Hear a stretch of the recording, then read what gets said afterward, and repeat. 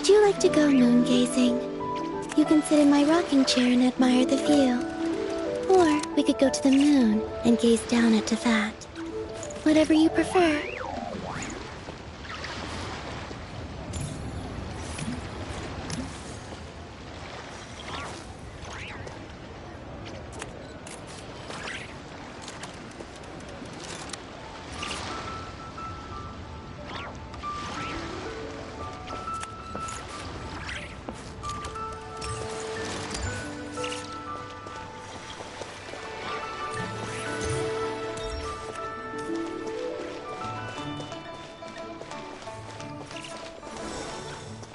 Wow, so lively!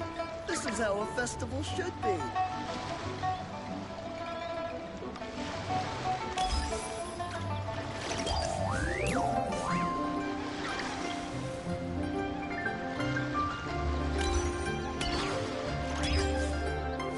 Exploration and trials. Adventuring is right up my alley.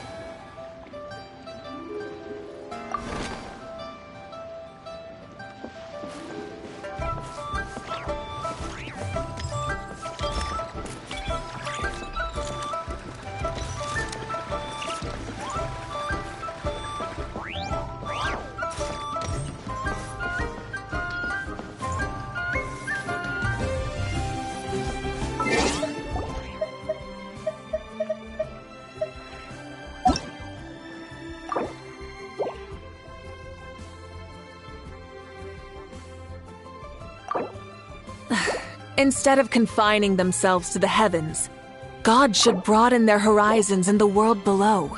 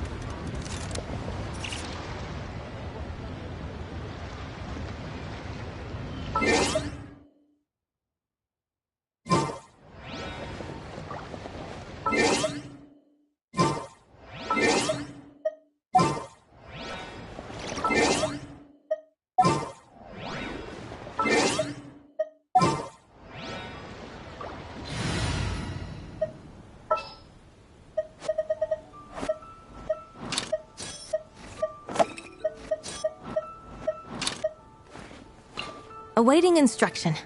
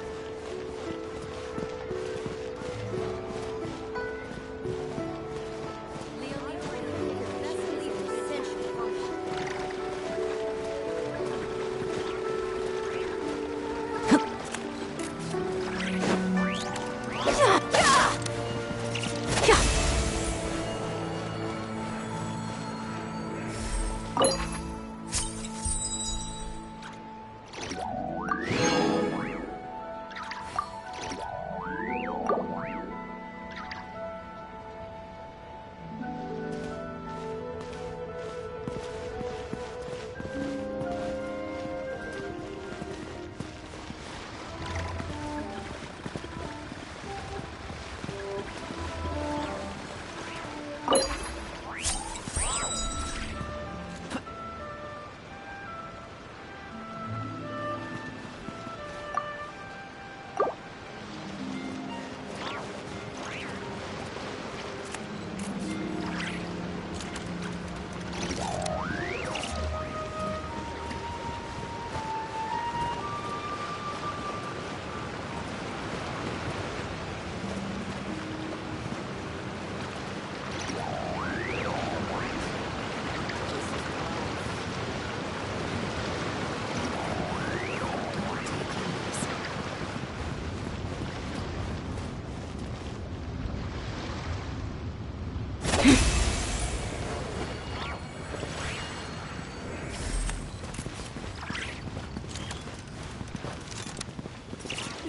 show me your prescription.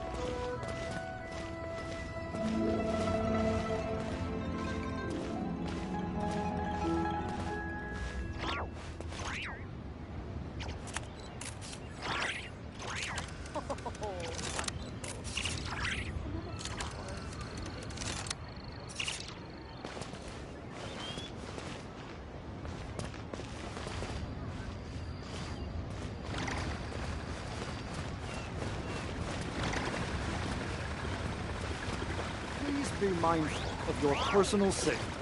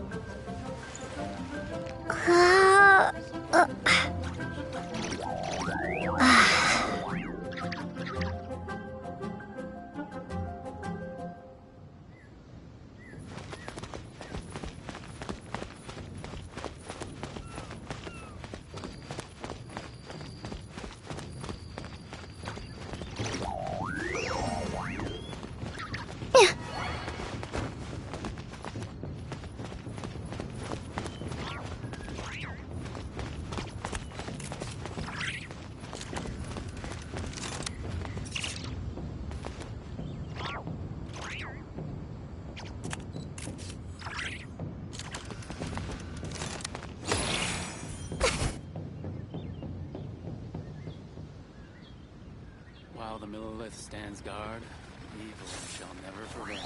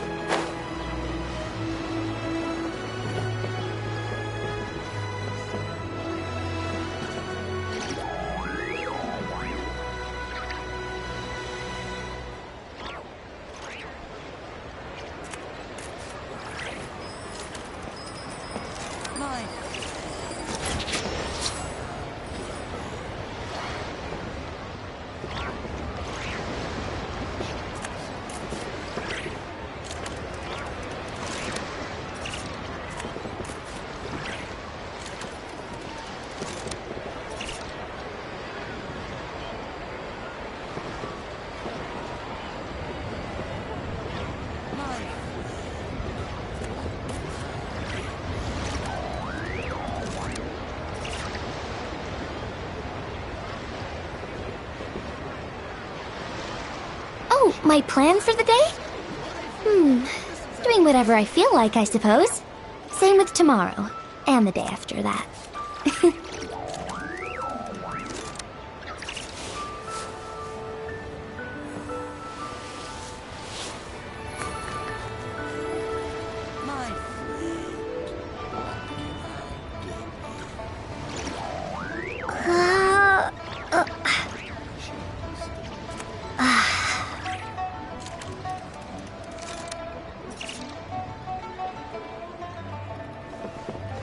The best rattan furniture is made from strands that are smooth, thin, and strong like silk. Furniture like that can be just as precious as a silver fan. That's no exaggeration. So lively.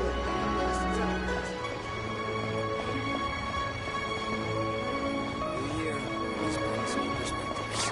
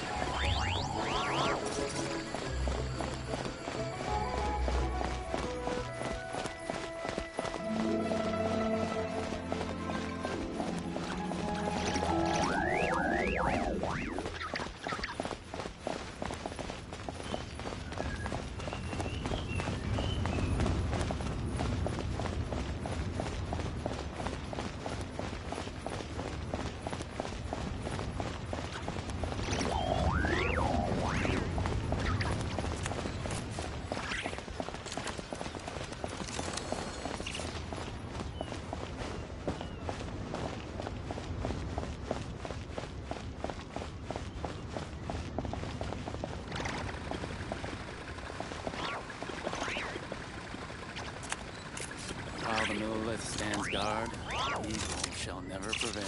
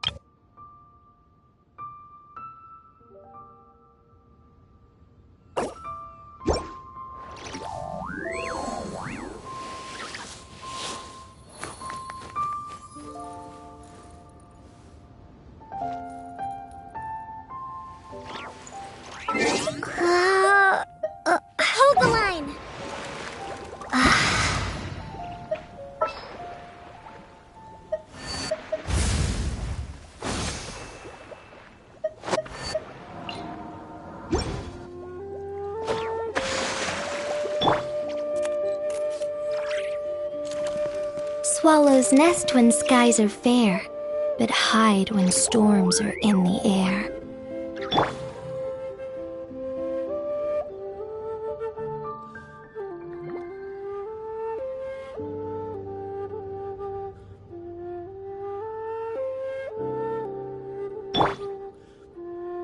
Rest and rebuild!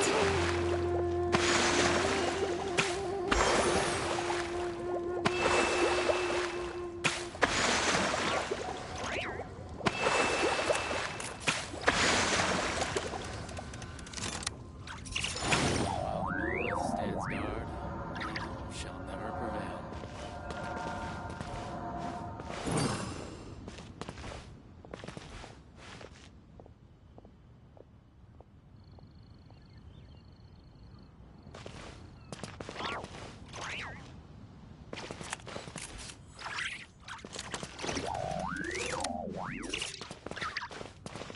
Every journey has its final day.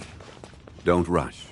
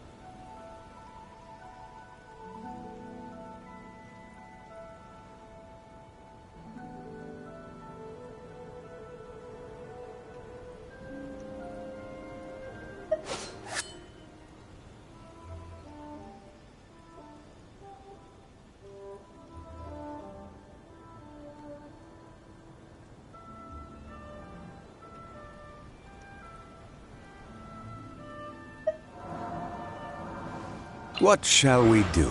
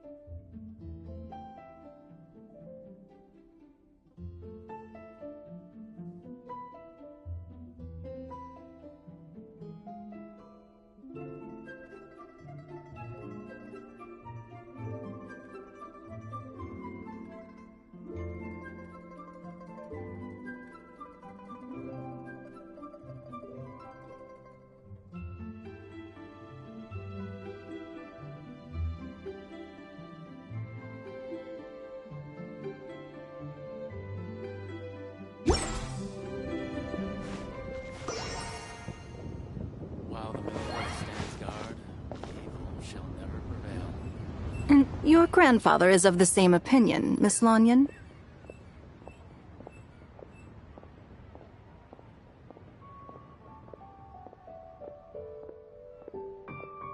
Yes. On Lantern Rite, the moon shall go dark. That's what the signs are indicating. Celestial observation isn't Grandpa's strong suit. But he discussed it with several other elders from our clan, and their conclusion was the same.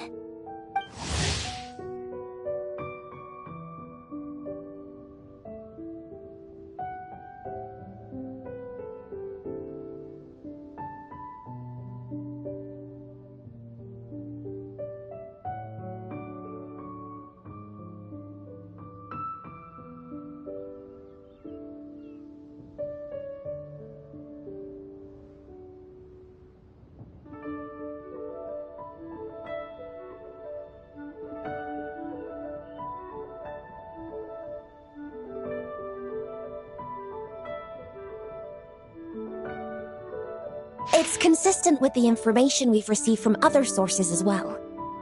You mean the whole thing? About the legend of Jonju the Moon Devourer?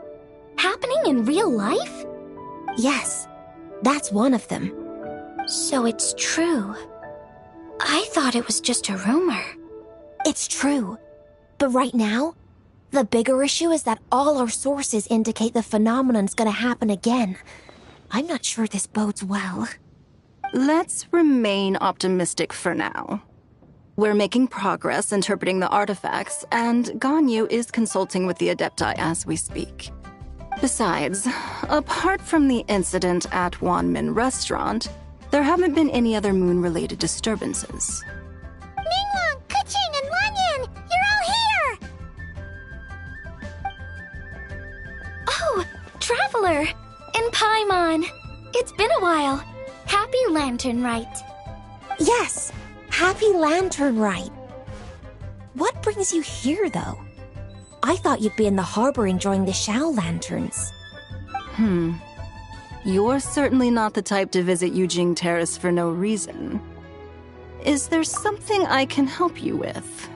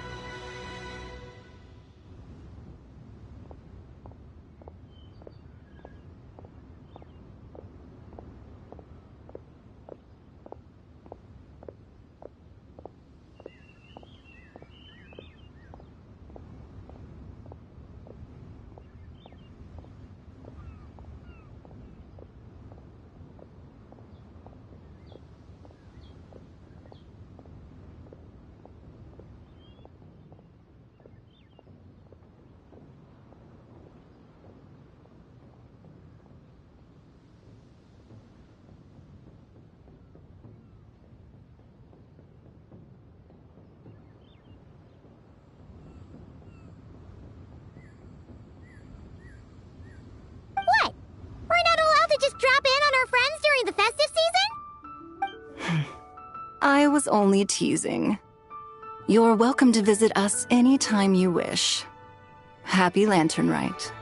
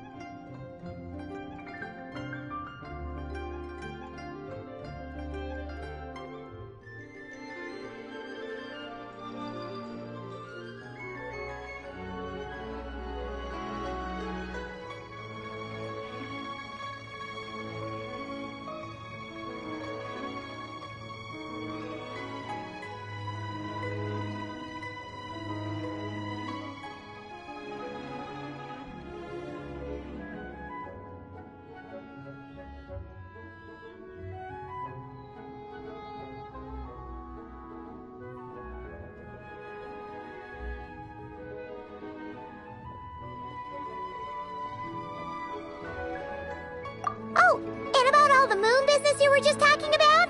We have something to show you. Here, take a look! Whoa! Something really did take a chunk out of the moon. Someone managed to capture a picture of it. Is this Zhanju, the Moon Devourer, then? Even though we confirmed this event took place, I still can't quite believe what I'm seeing. Where did you get this picture? From Xiangling! She found it when she was cleaning up after that customer caused a scene. She thinks they must have dropped it. Wait, is this Chawang Terrace?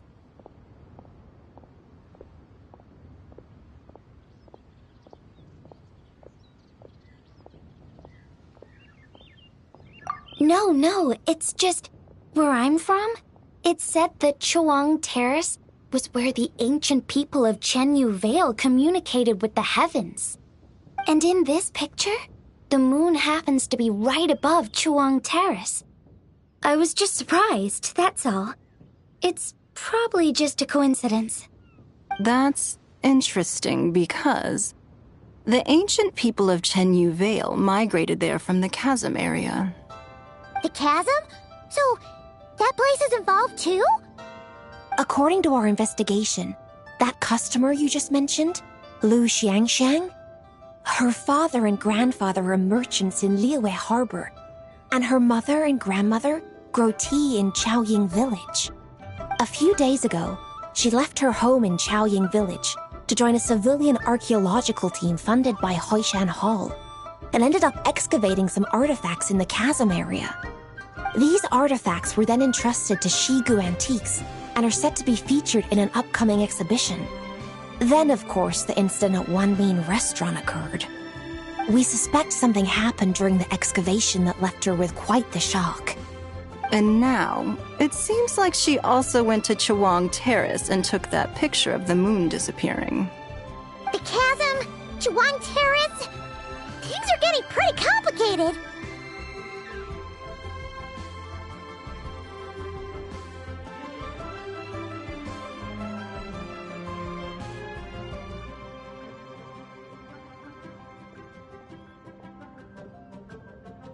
She's not in a good mental state, so we took her to Boo Boo Pharmacy to get some help.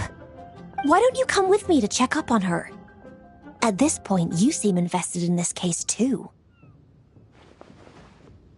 Then let's head there now.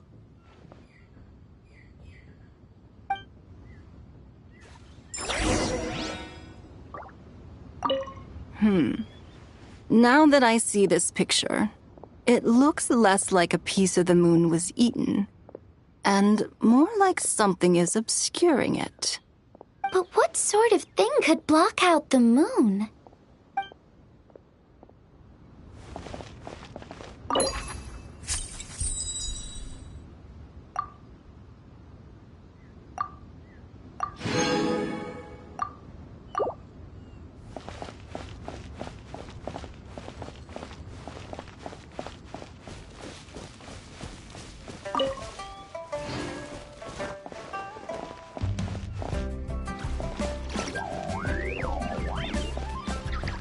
While the monolith stands guard, evil shall never prevail.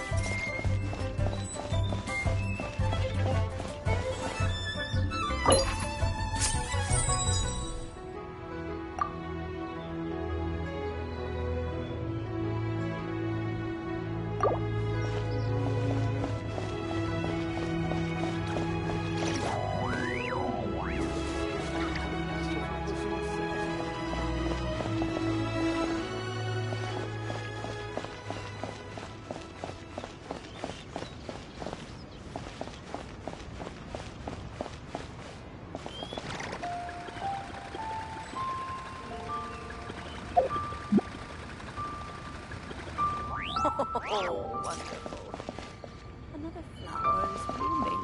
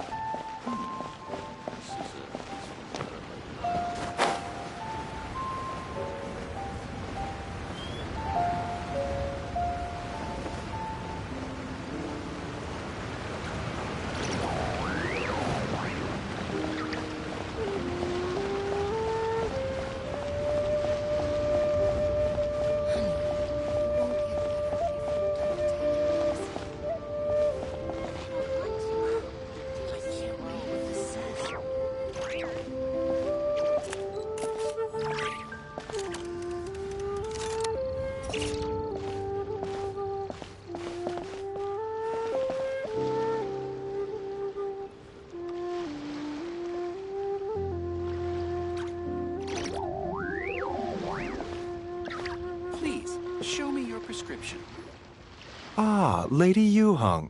Oh, and the Traveler and Paimon are here as well. What a pleasant surprise. Happy Lantern Rite. I hope we're not interrupting, Dr. Baiju. Not at all. I assume you're here to see the patient? Unless it's urgent, however, it would be best not to disturb her rest. It's quite unstable. She's even more agitated than when she first arrived. And she refused to cooperate when we tried to check her over.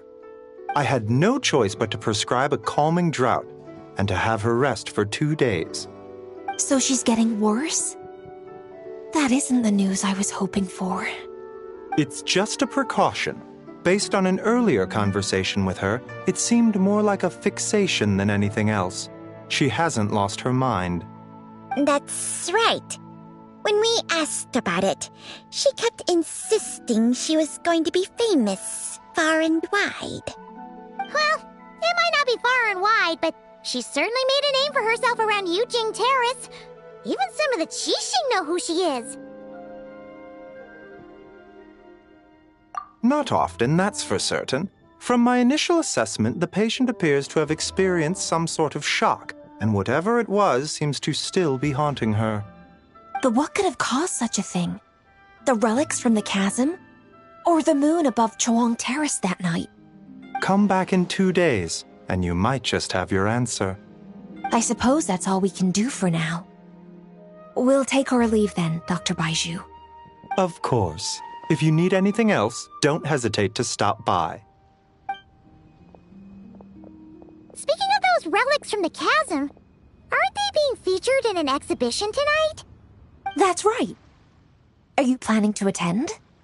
Yeah! We wanted to have a talk with Zhang Li anyway, and now Paimon's even more curious about these relics. I would, except every item in the exhibition had to be registered with the Ministry of Civil Affairs. So I'm afraid it's been spoiled for me. I reviewed them all myself. There are some rather peculiar artifacts, that's for certain. We're still working on decoding the ancient text that appears on them. Yeah! The word jade appears a whole bunch, doesn't it? Huh? How did you know? Shincho told us. He said there were some ancient poems on them, too. He's quite well informed, isn't he? Well, he's right.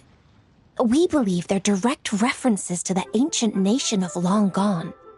As for the other text, instead of regular poetry, it seems to be more like ceremonial language used to worship the moon and the gods. The moon and the gods? Well, looks like it's almost time for the exhibition. You two should head over. There's an usher at the harbor who will lead you to the venue. Not at all. The exhibition is free to the public. The people of Liyue have a great respect for our history and are eager to learn from it. Plus, the exhibition is being organized by Lin Long, the owner of Shigu Antiques.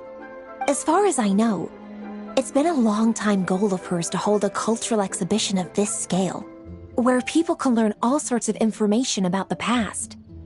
Yes, we're in for a real treat tonight, then. Yes. Have a great time.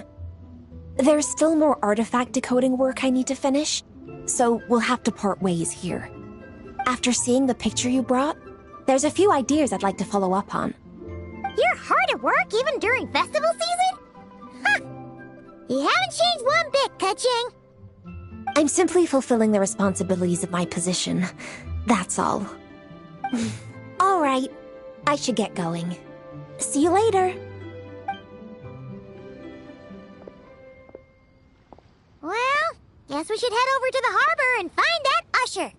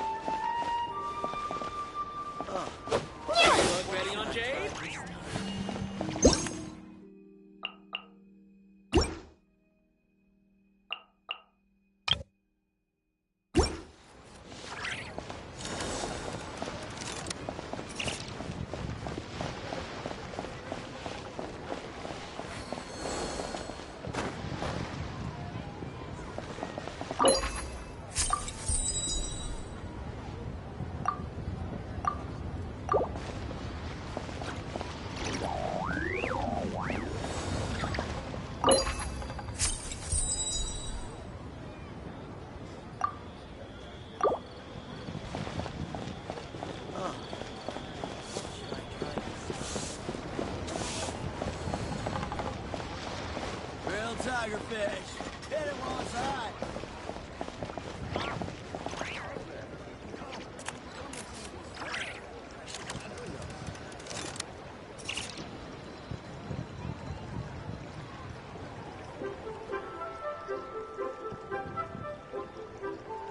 Listen, let me tell you how. Full throttle!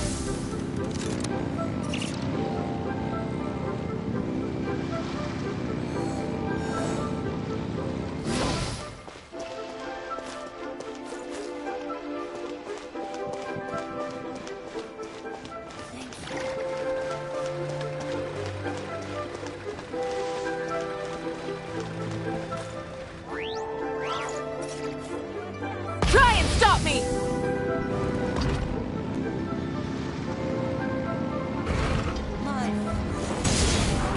The atmosphere here, So lively. This is how a festival should be.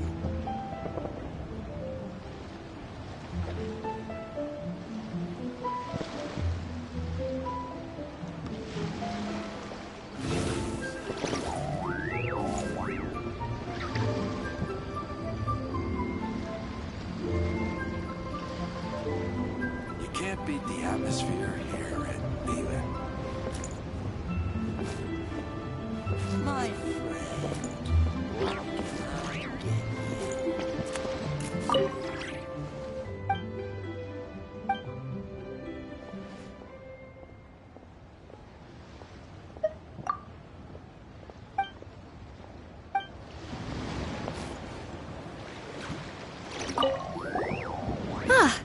Here for the exhibition? I can take you aboard.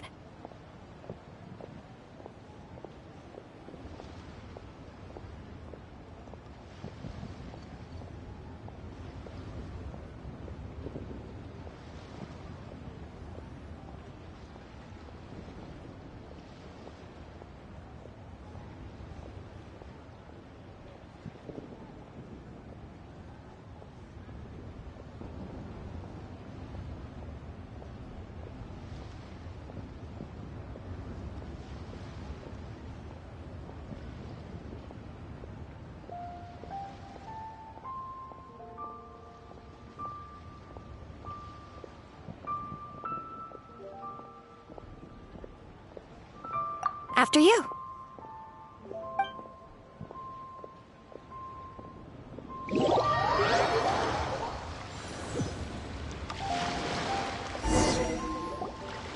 Whoa! Look at all the antiques on this ship! It's almost too much to take in!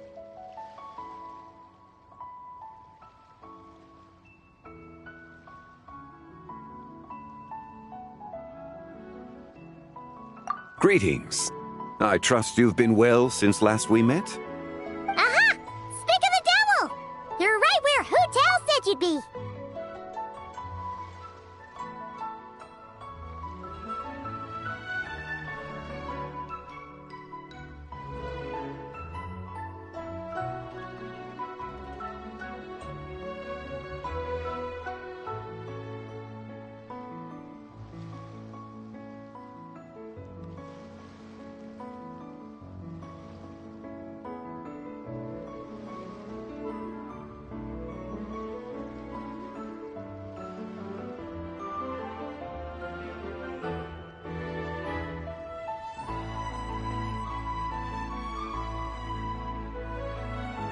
Ah, so Director Hu gave me away, did she? Don't act like you're up to some super secret business. We know you just do whatever you feel like. Yo, Traveler, Paimon, what's up? It's been a while, you two. Happy Lantern Rite. Beidou! Genshin! It's great to see you! You're here for the exhibition too? Yes. When I heard these artifacts were from ancient times, I just knew I had to come learn more about them. I mean, what a discovery, right? Yeah, Ningguang pretty much said the same thing. She thought coming here might help culture me up or something. But as you know, I'm more of a fists and punches type of person. I doubt one exhibition is gonna change that. You're too modest, Captain. You're the leader of the Crux fleet. That takes far more skill than just fists and punches. Plus, at the end of the day, you still decided to come, even though you didn't have to listen to Ningguang. Well, she's the Tianquan. If she can't even get an average ship captain like me to do her bidding, how's that gonna look? You sure know how to think from her perspective, huh? I guess I do. Anyway, how's everyone enjoying the exhibition? I heard that if you see something you like, you can negotiate the price with the owner and take it home.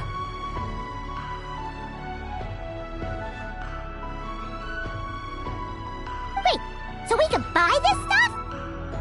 Indeed. Although Shigu Antiques is hosting this exhibition, many of the items come from private collectors. As long as both parties reach an agreement, you can make an offer of mora or an equivalent trade. Well, shall we continue our conversation as we look around? Let's go! I'm super curious about all this stuff.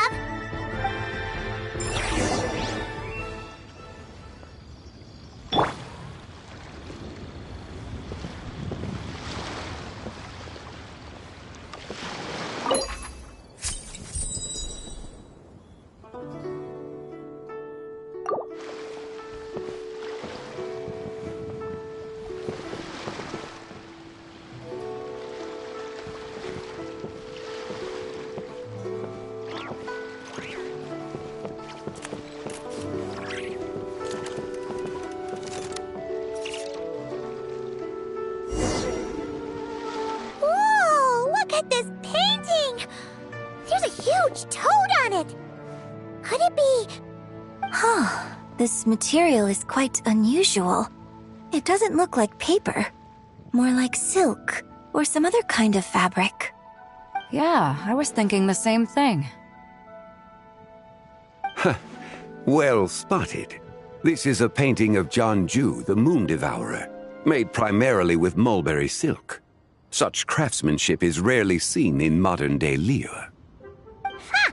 Janju the Moon Devourer! Paimon knew it! That toad made it super obvious. What's that? A new dish at Wanmin restaurant? No! It's a kind of lunar eclipse. You heard about how the moon disappeared recently, right? Oh, yeah. You're saying a toad did that? That's what the legend says. So, nothing to do with food then. Noted. And the figure next to the toad, is that the white horse Adeptus? From the stories I've heard, her palace lies on the moon. That would seem to be a logical assumption.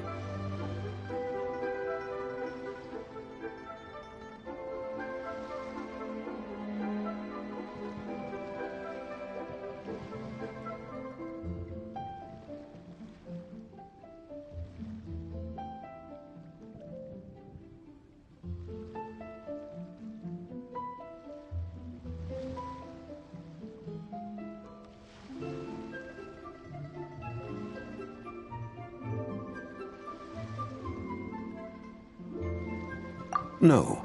In fact, this item was discovered in Chenyu Vale, and many years ago at that. Oh, so it's from Chenyu Vale? Actually, that's not quite right. You see, this painting is primarily comprised of mineral-based pigments, such as cinnabar and azurite, which are usually found within stratified rock. This suggests its place of origin may very well have been the chasm. You could have just started with that. You're as knowledgeable as ever, Mr. Zhongli. I had only ever heard the legend of Janju the Moon Devourer, but now seeing it depicted in this painting, I wonder. If I purchased it, perhaps it could serve as inspiration for a new opera. Though I'm not quite sure who the painting belongs to right now. A splendid idea, Miss Yoon. Perhaps in lieu of Mora, you could offer the lyrics to said opera as recompense. The lyrics? But to whom? Why, to me, of course.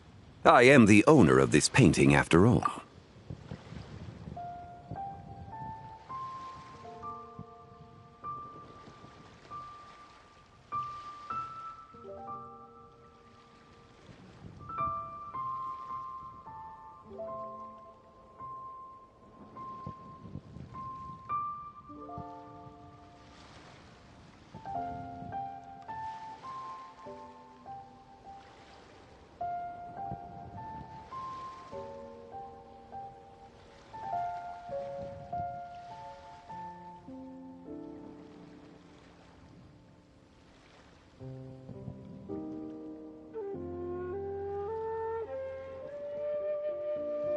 Wait, so you're one of the private collectors of the exhibition? No wonder you knew so much about the painting. But lyrics in exchange for a precious antique? My work could never possibly be of equal value. I don't know about that. I'm not much of a scholar, but even I know your operas are in a league of their own. An astute observation, Captain Beto. In my possession, this painting is nothing but a lifeless artifact. In your hands, however, it could be transformed into a new piece of art entirely. Quite the worthy exchange, no? But I'm not sure when I'll be able to finish writing it. It certainly won't be ready this year. Allow me to be equally forthright, Miss Yoon. This silk painting is merely a copy I made of the original work. There is no need for such concern over its value. Huh? So it's a fake? I had no idea you were such a skilled artist, Mr. Zhongli. I pride myself on having some knowledge of antiques, but I didn't notice anything that would point to it being a replica.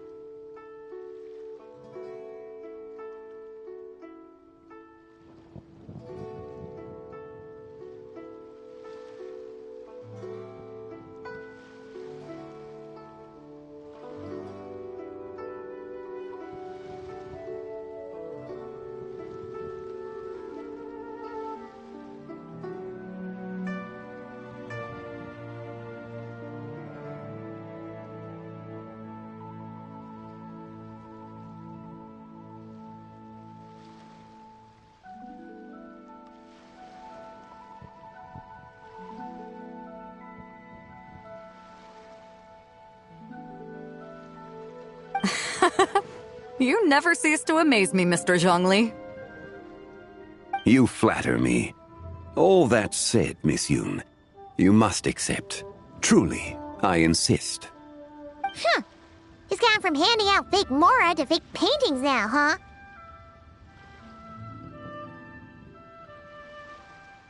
Your kindness is impossible to refuse, Mr. Zhongli. Rest assured, I'll be sure to return the favor. I shall look forward to it. Man, that was quite the find. Huh, I should buy something too, if only so I can show it off to Ningguang. Let's keep going and see what we can find.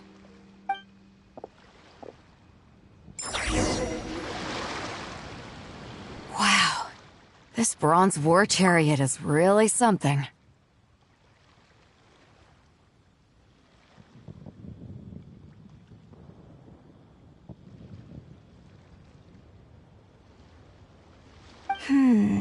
It must have quite the story behind it. I've never seen anything like it before. Do you know what this is, Zhongli? Ah. I heard from Miss Linlong that a carriage made of Celadon jade was unearthed in the chasm. A copper canopy, a body adorned with flowing clouds and geometric patterns. Yes, this must be the one. A precious piece indeed. This thing's gotta be thousands of years old, right? Crazy to think people back then were capable of such intricate metalwork. Too often, we view the past and future through the lens of the present. Objects that fascinated us as children seem crude later in life. And that's only after a few decades or so of separation.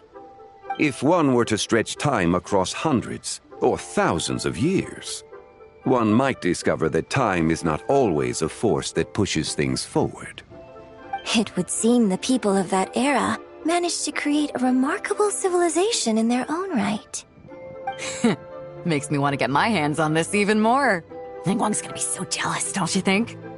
Ah, has this war chariot caught your eye, Captain Beidou? Oh, you must be Linlong from Shigu Antiques. Nice to meet you. This exhibition has been amazing so far. Well, that's all thanks to supportive patrons like you and Mr. Zhongli, of course. As for this war chariot, it was discovered by an archaeological team sponsored by Hoishan Hall. The price comes in at 90 million Mora. How much?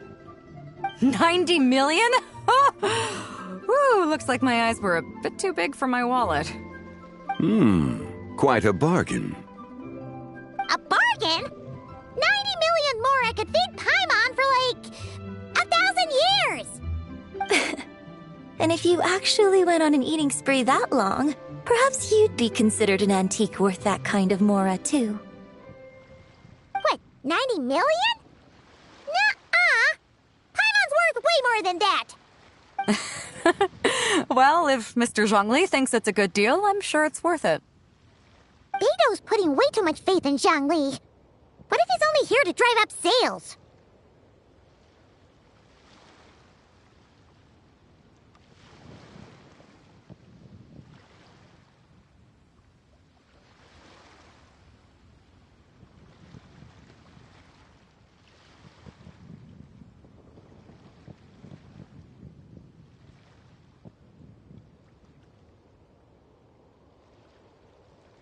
I'll take the chariot, Miss Linlong.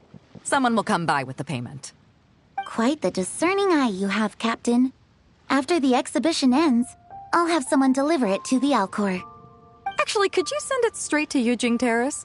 I'd like for the Tianquan to see the proof of my discerning eye for herself. Understood.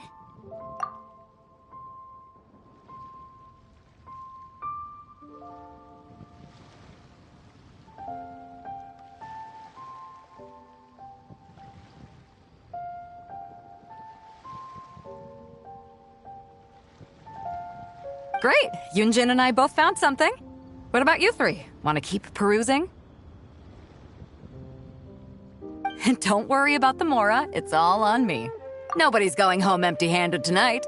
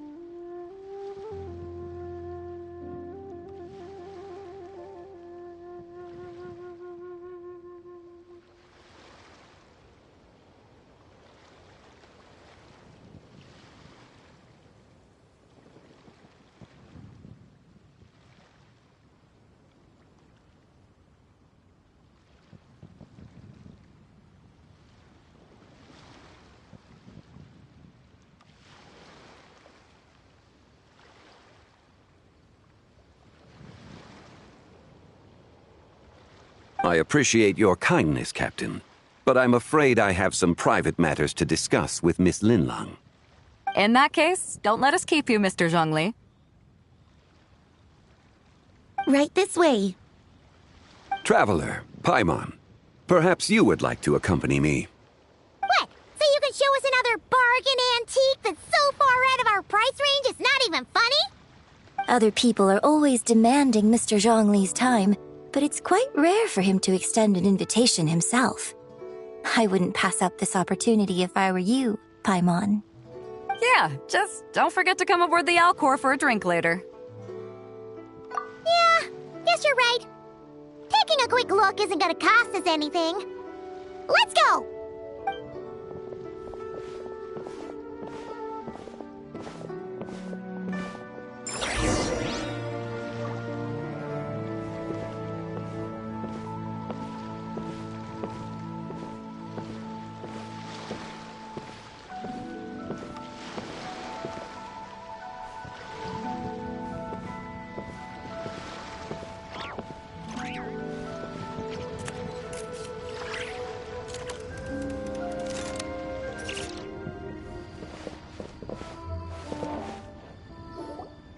These are all the jade pieces that were found, Mr. Zhongli.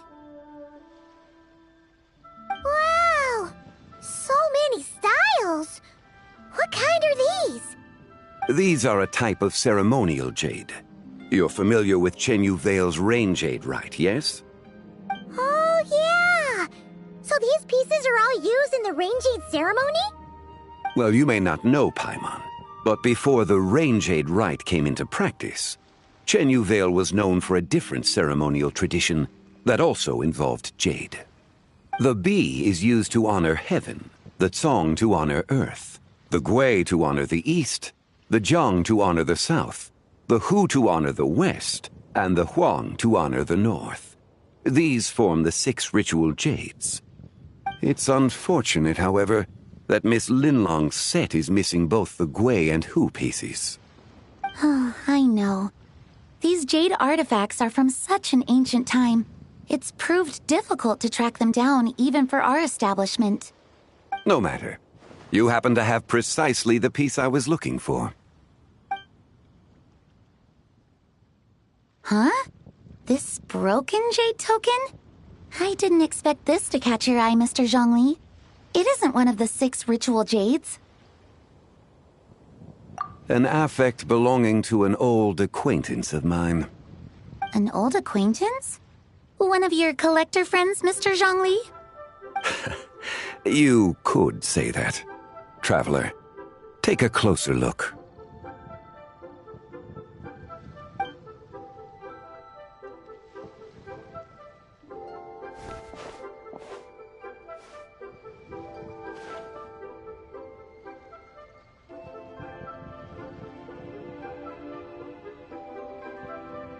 Huh. It doesn't look all that special to Paimon. Just seems like a broken artifact.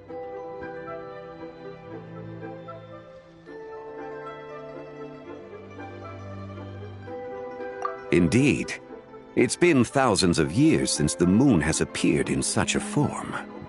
So, in the past, the moon wasn't always full. Then, could this missing chunk be from when Jianzhu devoured part of the moon? It's worth looking into. Your insight is invaluable, Mr. Zhongli. I had no idea how special this piece was. Since it has caught your interest, allow Shigu Antiques to cover the cost. Oh, that is far too generous, Miss Linlang. Not at all. I've always wanted to give people a chance to appreciate these snapshots of history. So holding an exhibition like this has been a lifetime wish of mine.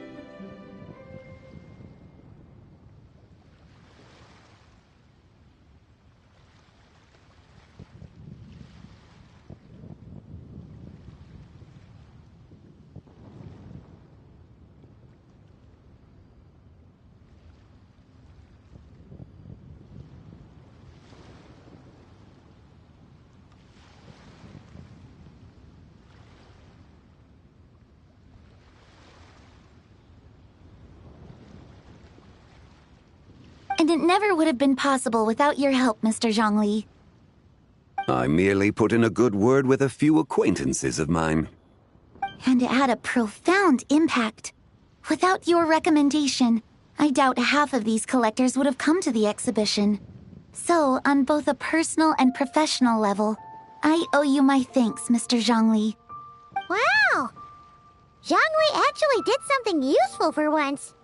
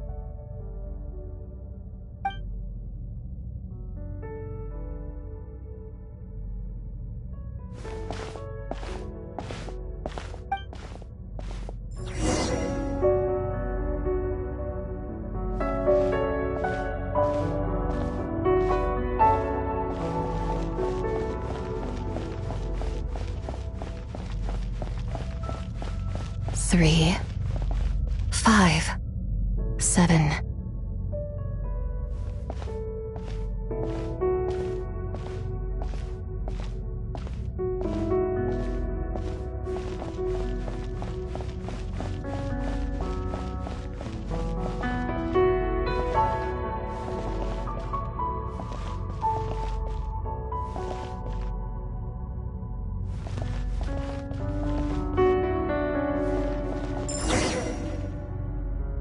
Eleven, 13, 17.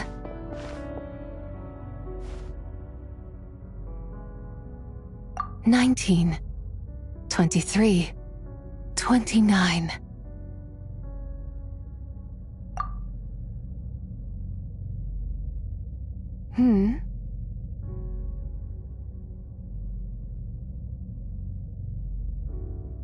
You also enjoy counting in such a fashion, lost child? The same loneliness as them. It seems to exist in your heart as well. Me? I'm sorry, I don't remember.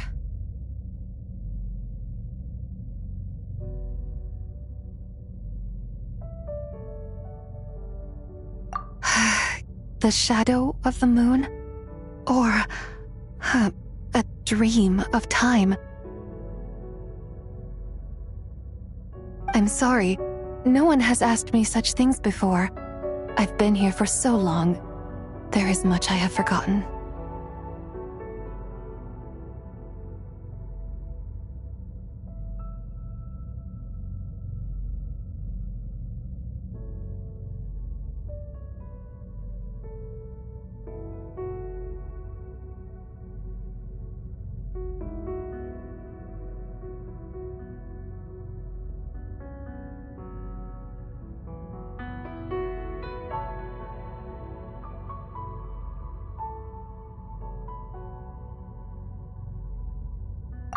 I know nothing of your arrival.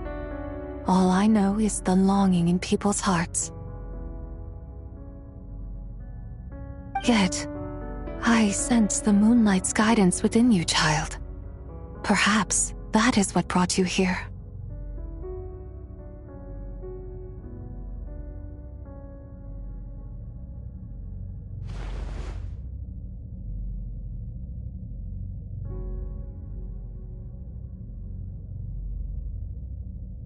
You seem confused. Perhaps I can help in some way.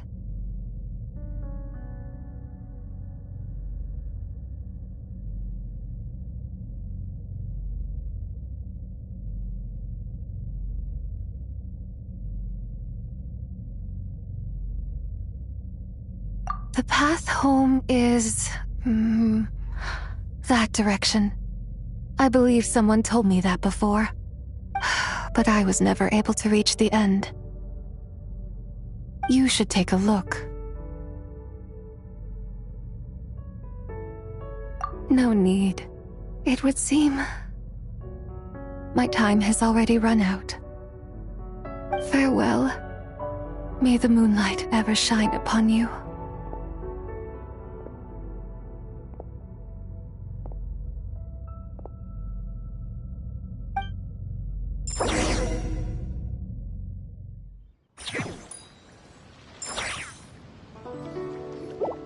Wow! Zhongli actually did something useful for once.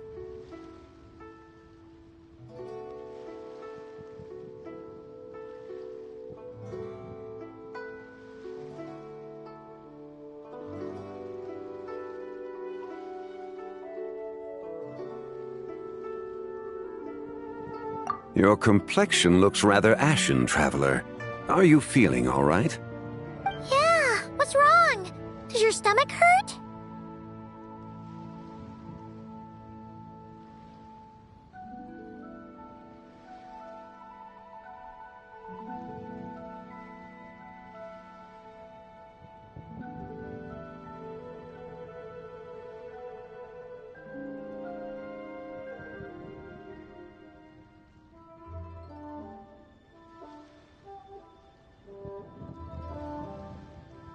Huh? What are you talking about?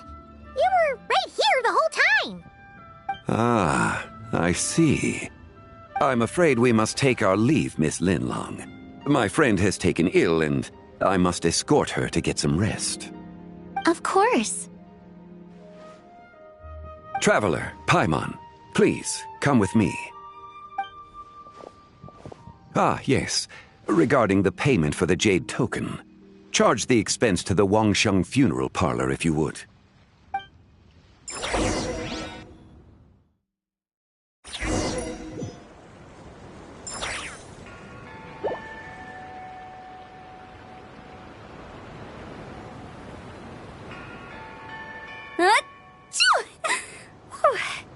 Guess someone's thinking of me. Huh, but this late at night?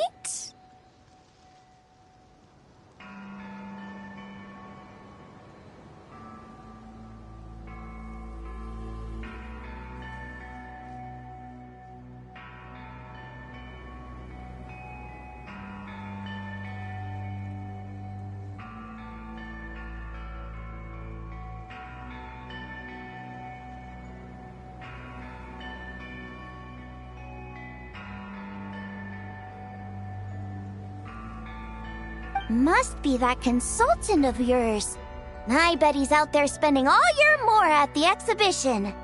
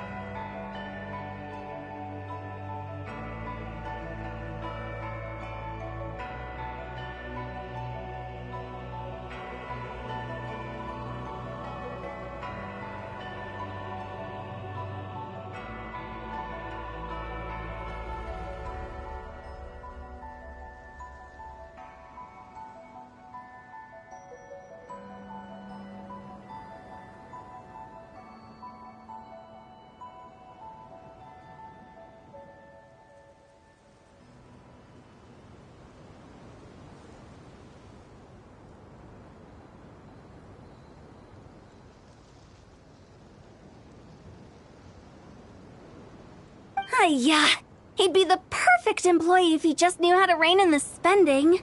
But never mind him. Let's focus on the moon. We gotta see if it gets eaten tonight. I don't think it's going to happen. We've been out here all night, and the moon's the same as ever. It is quite late, and Chongyun's getting tired. How about we head back? We can come back another time.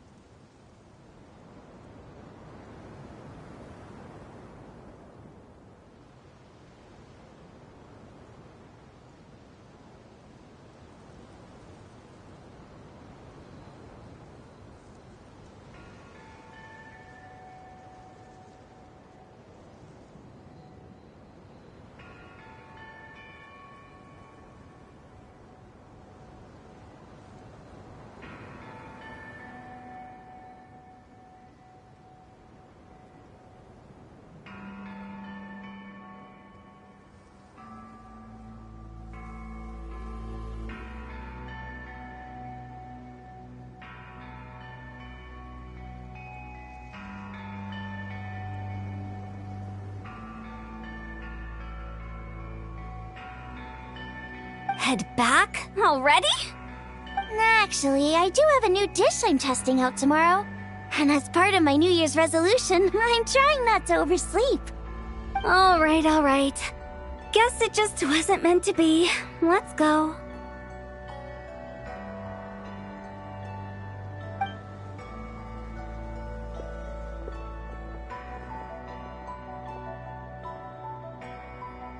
When the sun's out, bathe in sunlight. When the moon's out, bathe in moonlight.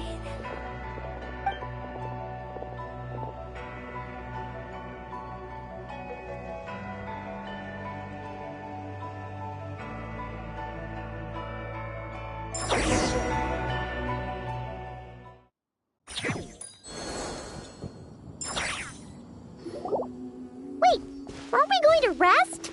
Why did you bring us here? Because I imagine the traveler would like to know what just happened to her. Oh, right. Ugh, Paimon's confused, though. She could have sworn you were there the whole time. Oh, how is that possible? It sounds like her spirit formed an inexplicable connection with the being in that space. Ah, you suspected from the beginning, didn't you? Indeed, the being you met is the fabled White Horse Adeptus, and the original owner of this jade token. Her name is Tibai. Wait, does that mean she's inside this token?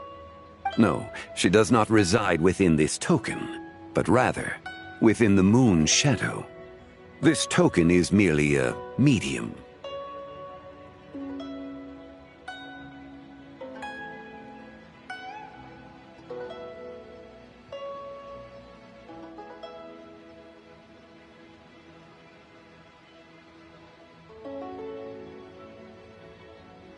Word has it you accomplished quite the feat in Notcry. You and your friend brought the Frost Moon back to Tevat. Tell me, did you ever wonder about the other moon? The one that hung in its place for thousands of years? We never really thought about it, but it must have been a fake, right? A fake moon! Indeed, it was false. Its true nature, nothing but a projection of the moon.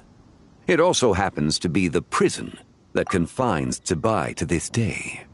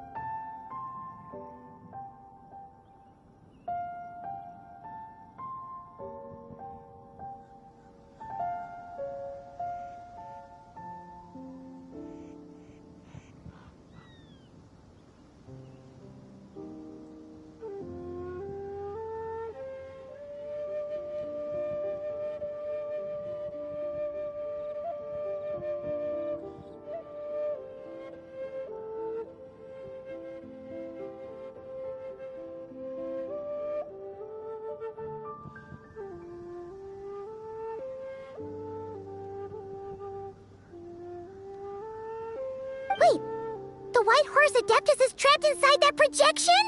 Then we need to rescue her! But the moon in the sky right now is the real one, right? Where did the fake moon go? And why can't Paimon see it? With the return of the true moon, the shadow naturally lost its place in the heavens. Now, it is disintegrating bit by bit. It's a process that comes and goes. When it occurs, it looks like the moon is being obscured by a black shadow. But when it stops, the shadow disappears and becomes invisible to the eye. So, you're saying there's an invisible fake moon blocking the real moon right now?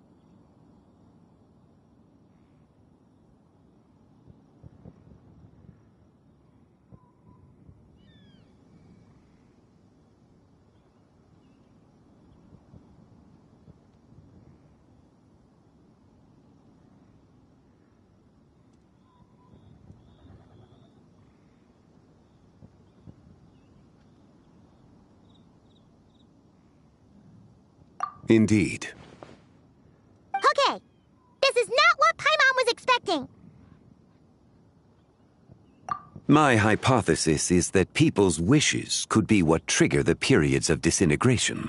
After all, when you experienced that episode just now, it was precisely when Miss Linlong spoke of her own wish. Wait, is that because the White Horse Adeptus answers people's wishes? The legend must be true then. So, that means the more wishes we make, the faster the fake moon will disintegrate, right? Then it won't be long before the White Horse Adeptus is free! Quite the contrary. After countless years trapped inside, the two have merged into one. When the moon shadow is gone, Zibai will cease to exist in this world. Oh no! So, by bringing the moon back, we actually hurt the White Horse Adeptus? Do not burden yourself with such thoughts. Because of your actions, a promising opportunity has presented itself to us. Let us not forget, what is crumbling is also precisely that which imprisons her.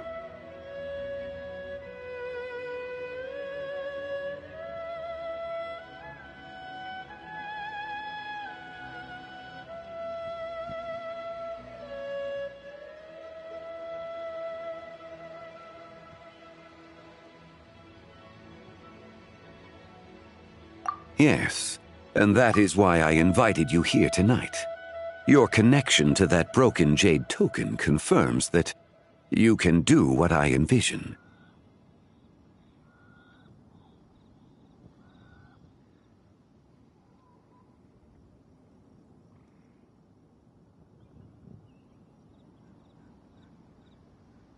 However, while I had hoped to receive your assistance, this matter could have significant ramifications.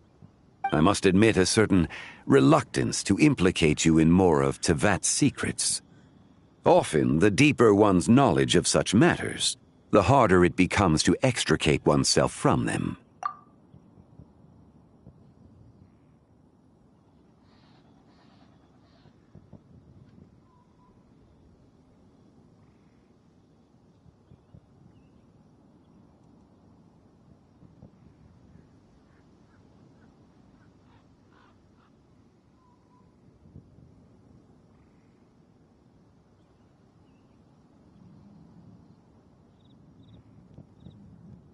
You are someone who once traveled through the boundless sea of stars.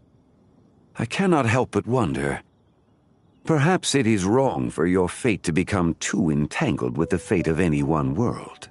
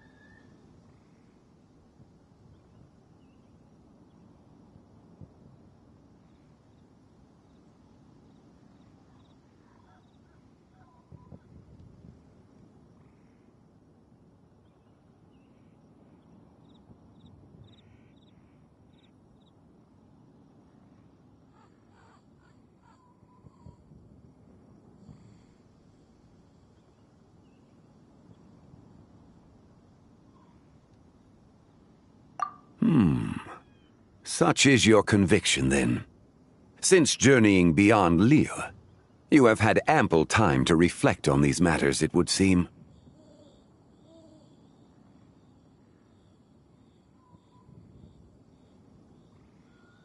Very well. The first secret I must reveal is that Zibai has long since passed away.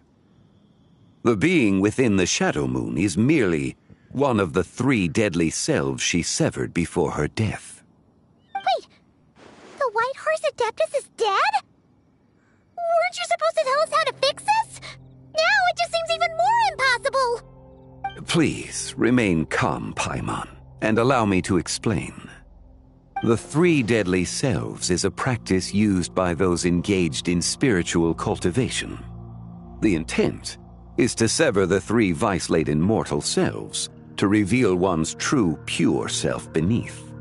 However, Zibai's 3 selves are more complicated in nature.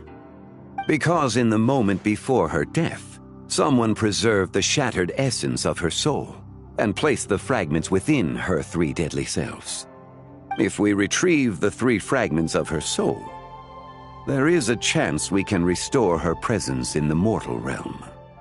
So that means we can bring her back to life? Yes, provided we retrieve the fragments of her soul's essence from the 3 deadly selves.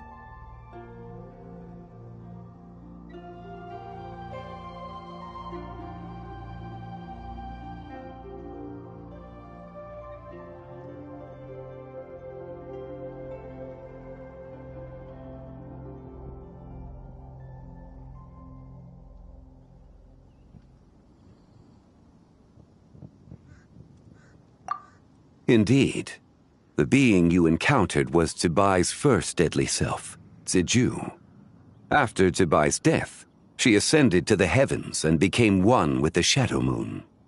The essence that resides within her is a heavenly soul, also known as Taiguang. Thus, this self is the closest to Zibai's true nature.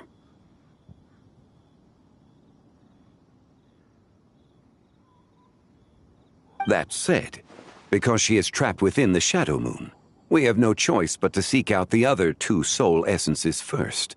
Then we can unite them as one.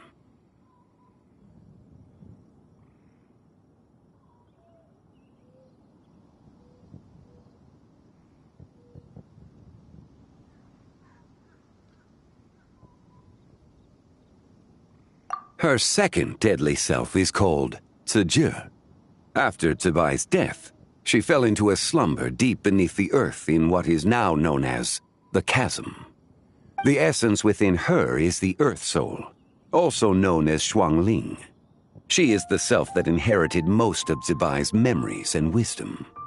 The Chasm? So, do we have to go there to find her? That won't be necessary. I sensed her presence on the jade carriage from earlier, the one at the exhibition.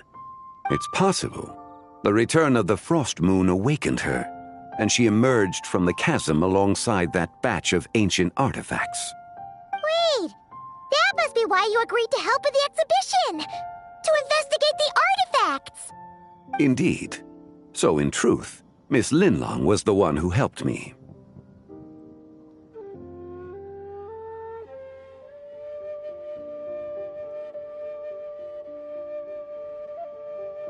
The third deadly self is Zichao. The essence within her is the human soul, also known as Yojing, Zibai's shade. Thus she is the most free-spirited among the 3.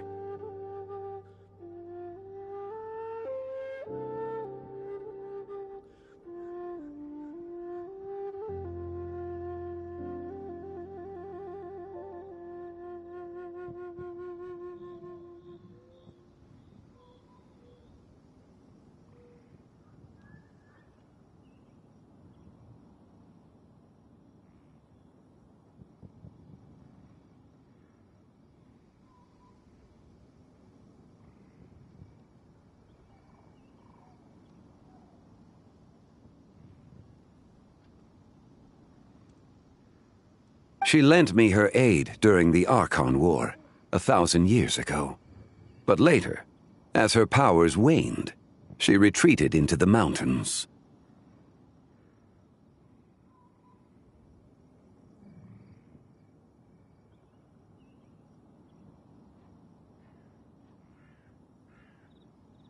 I imagine finding Zichao should prove the most troublesome, so I shall take it upon myself to track her down.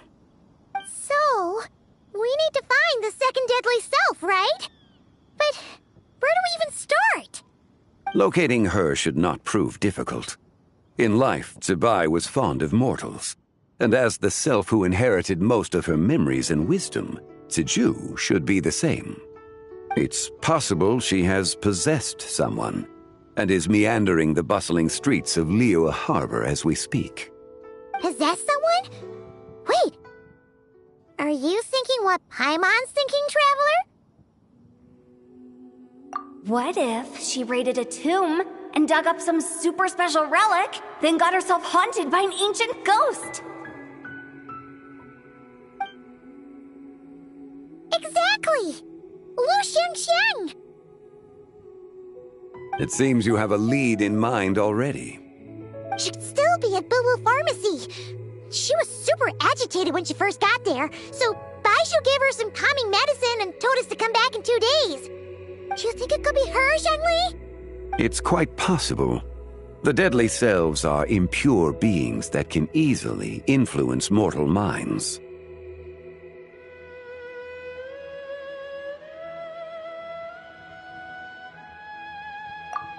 A sound plan. Well, I should get started on my own investigation then. But you're leaving already? I must. Zichao went into hiding after the Archon War. If I am to have any success tracking her down, and there's no guarantee, I should start sooner rather than later. But there's still so much you haven't told us! Like, who the White Horse Adeptus actually is, and how she died in the first place!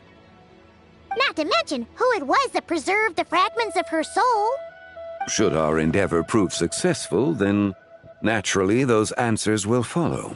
If not, speaking of them would be rather meaningless.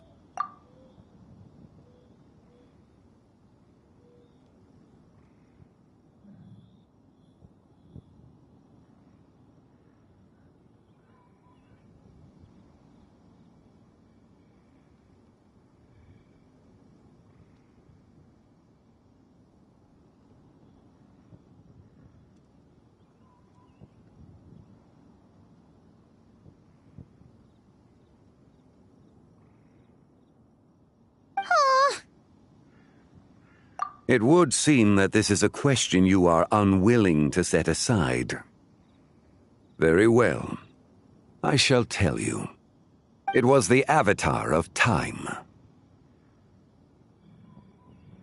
Ah, so you know of her existence.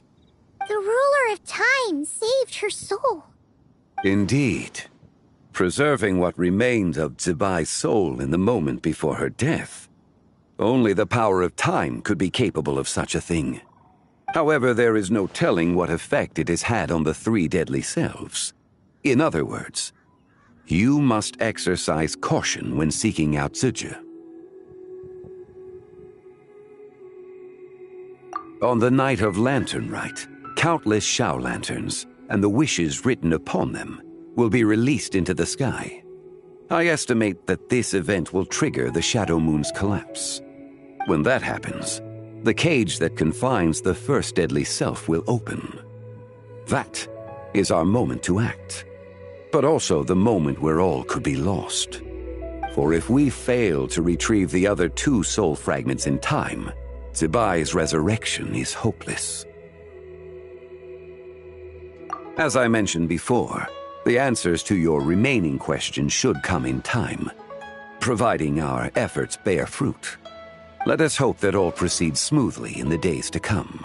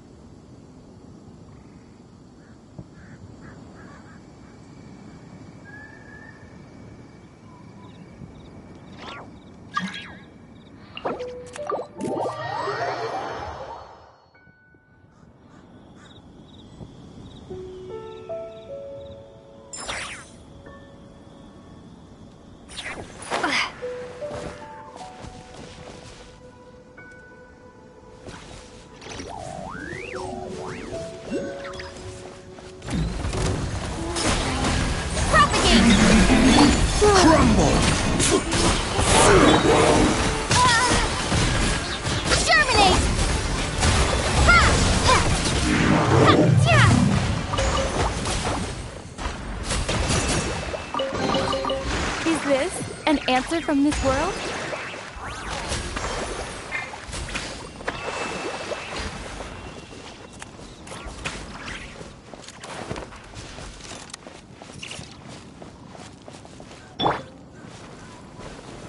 Solidify!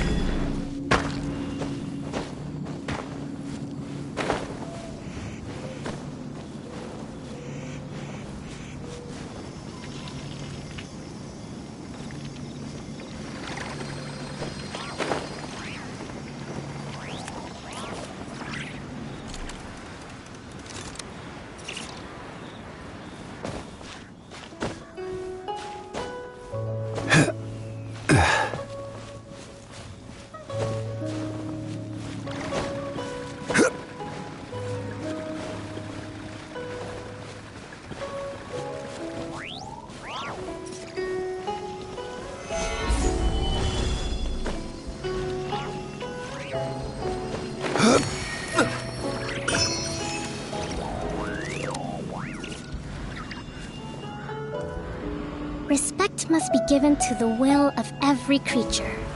Each fish in the ocean swims in its own direction.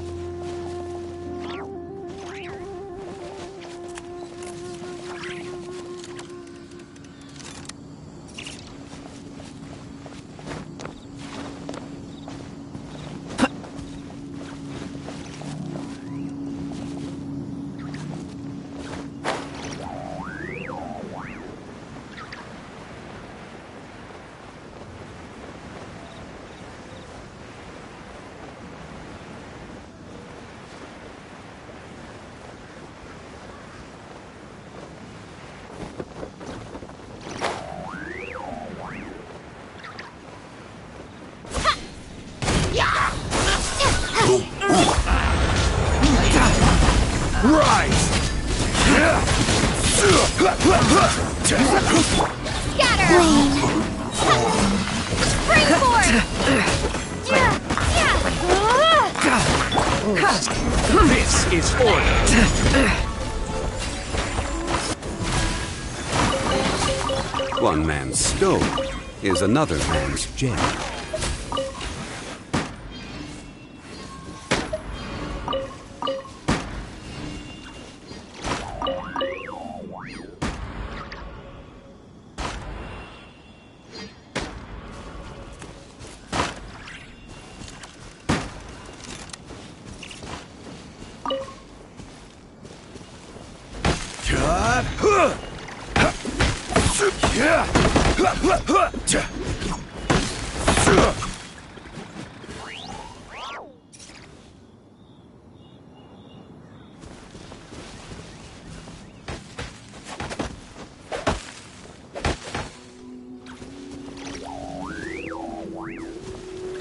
Gather!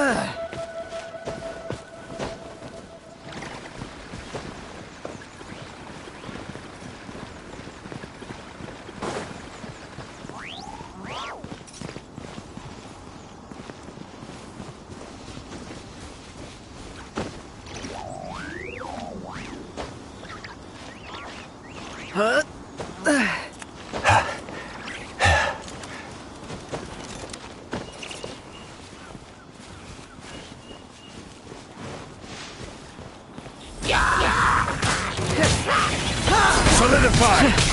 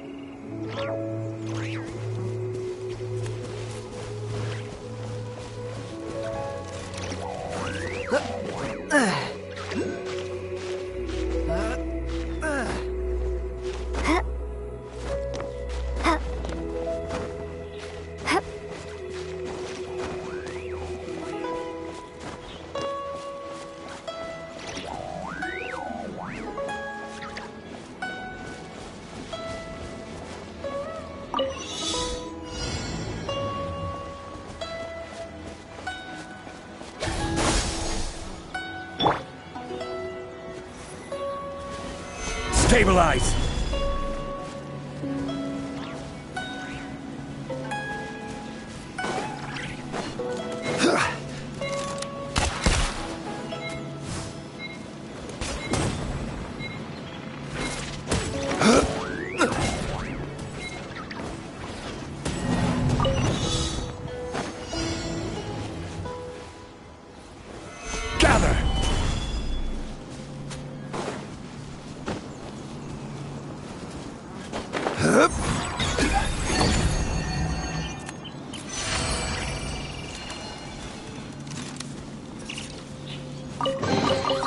Certainly worth the extra mile.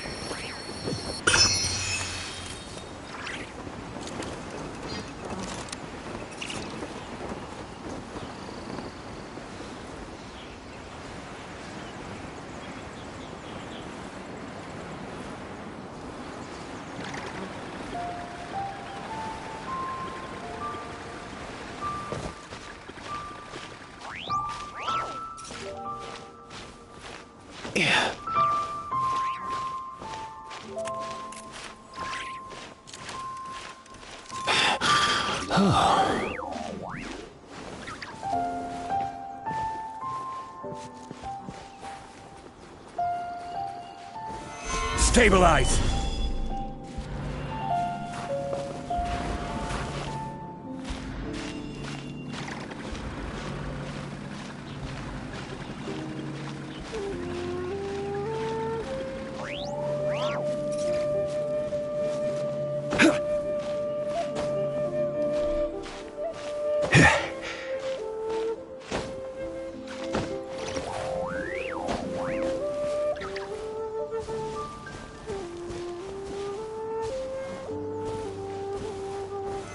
Solidify!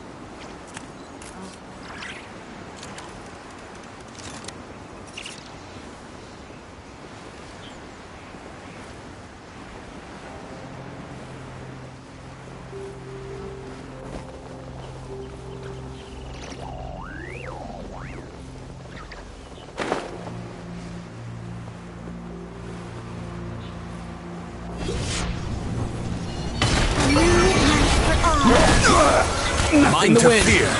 Order guide you. Crumble!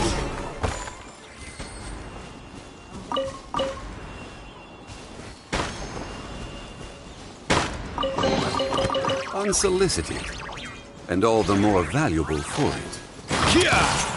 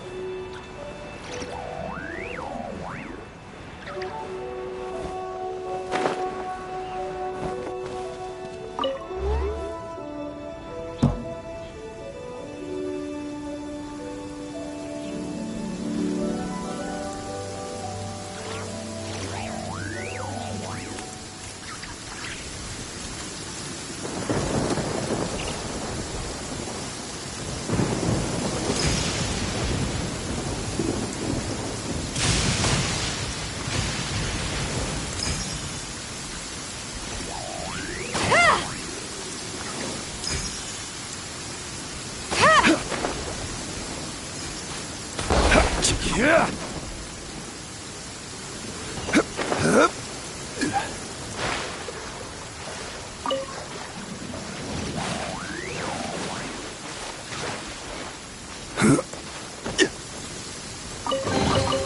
Unsolicited, and all the more valuable for it.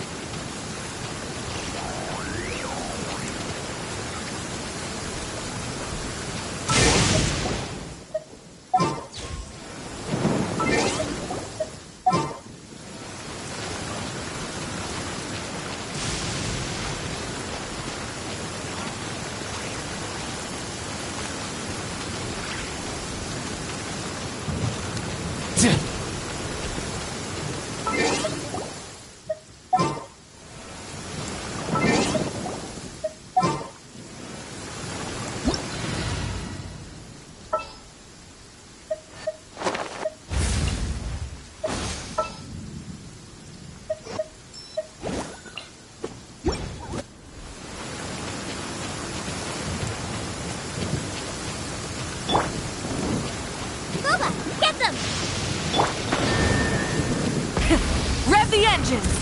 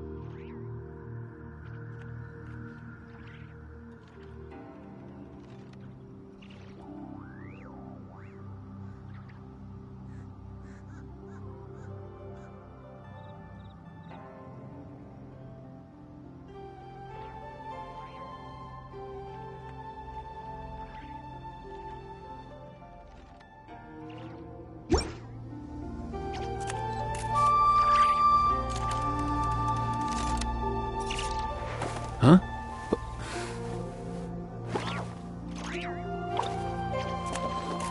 Hey, get out! Cuckoo!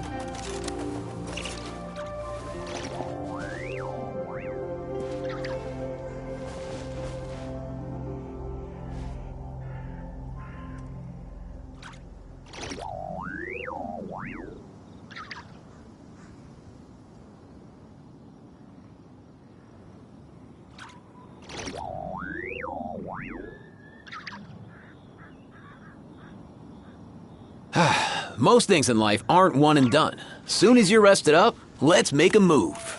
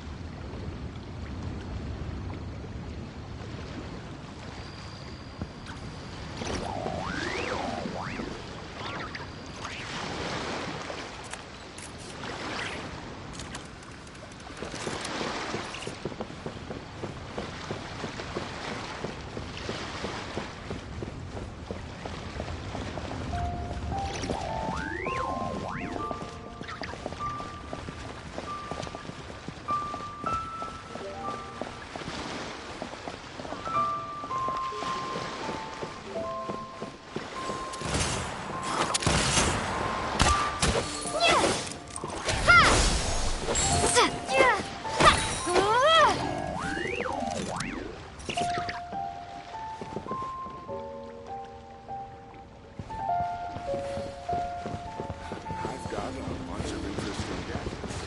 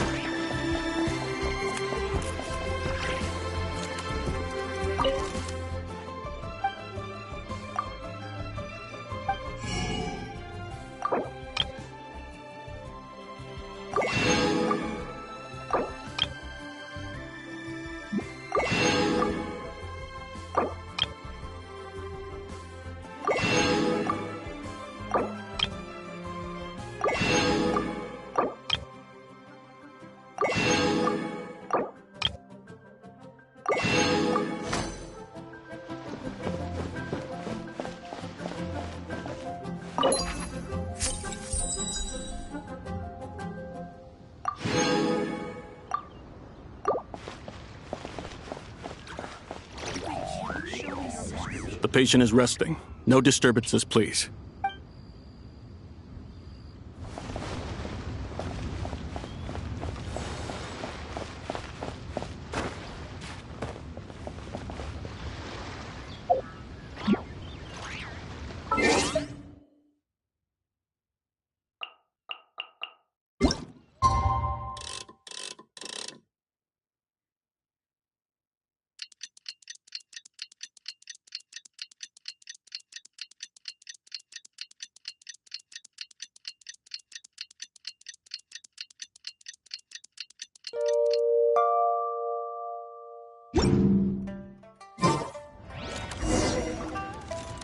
So let me get this straight. The patient disappeared right as you were delivering the medicine. I know it's hard to believe, but that's exactly what happened.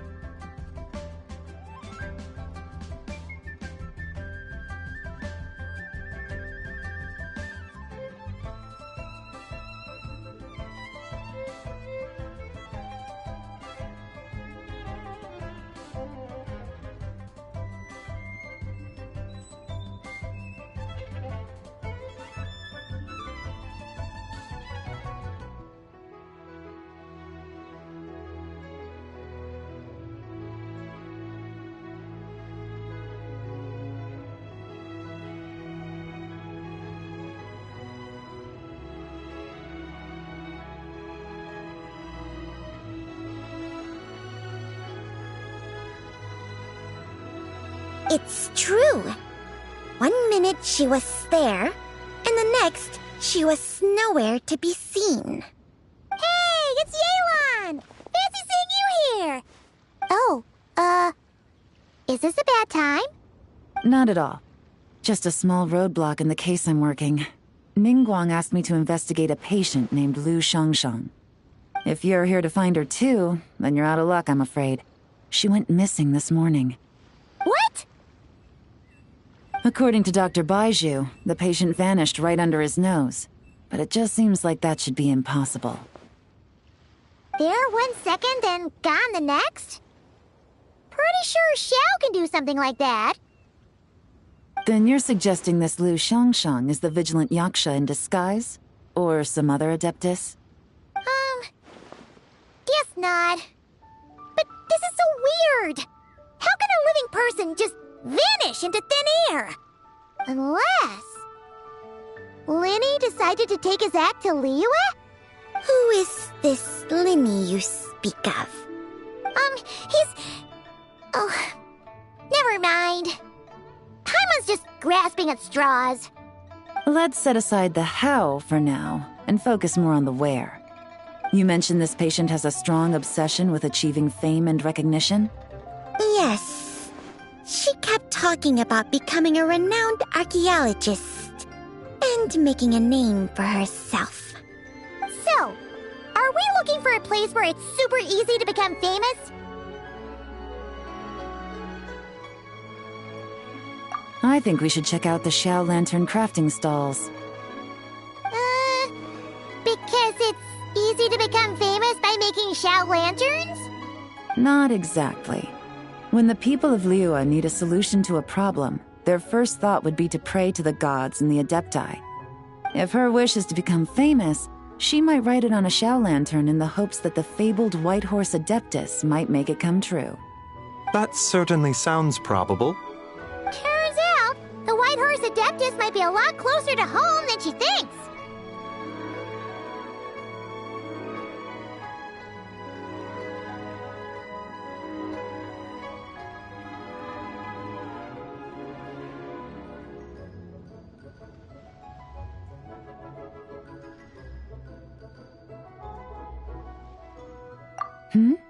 What was that?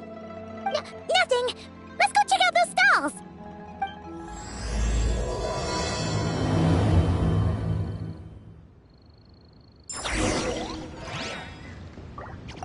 Is it possible I was just imagining things? But I saw it too. We can't both have been imagining it.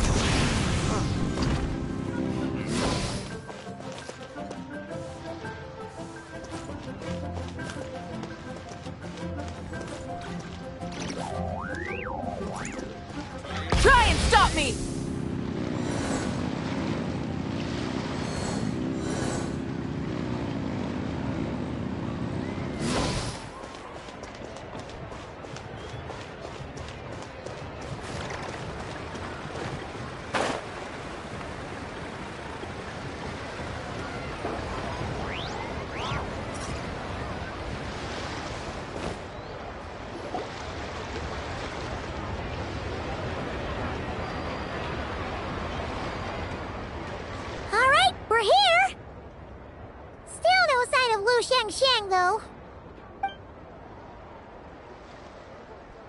As long as you're patient enough, Paimon, you'll find that hunting down people is no different from hunting boars. We need to blend into the environment, or we risk alerting the target. So as far as everyone here is concerned, we're just ordinary tourists. Oh, okay. If we need to blend in, then let's make some shell lanterns and write our wishes down, like everyone else. What's your New Year's wish, Yelan? I haven't given it much thought.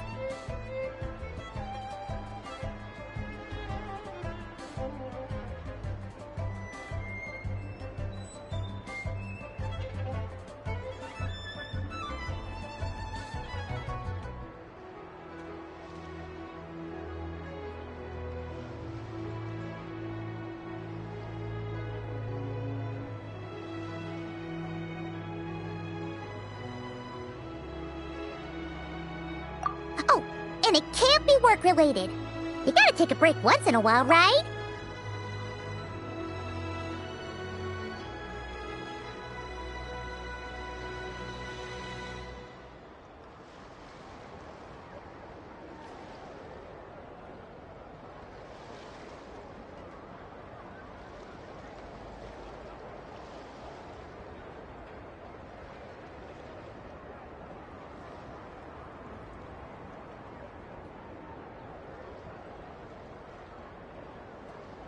You're always digging out this suspect, tailing that criminal, hunting down this gang or that.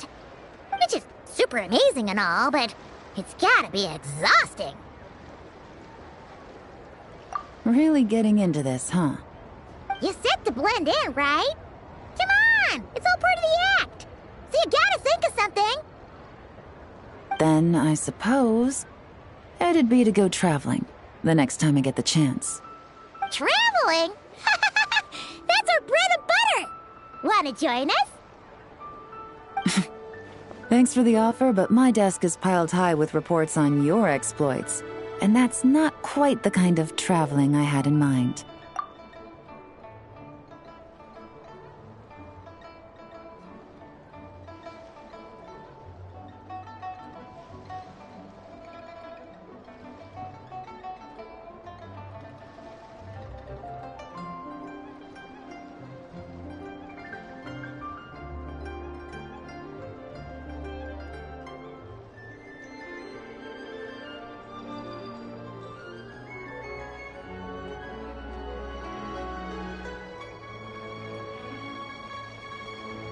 I was thinking more the lie down and do absolutely nothing kind of travel.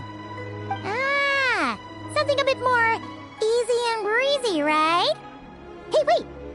We know just the place! The Easy Breeze Holiday Resort in Netland.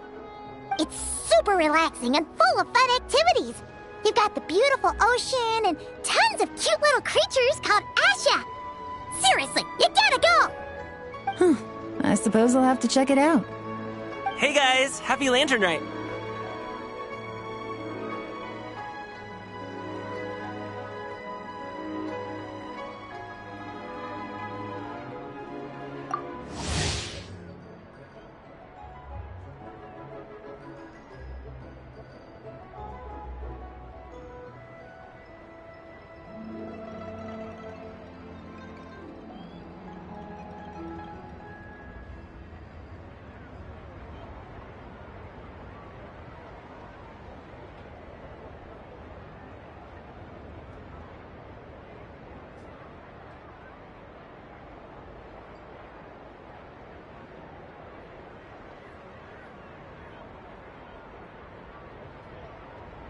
What a coincidence!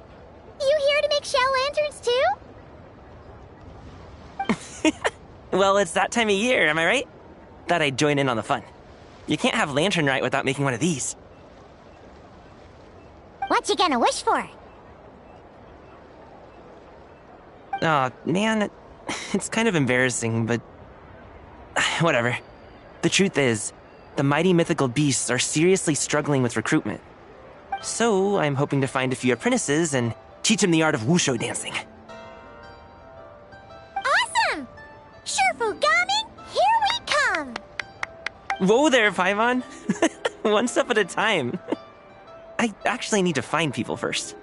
Yeah, but Paimon bets people will jump at the chance to learn from you. Well, I wouldn't be so sure.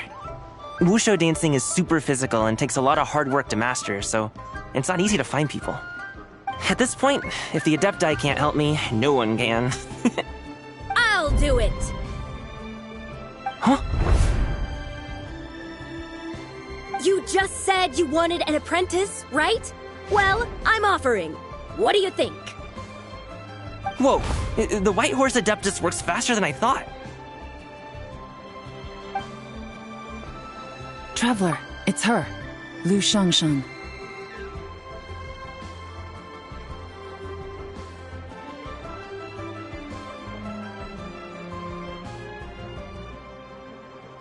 Our target!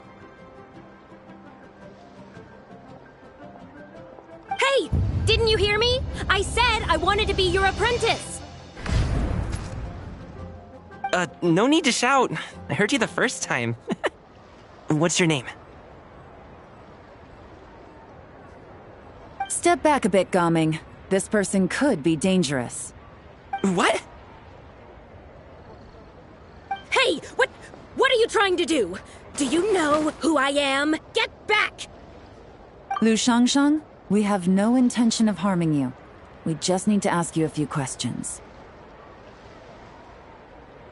Get back, I said! Try to remain calm. If you come any closer, I'll...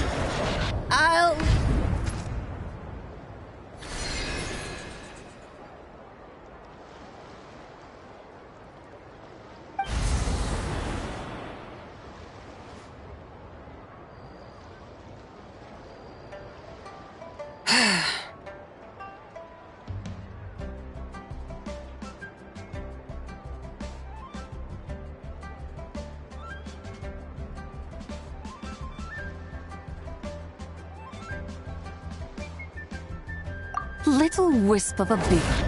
How are you able to see me?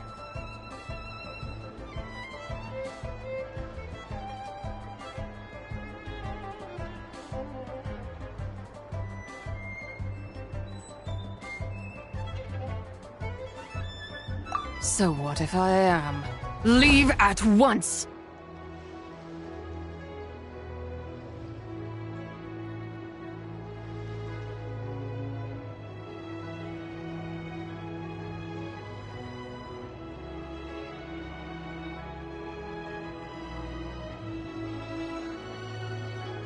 You, a mere mortal, whose own life hangs by a thread, would dare reach for the power of life and death? Unless you wish to be condemned to eternal damnation, you would do well to abandon this foolish endeavor. I shall speak on this no further. Don't come any closer. How did I get here? Who are you people? Playing dumb, are we? Save it. We know you attacked those people at Wanmin Restaurant. What? No, I would never. You must be mistaking me for someone else. You don't remember? Of course not. How could I do such a thing? What about the photo you took near Chuang Terrace? What photo? What's going on? It's like she lost her memory or something. Well, this complicates things.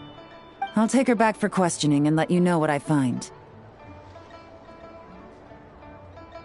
Take her away. But I didn't do anything! I swear! That's weird. She seems so normal now, but she doesn't remember anything. This is just great. An apprentice falls right into my lap and now she's gone! Don't worry, Gaming. This is a special case. I'm sure you'll find one soon. Unless you're gonna pony up and offer a real solution, Paimon, I don't want to hear it. Gaming? I'm done here. I'm gonna go find an apprentice, and I won't take no for an answer. Gaming, wait! Is it just Paimon, or was Gaming acting super weird just now?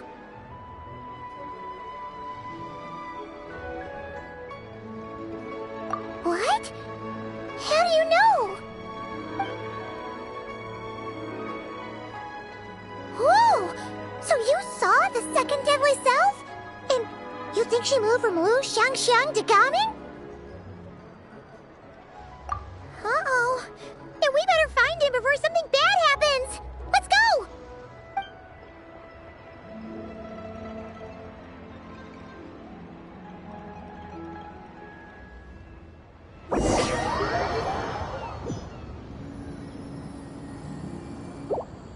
Alas, why must Cloud Retainer inflict such woe upon us, Mooncarver? By the order of Rex Lapis, we were supposed to make haste to the harbor to stand watch. Yet we arrived late, for you, in your inscrutable wisdom, chose that very moment to tend the mint.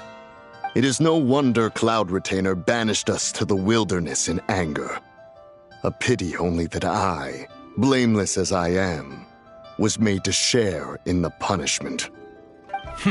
Blameless indeed. You speak as if it was not you who decided to plant all that mint in the first place. Yet now, in its wretched state, overrun by blight and vermin, you would turn away? Utterly heartless, I say. Were I truly that heartless, would I have rescued those seedlings from this desolate wasteland, granting them haven in your hallowed garden? Alas, if blame must be laid, let it fall upon Cloud Retainer for failing to recognize the virtue of our plight. Ah, at last a sentiment with which I can agree. If ever Cloud Retainer is away, we should steal into her abode and plant a veritable field of mint. A tempting little ruse, is it not?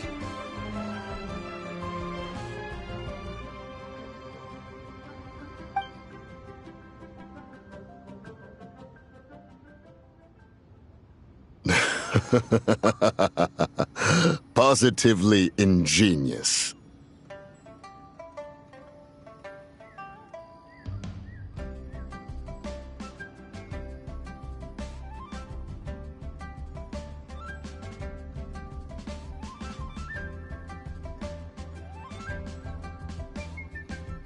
Please stop chasing us! Just let us go! Get back here! If you keep running, I'll kill you! Please, we don't know anything about wushu dancing. Just leave us alone!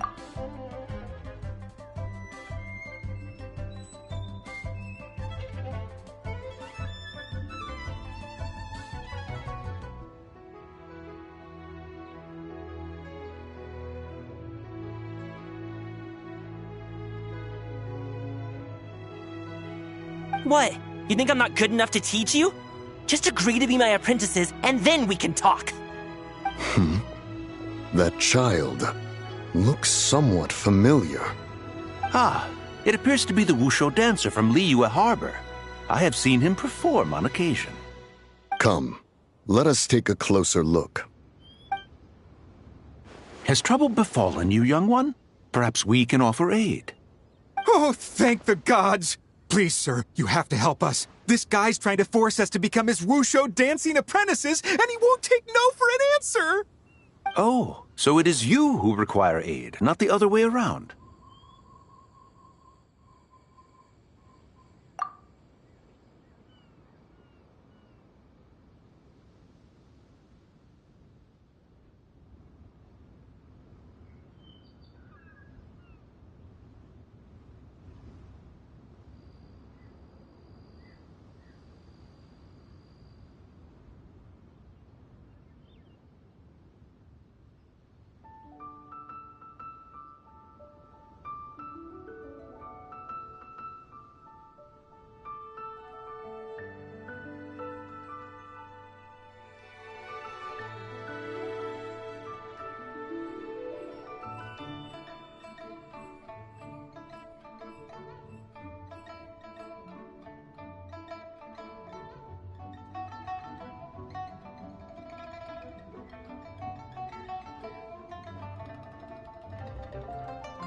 Get out of the way, old man!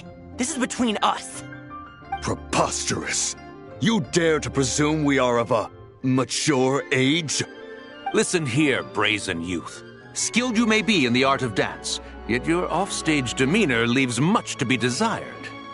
Hold on, Mountain Shaper. Something is amiss. Look closer. Huh. Indeed, he bears the mark of something unclean. It spells trouble. You there, depart at once.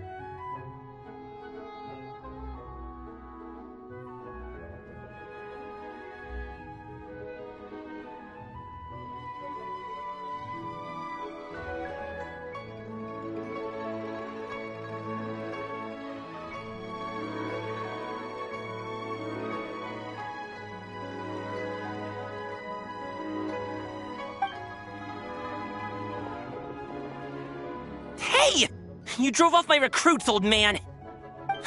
You'll just have to take their place, even if you're a bit on the decrepit side.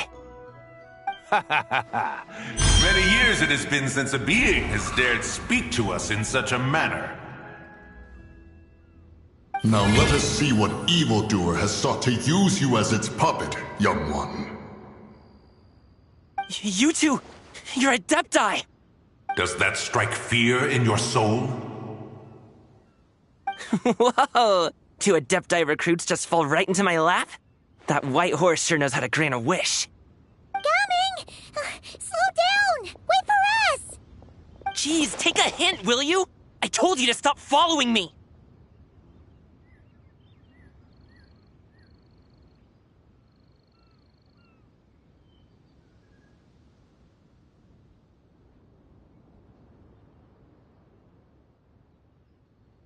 Traveler, Paimon, keep your distance from this youth. Evil has taken a hold of him.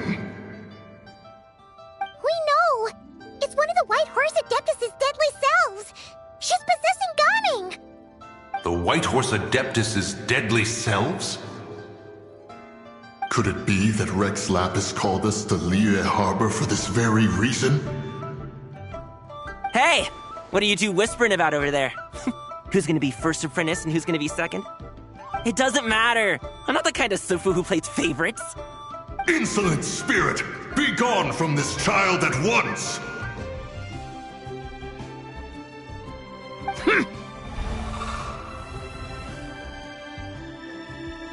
Little mite of a mortal.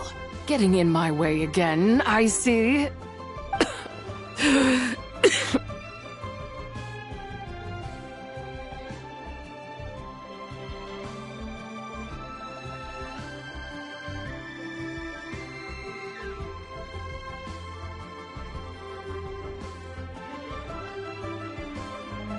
That is no concern of yours. No. Only by doing it myself will I find peace. Otherwise, rage will consume me. If I lose control, all will turn to dust. The curse of time. The memories this body holds. Come no closer. This is your final warning. Insolent spirit! Be gone from this child at once! Huh? Traveler and Paimon? And two Adepti? Where are we? Weren't we just making Xiao lanterns in the harbor? Gaming! You're back! Ah! The sun is most scorching. Agitation stirs within me. I require cooling mint to beat this heat. And speaking of, Cloud Retainer has scorned this verdant wonder long enough. It is time for her to feel its wrath. The wrath of mint! Mountain Shaper, where are you going? Oh no! Now Mountain Shaper's acting weird! Oh, you don't think it spread to him, do you? Spread to him? Quickly now, explain to me what has been happening.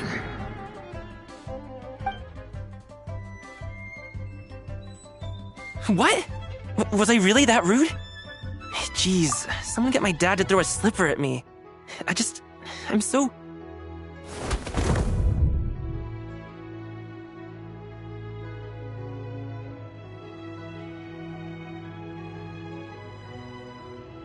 Oh, you okay, Gaming?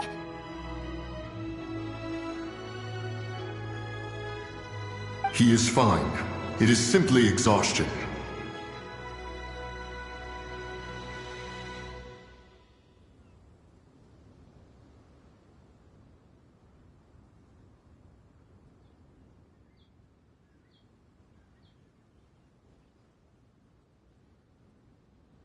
But to think Mountain Shaper would succumb to something like this, it is most unexpected. So, what do we do? We can't just leave Gaming like this, but we can't ignore Mountain Shaper either, right? My cultivation level rivals that of Mountain Shaper. Were I to give chase, Zizha would but flee from his form and take refuge in mine. Seek out Streetward Rambler. Cloud Retainer and the Conqueror of Demons should be with her. I shall take this child back to the harbor and join you post-haste. Oh! What are all the Adepti doing together? Rex Lapis charged us with keeping watch over Liyue Harbor should danger rear its head. I dare say this is the very crisis he anticipated. Come, we must devise a strategy before confronting Zizha.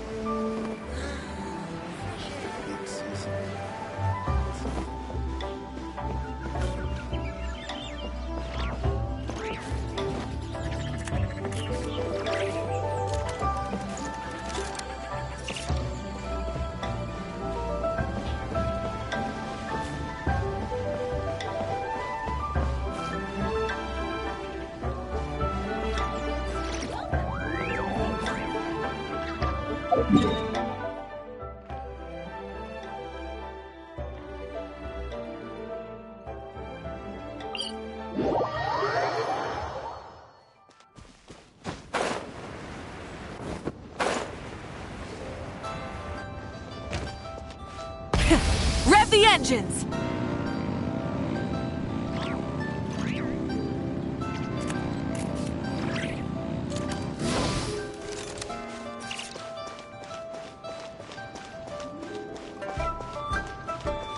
Full throttle!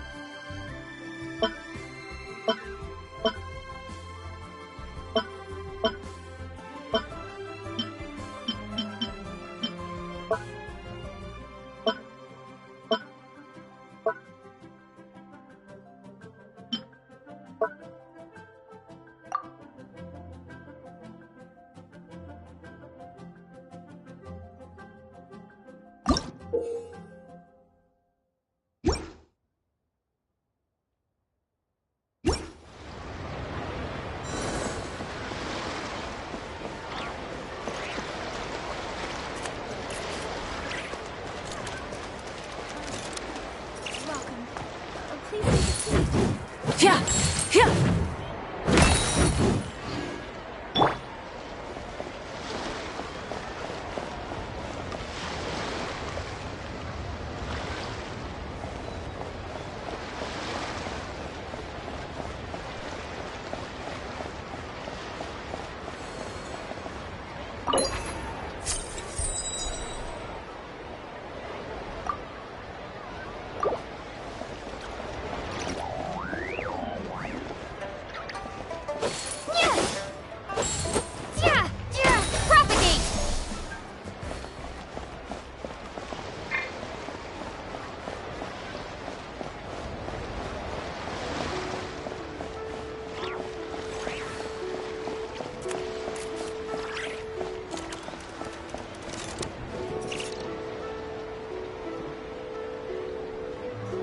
My friend, what can I give you?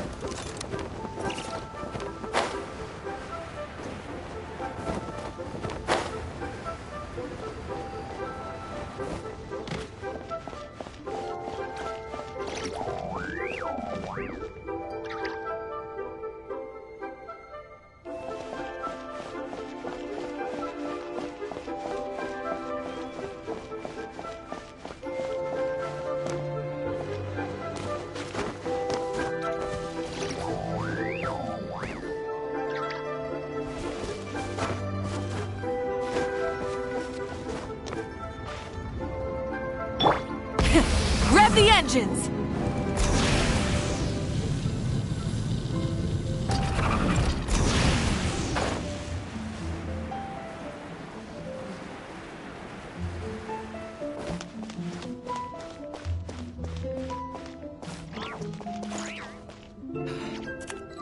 Though the clouds may darken and light turn, still the moon over the chamber rooms.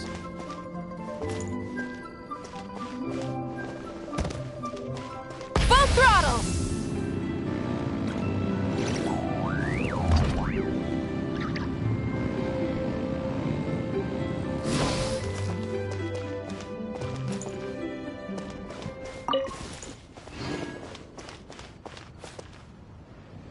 The White Horse Adeptus?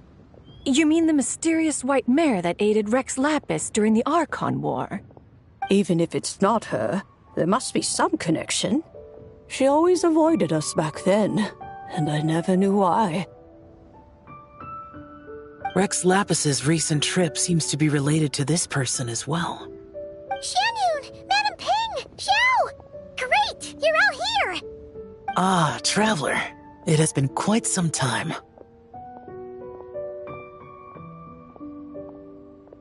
Oh, happy lantern rite, Paimon. You're as lively as I remember. I trust things have been well. Sorry, Madam Ping. No time to catch up. Something terrible has happened. What is it? Has Mountain Shaper gotten himself into trouble? Mooncarver is here with you, but he is not.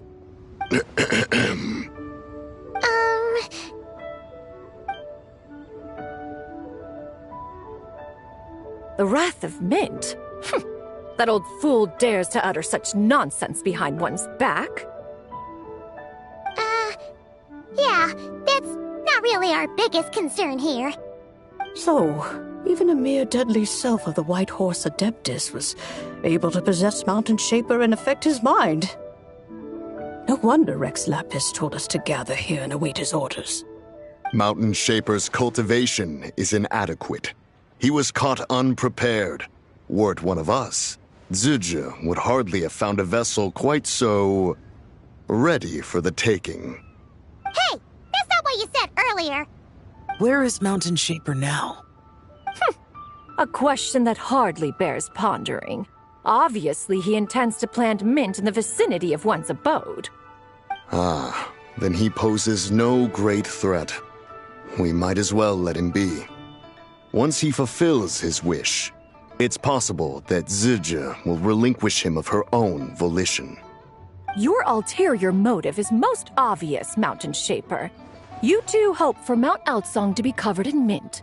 One can see it clear as day. Not to mention, deadly selves are born of malevolent human desires, and naturally pose a great risk to the form and mind of all living beings. We cannot let this go unchecked. Let me handle it. I have relevant experience and know how to deal with such situations.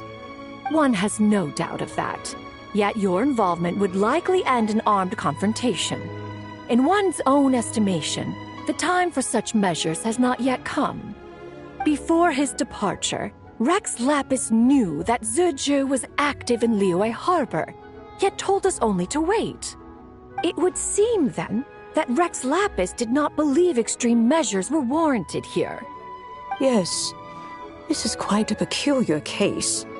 After all, Zizhe's possession does not seem to come with ill intent. It's more like she's guiding those she possesses to fulfill their own wishes. There is another matter of import, however. I sense tremendous resentment emanating from her. What could be its source to render her so unable to find peace? She was talking about the White Horse Adeptus memories, right? From what the Traveler said, it seemed like she was about to explode with rage. But why?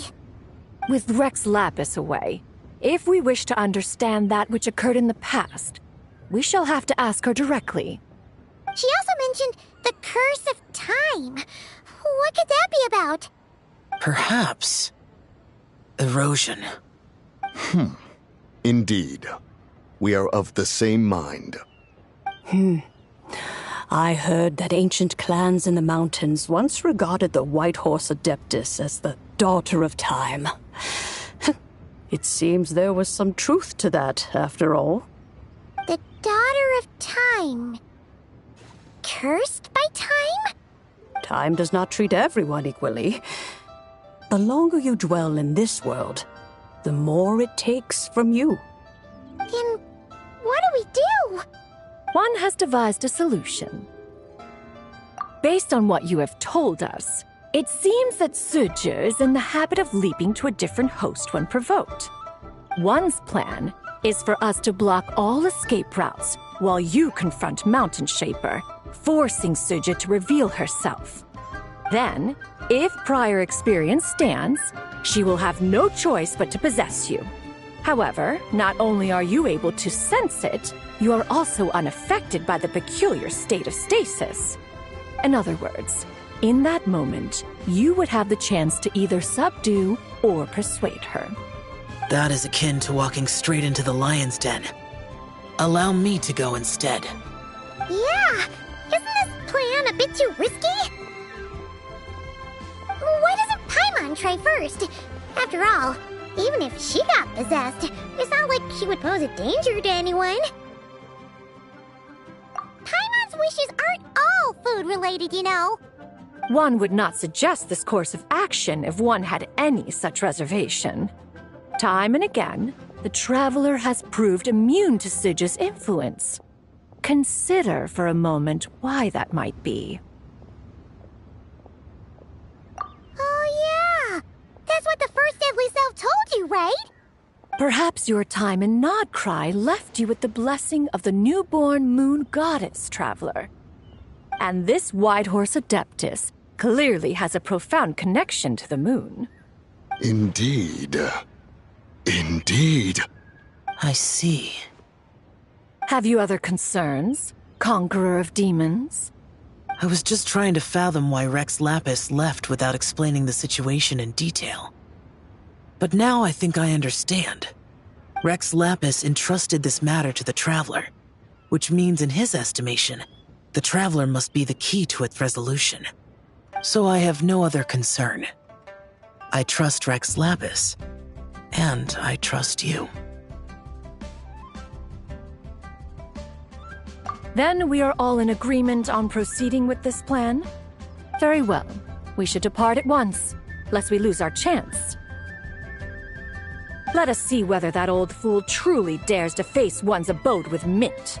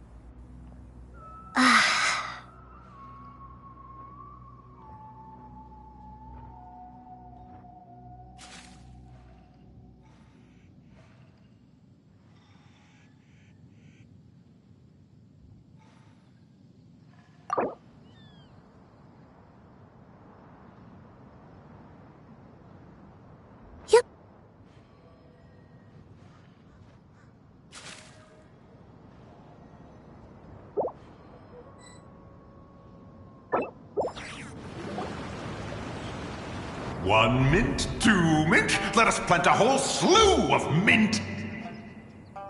Once I reach 10,000, Cloud Retainer's abode shall be Mount Outsong no more, but rather Mount Mintsong.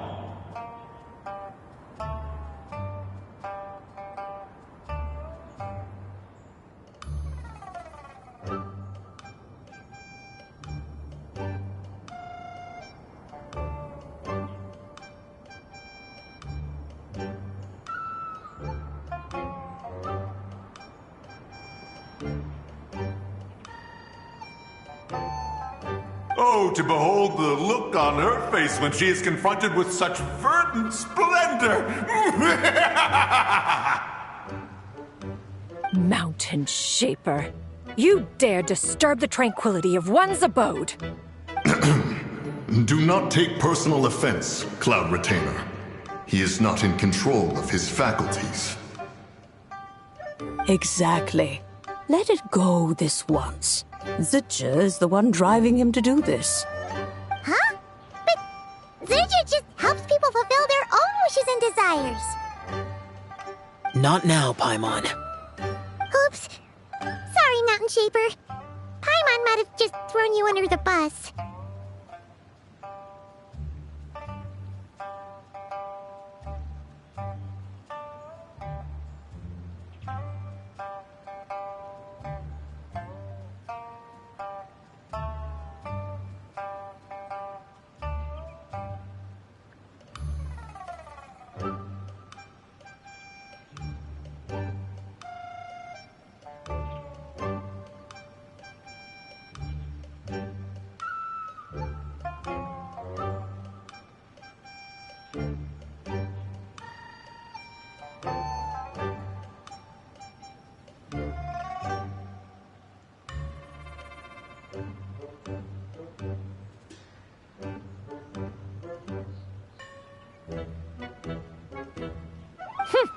When he wakes up, we shall have words. Everyone, to your positions.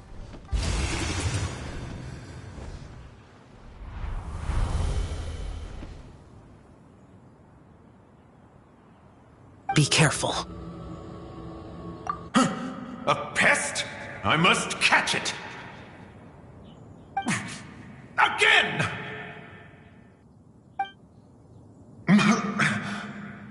Oh, young one, it is you! Don't tell me. Cloud Retainer sent you? Ha! Such brazen insolence! Such presumption. Such boundless avarice. That wretched adept's impudence knows no end.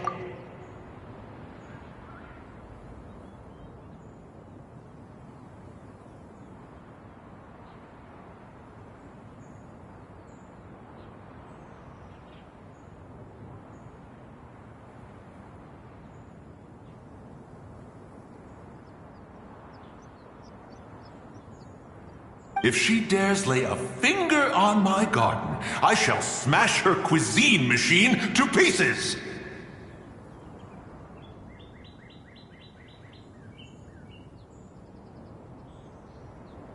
You think I am one to fold so easily?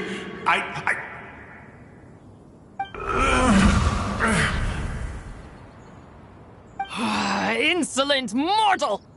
Time and again, you interfere in that which is beyond you. You make it exceedingly difficult to contain my rage.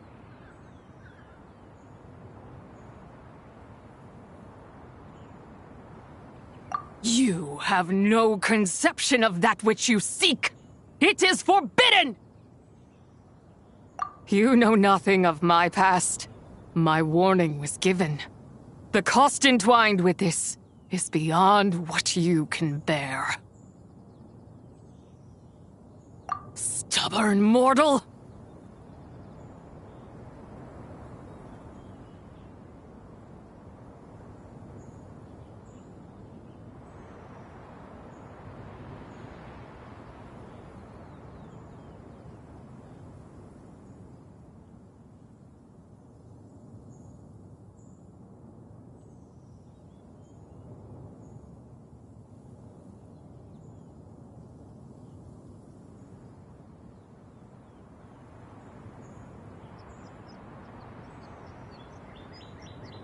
You...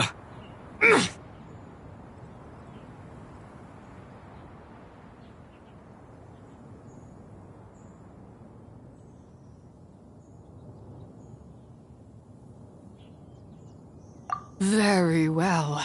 If death is what you seek, who am I not to oblige? Come, let us see the extent of your resolve. Your wish is to behold the curse of time and the memories of this form? Then, let it be granted.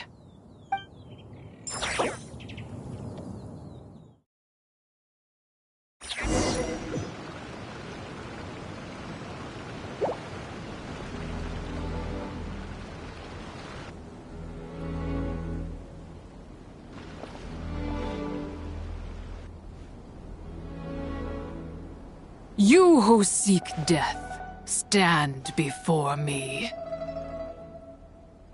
My prison. I was merely a trace of impure energy within Zabai's immortal body. When her soul was shattered, it should have been the end of me. But then, the one who governs time descended from on high and froze the moment of her death. And so, I remain in this world, unable to find release. A mortal who knows of her existence and would dare to speak her name. Who are you?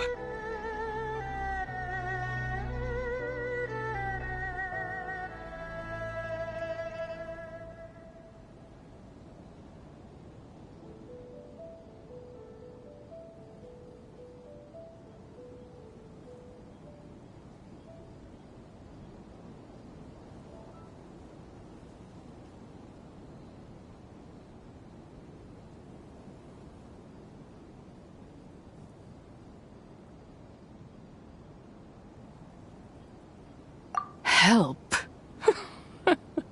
No, there is nothing we can do for each other.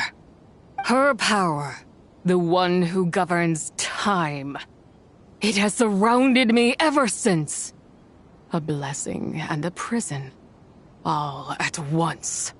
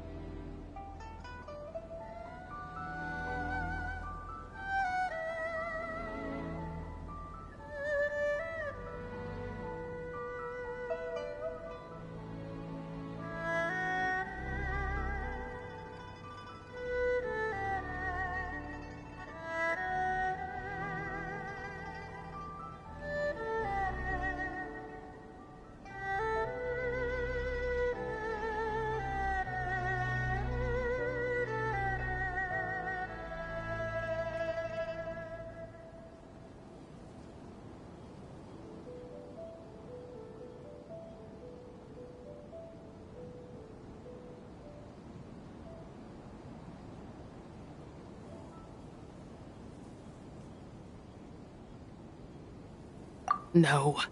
I have been asleep in this prison for countless years, until a familiar presence woke me. Then, through that mortal girl's eyes, I saw it. As pure and bright as ever, unchanged across the millennia. It was the moon.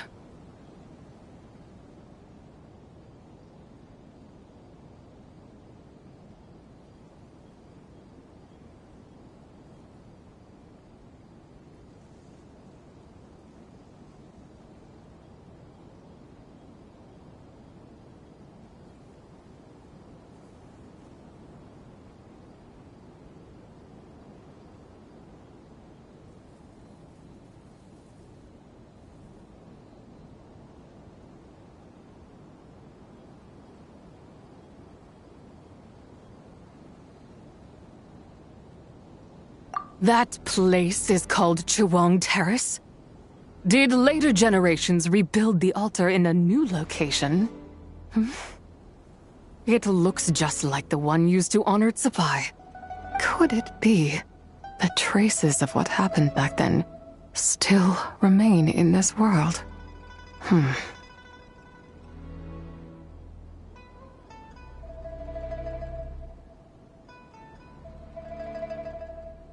That memory is embedded deep within the essence of Tsubai's soul. It is one that should have been forgotten. Yet, it is precisely that which haunts my every waking moment, fuels my rage, and denies me a modicum of peace. Now you, a mere mortal, come to seek that which is forbidden. So, let us see whether the fire that fuels your ambition is a hero's wisdom or a fool's courage.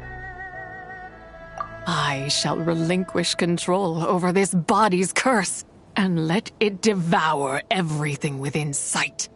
Run as fast as you can, lest this prison become your grave. Look, it draws near. The river of time, come to sweep all into oblivion.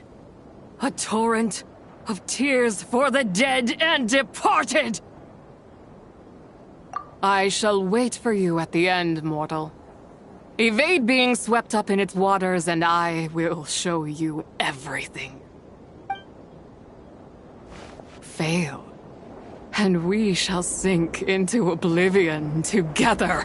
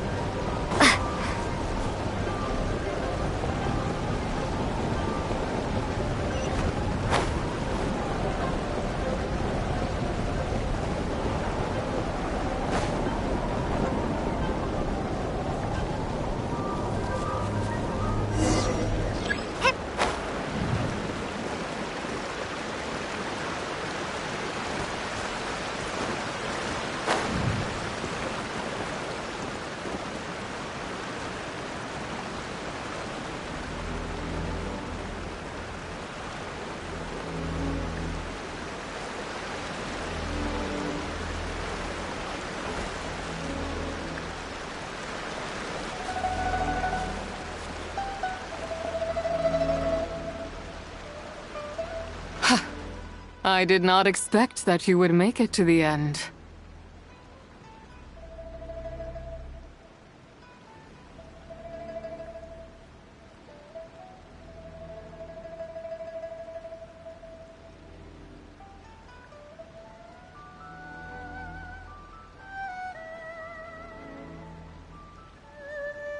Yes, it would seem even time cannot hold you back.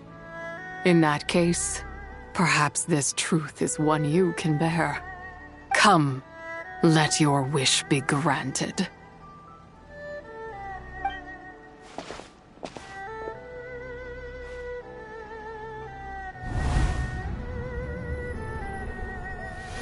Under moon eternal, in radiant night, a maiden grants silk, soft and light.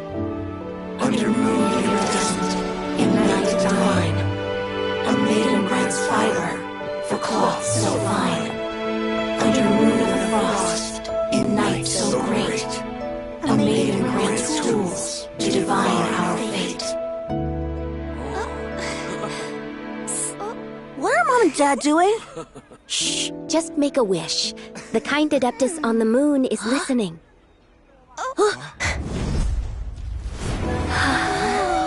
Look, it's Lady Tsubai.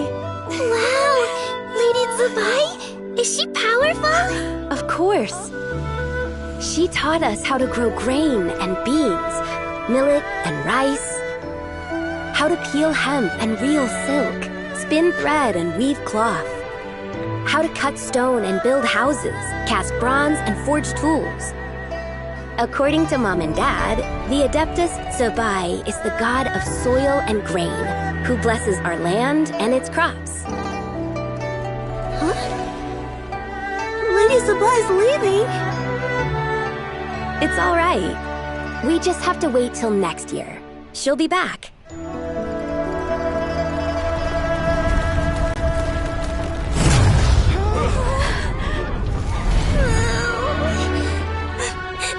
Mom and Dad are gone. Why hasn't Lady Sabai returned? She'll come. We just have to believe. What is that?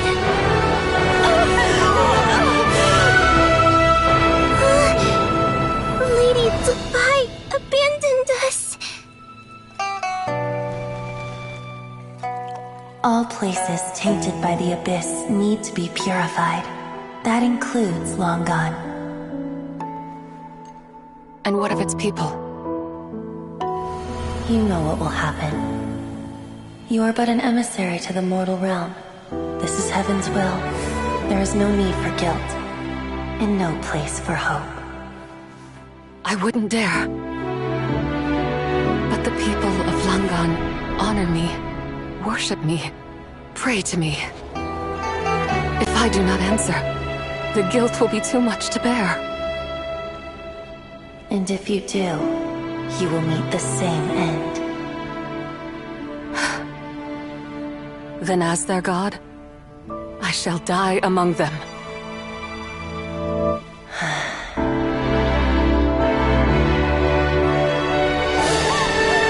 Look! Lady Sabai came to save us! I knew she wouldn't abandon us! Run!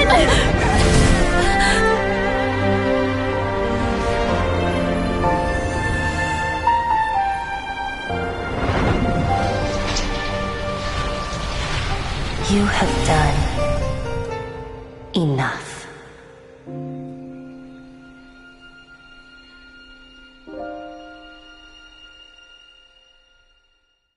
Now you know the truth.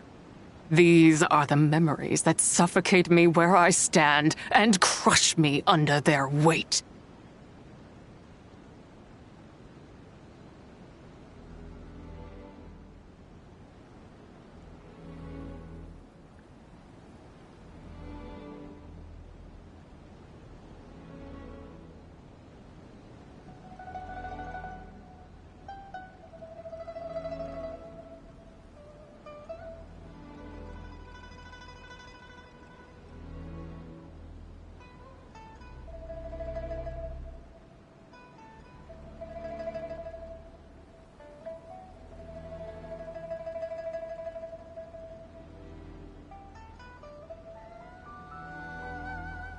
Not just my nation, but the people I loved.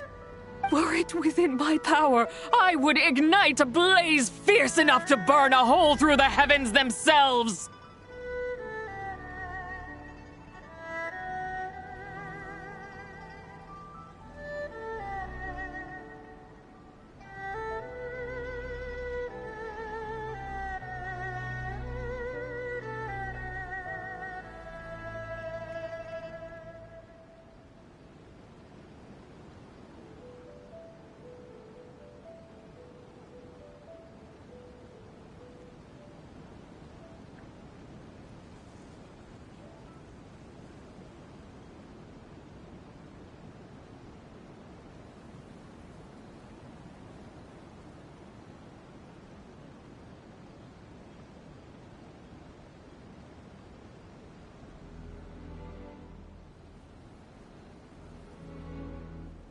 It was a time of war, one that ravaged heaven and earth.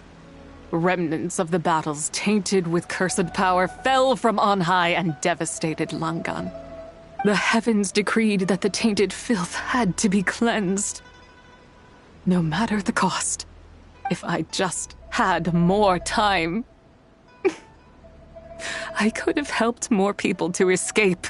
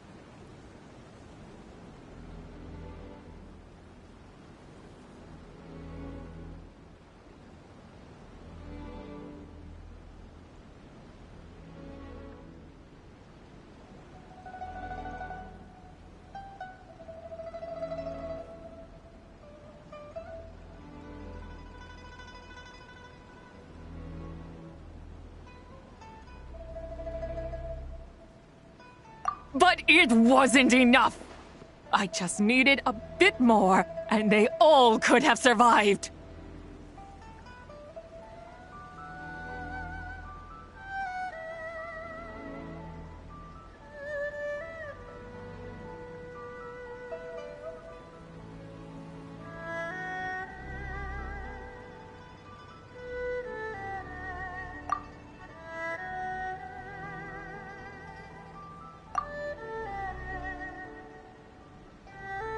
I never imagined there would come a day where I found peace. So long this rage has been within me. Yet here in this moment, it has stilled at last. Thank you.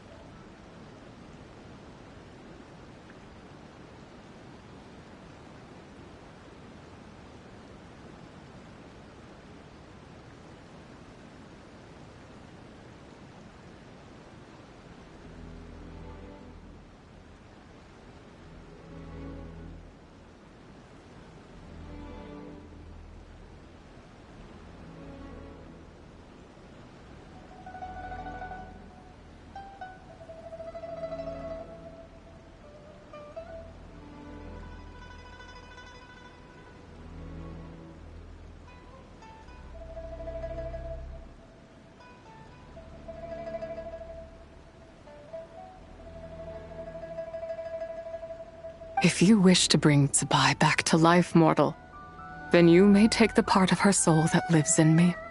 Just remember, from this moment onward, the fate of Langan's fallen rests on your shoulders, and that cannot now be changed.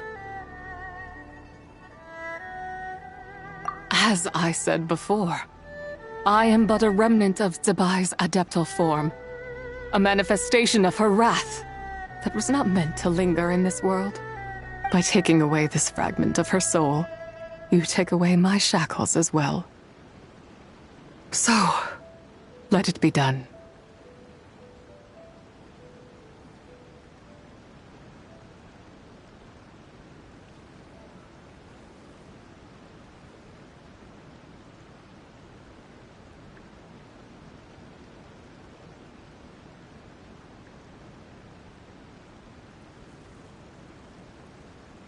Ah, it's your turn to grant one of my wishes, is it?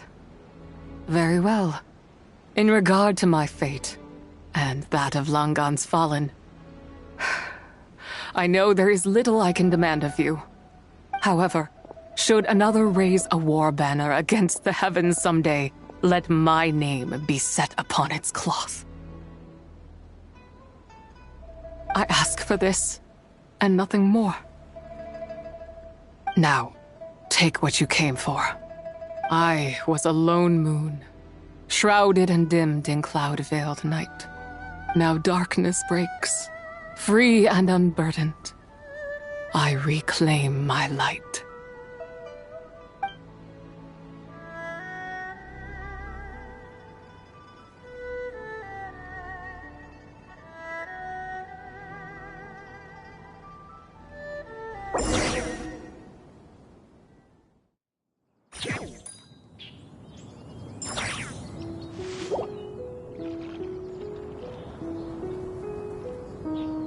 You think I am one to fold so easily? Ah, young one. What brings you here? My, what exquisite mint seedlings.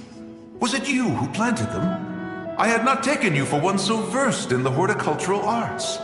I must insist that you visit Mount Hulao. There is much we could learn from one another.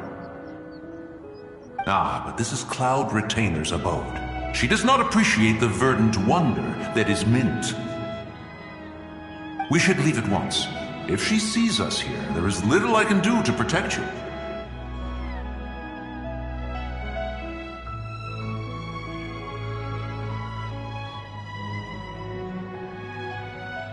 You weren't?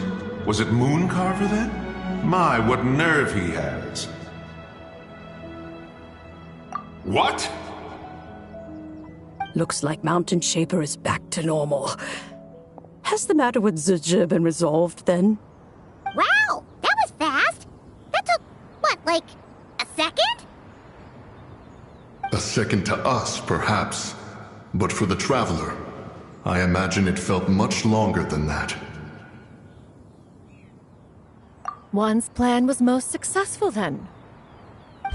And you're all right, Traveler. You don't feel strange in any way?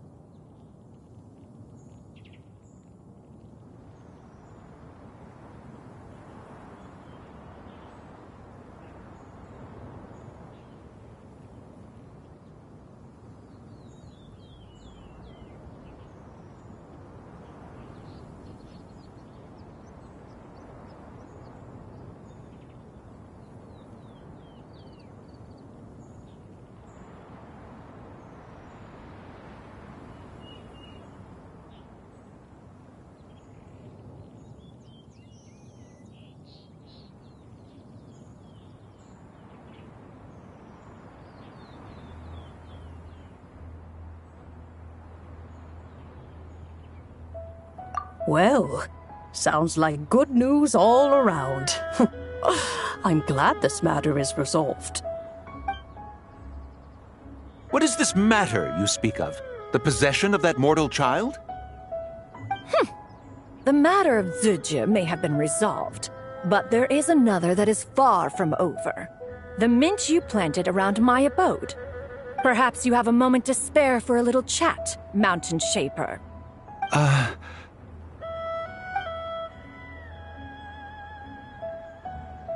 You seem reluctant to talk in detail about what happened with Zizhi.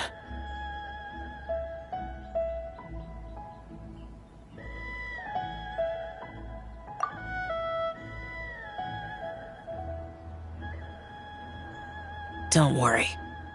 I won't ask you to reveal her secrets to me. And I doubt the other Adepti will either. Huh? You don't want to know what happened?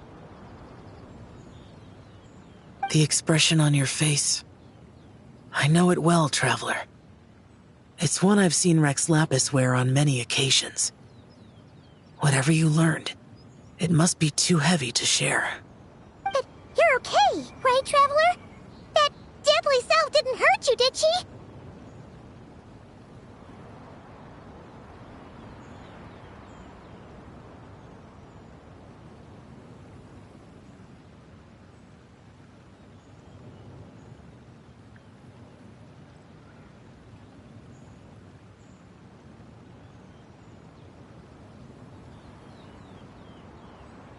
Well, as long as you're not hurt, Paimon doesn't need to know anything else.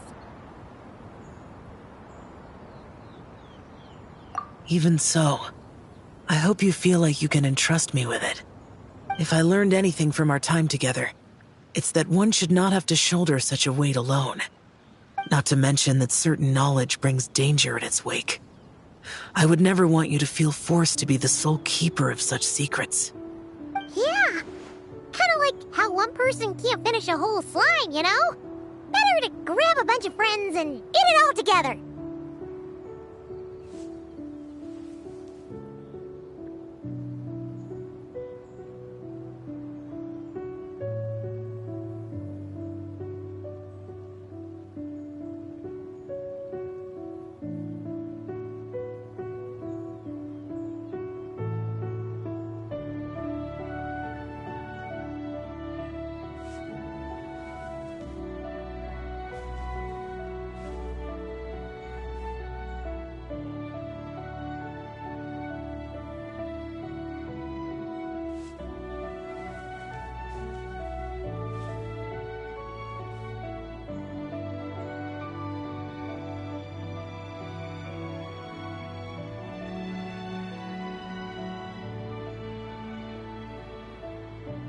Exactly! Wait, no! Paimon's just saying we've got loads of friends who'll be more than willing to lend an ear.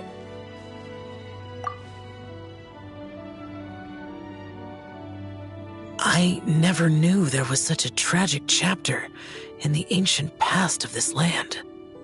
So, the people of that nation worship the White Horse Adeptus as the god of soil and grain. It would seem, then, that Rex Lapis had a similar reason for withholding the details of his recent trip. I've often wondered if he had companions to stand by him before we met, or if he was forced to face things alone.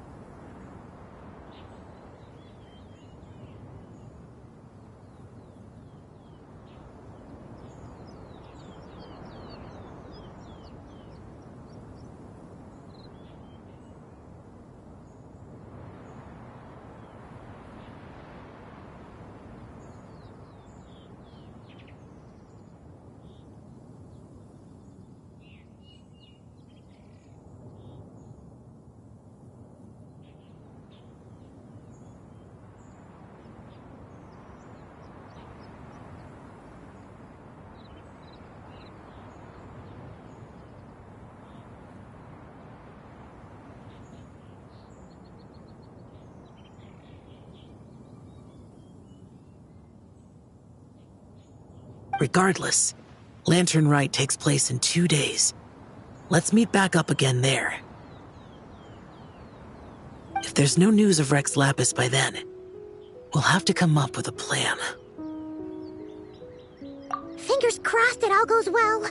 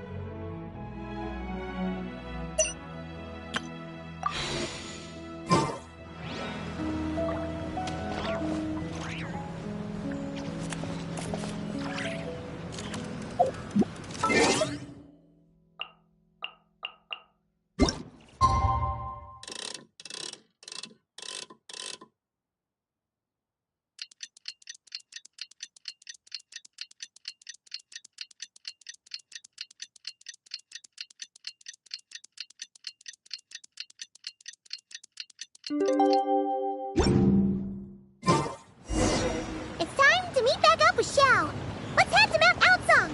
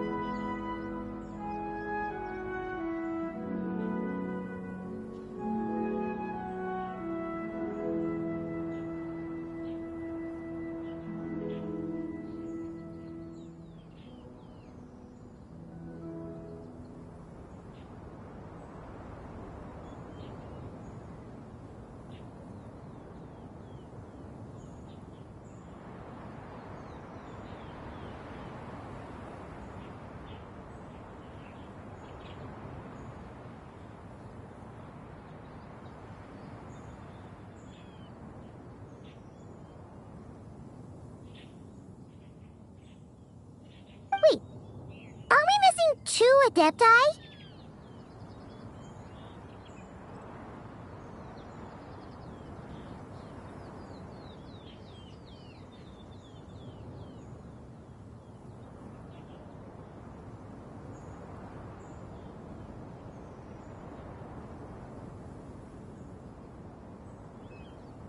Well, Shenyun banned Mountain Shaper from Mount Outsong for 3 days. Oh, then what about Mooncarver? The scheme to plant mint in one's abode was one those two fools devised together? And when it comes to punishment, one does not discriminate. His banishment ends in 3 days as well. Wow, that's pretty harsh, Cloud Retainer. Let's get down to business. We have news of Rex Lapis. Huh? Isn't that... Yes, Rex Lapis's Geopillar. It descended from on high this morning.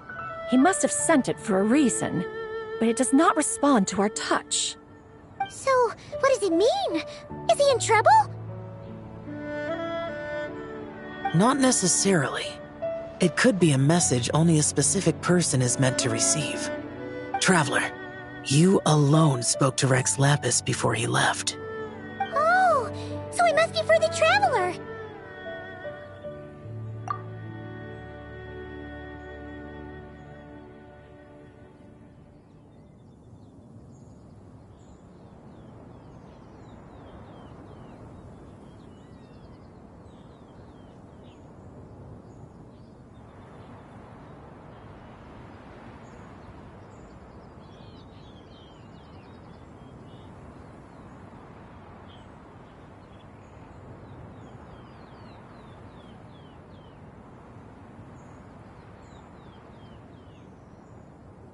Give it a try.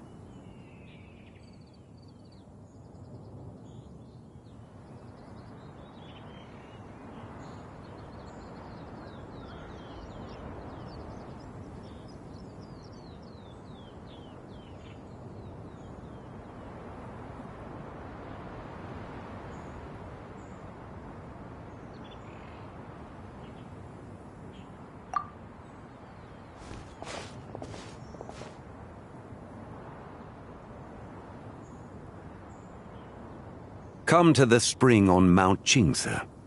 I have left an entrance for you.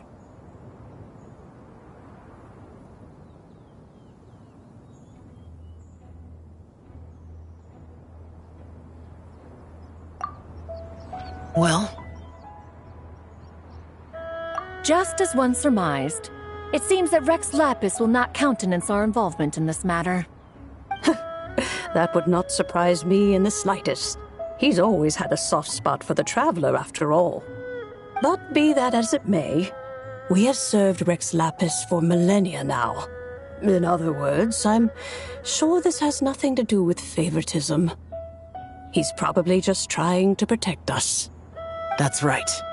So you mustn't let your guard down, even if Rex Lapis is by your side. All right, let's get going. We'll try not to keep you all waiting.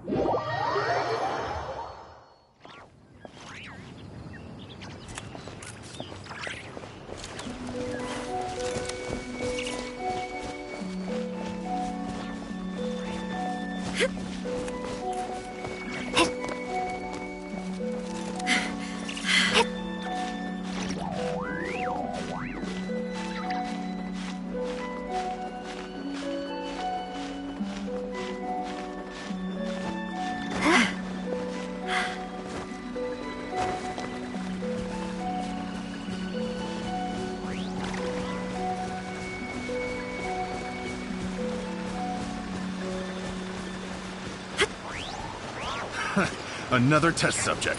That tingle? That Flame. Illusion shadow. Gather!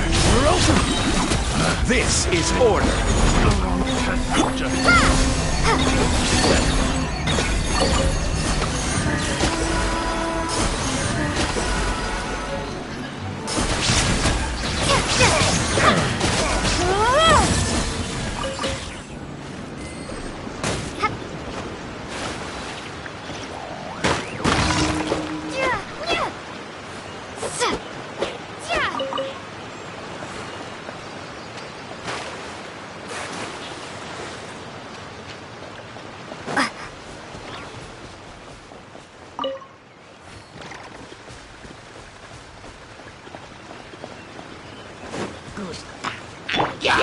Order guide you.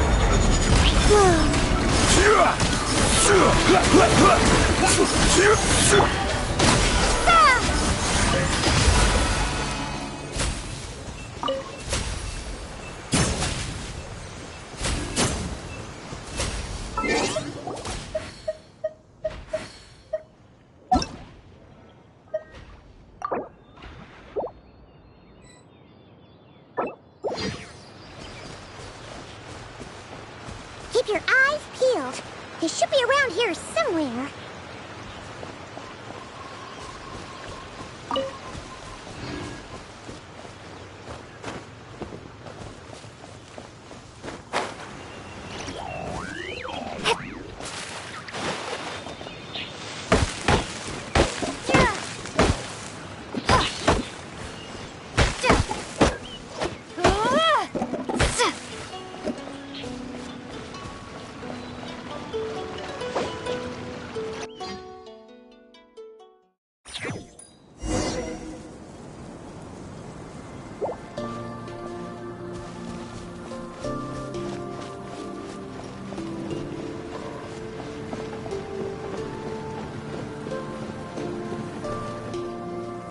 Who could have imagined that the once mighty Geo Archon might end up so, sitting on a humble stool in the woods, quietly weaving moon lanterns?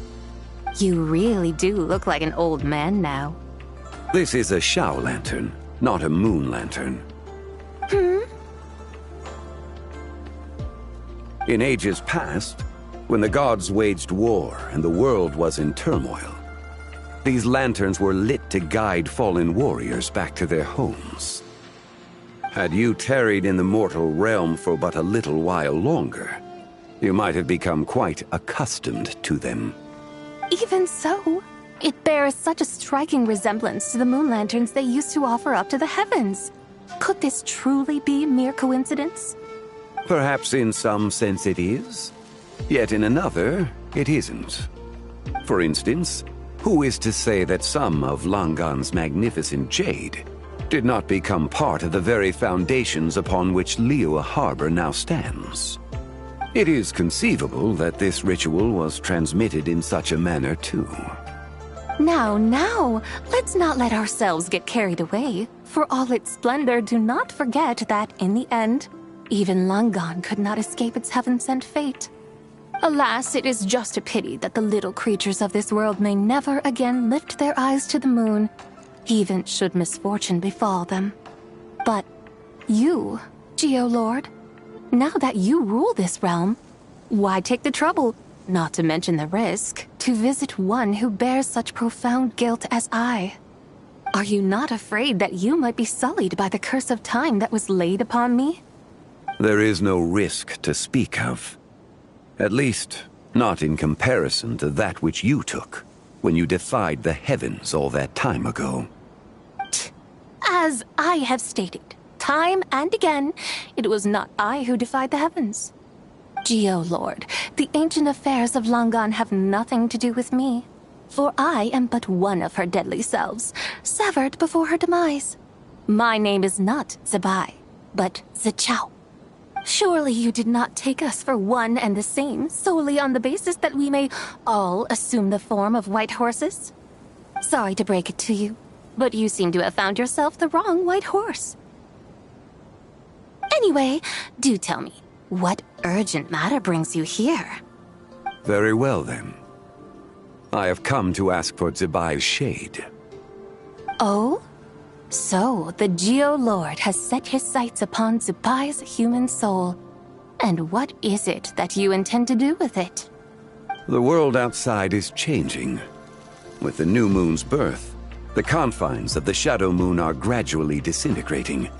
In other words, the heavenly soul is set to return. Consequently, strange phenomena have manifested within Longon's former domain, leading to the earthly soul's reappearance as well.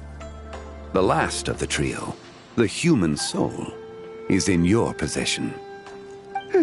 Most intriguing.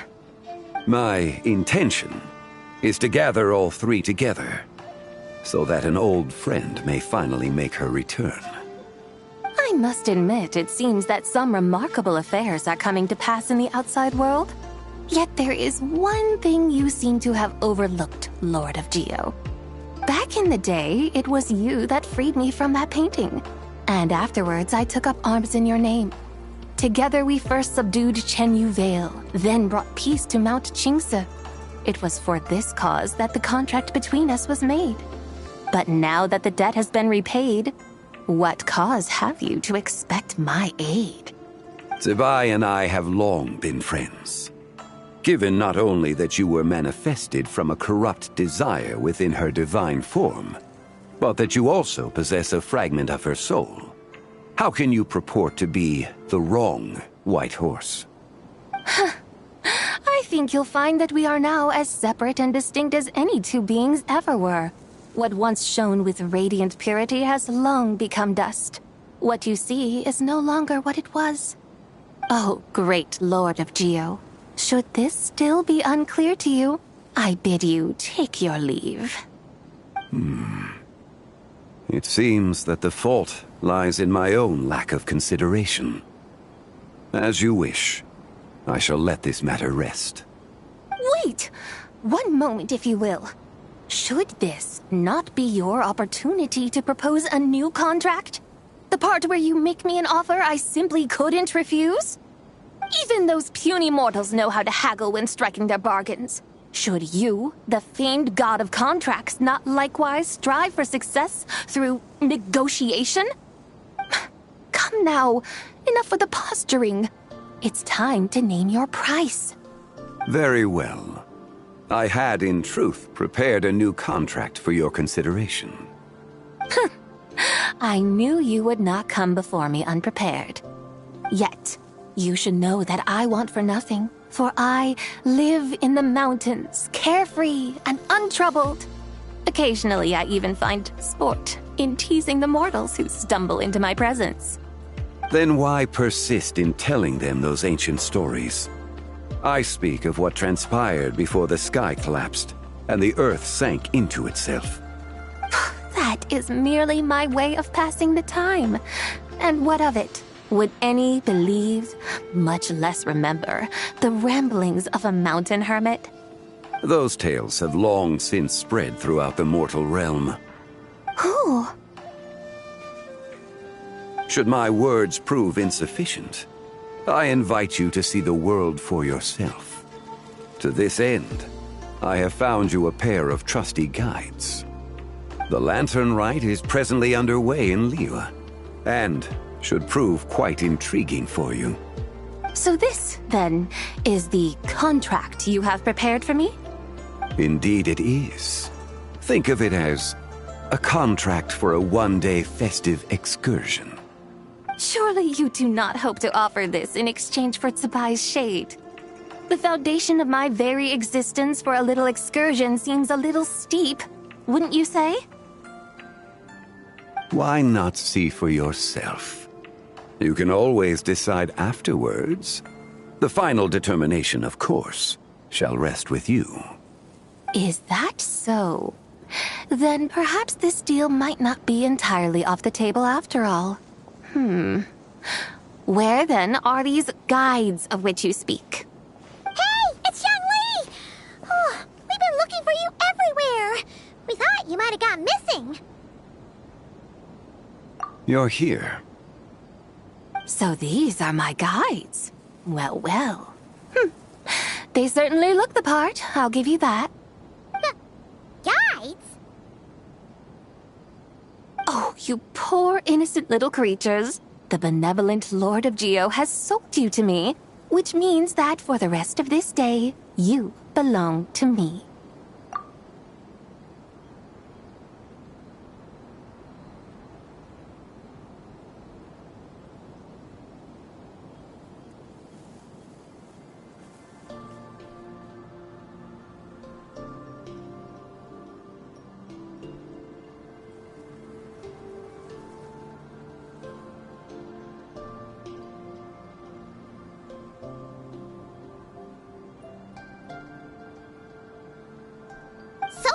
You?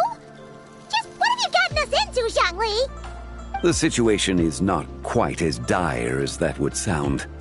I ask only that you accompany my Adeptus friend on a tour of Liyue.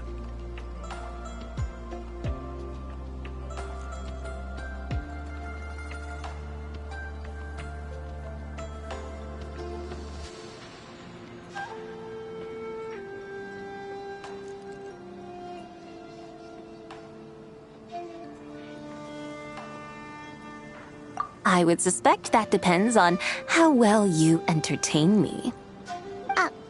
Entertain you? Let us start with this Liyue harbor of which I have heard so much. Nowhere is quite so fascinating as a place teeming with little mortals. How come this Adeptus sounds so different from what Paimon imagined? Okay, we'll take care of it. Get ready to find out why they call Paimon the best travel guide in all of Tibet.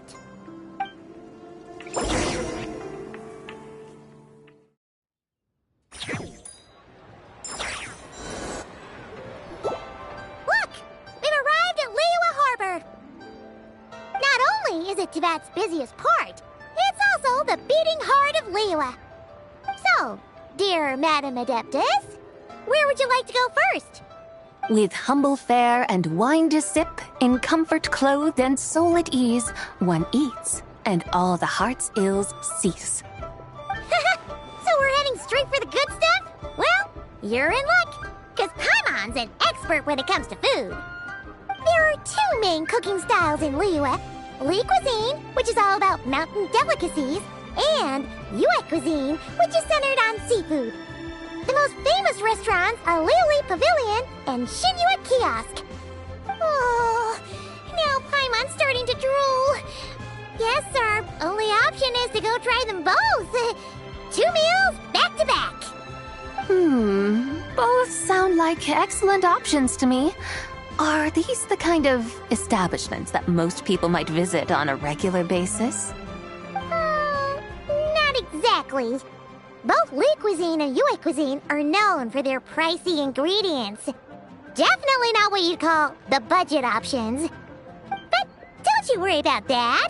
Just think of it as Zhongli's little treat.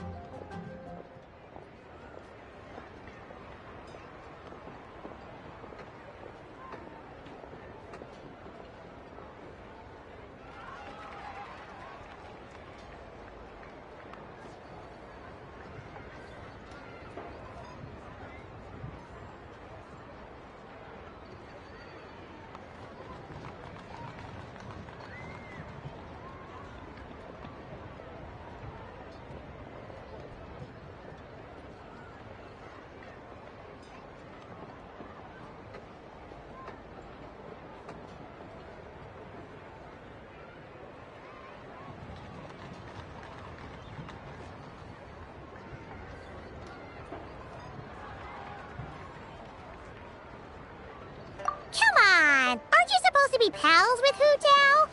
I'm unsure we can afford to spend a little more of her mora at least.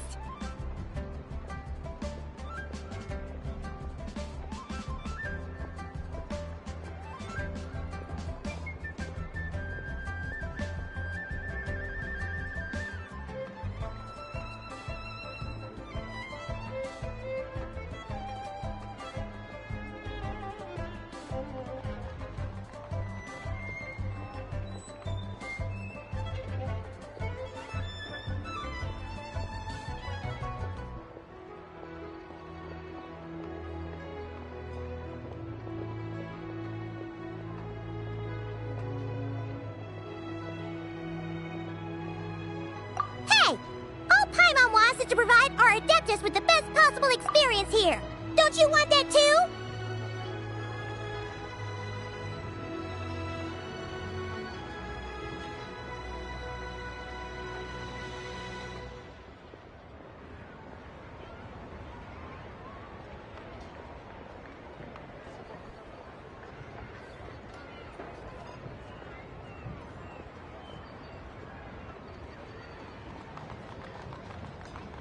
Both certainly sound like worthy choices.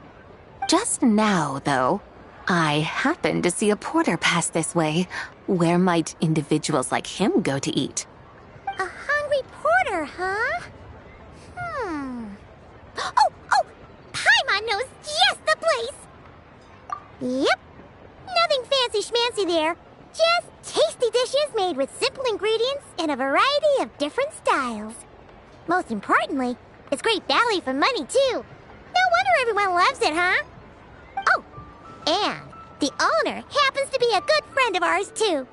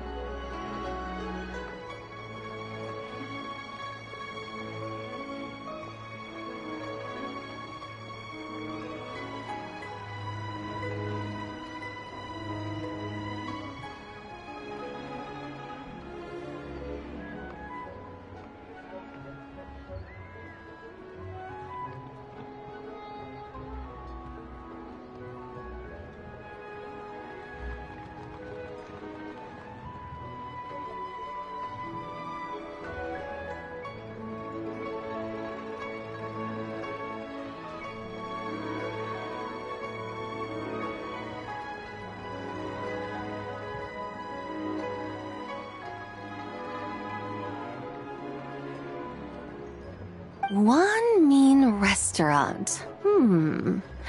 Yes, even the name itself feels lively and down to earth. All right, let's make it our first stop. Yippee! That's a great choice, too. Alrighty, let's head over there right away. Paimon can't wait to dig in. One mean restaurant, here we come.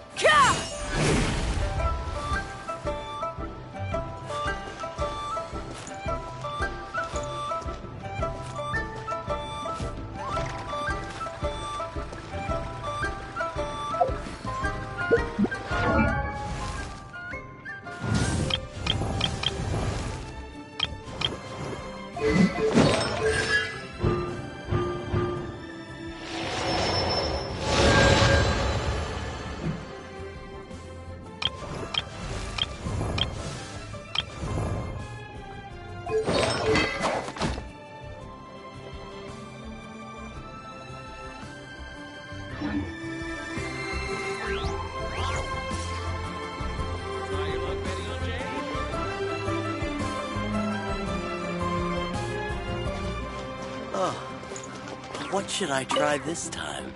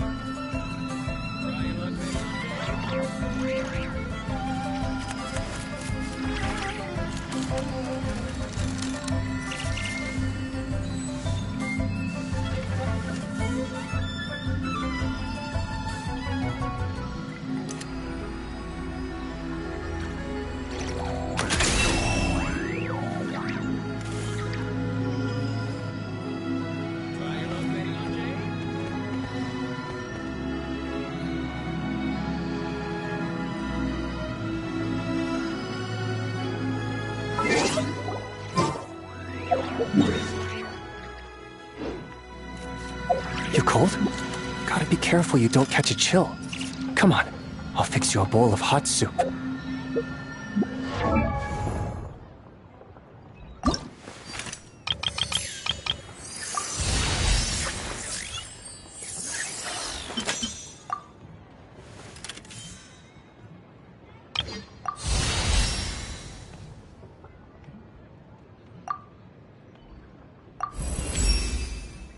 Huh.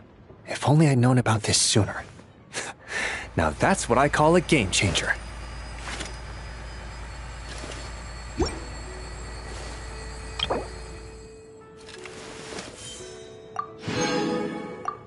Just doing what you're good at won't cut it, you know.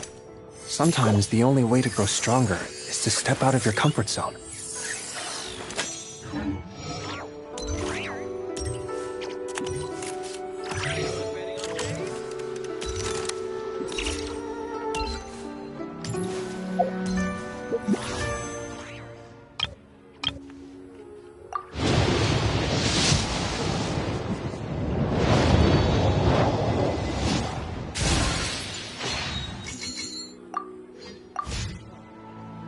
What should I try this time?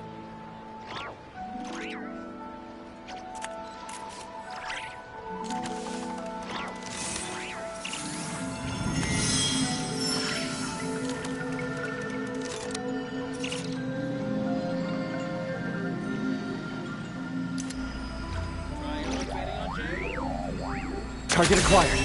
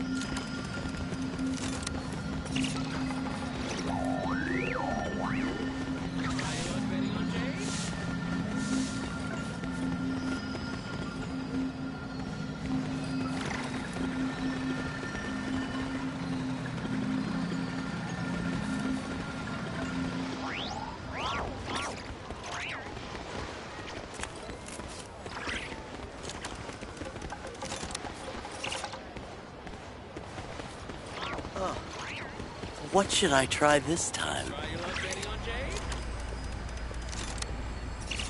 Press the advantage.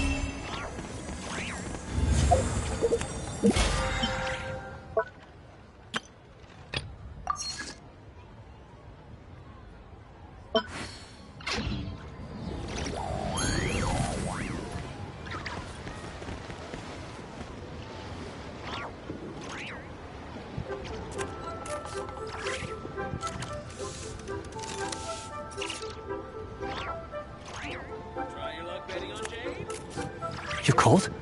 Gotta be careful you don't catch a chill. Come on, I'll fix you a bowl of hot soup. I don't sing for anyone in particular. Still, if someone stops to listen, I hope it provides a moment of peace all the same.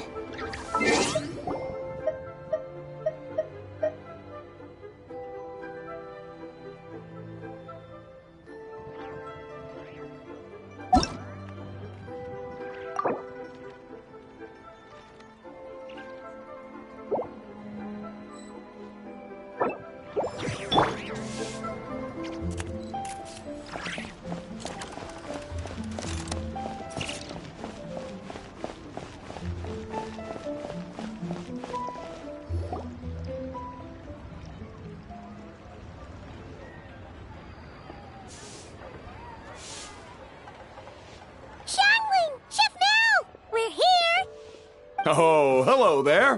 What a surprise to see you two. Welcome, welcome. Hey there, Traveler and Paimon. We're a little busy today, so grab a table while you still can. But I don't think I've met this lady before. Is she a new friend? You could say that. Oh, I see. Well, hey there. A friend of the Traveler's a friend of mine, too. Don't worry, we'll take good care of you. Just order whatever you want, it's on the house. By the way, I'm Zhangling. I cook here at Wanmin Restaurant. What's your name? Miss Zhangling, have you ever heard of the White Horse Adeptus? Of course. What about her? I am her, and she is me. Huh? You mean you're an Adeptus? Oh, you young'uns cracked me up. Come on, Xiangling. You've got to keep up with the times.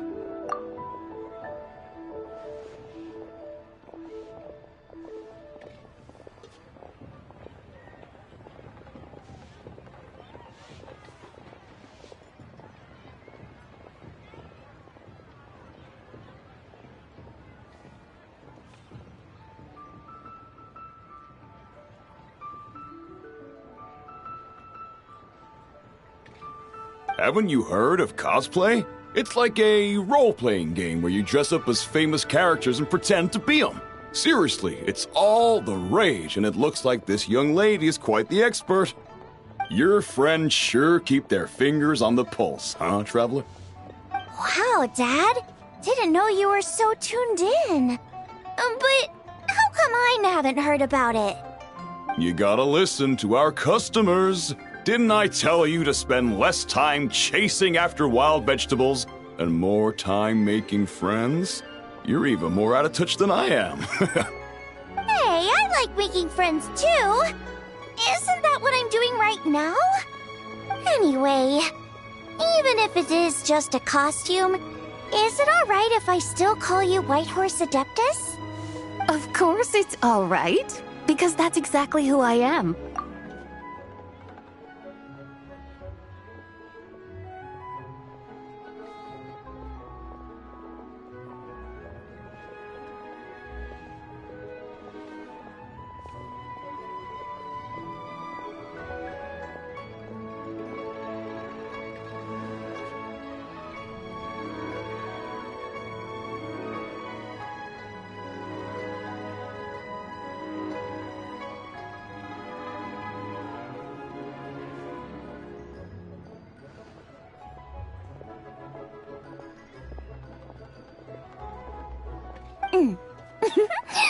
Okay. I can see you're really committed to the role. How about I call you the real White Horse Adeptus instead? In that case, you can call Paimon the real traveler.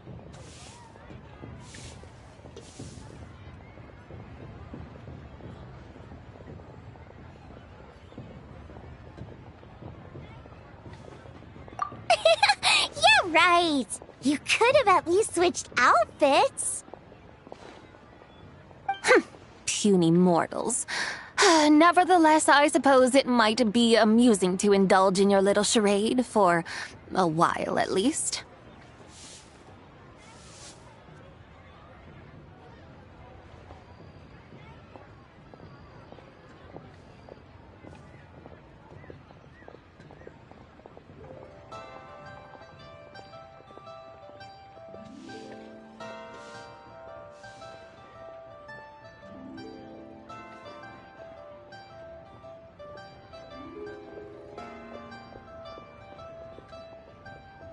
All right, go grab yourselves a table.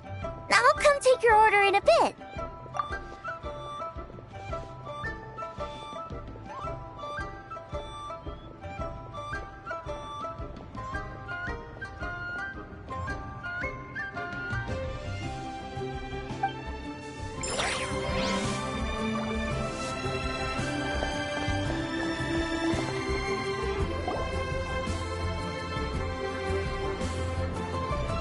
Hello. May I ask if Miss Xiongling and Chef Mao are here? Yeah, they're just over there. Wait a sec. Aren't you? So, what would you like to... You're... Hello, Miss Xiongling.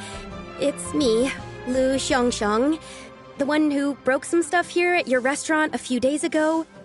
I just wanted you to know how sorry I am. I honestly don't know what came over me. Please forgive me. Oh, it's you. You really gave me a fright that day, young lady. You didn't actually get food poisoning from our blackback perch stew, right?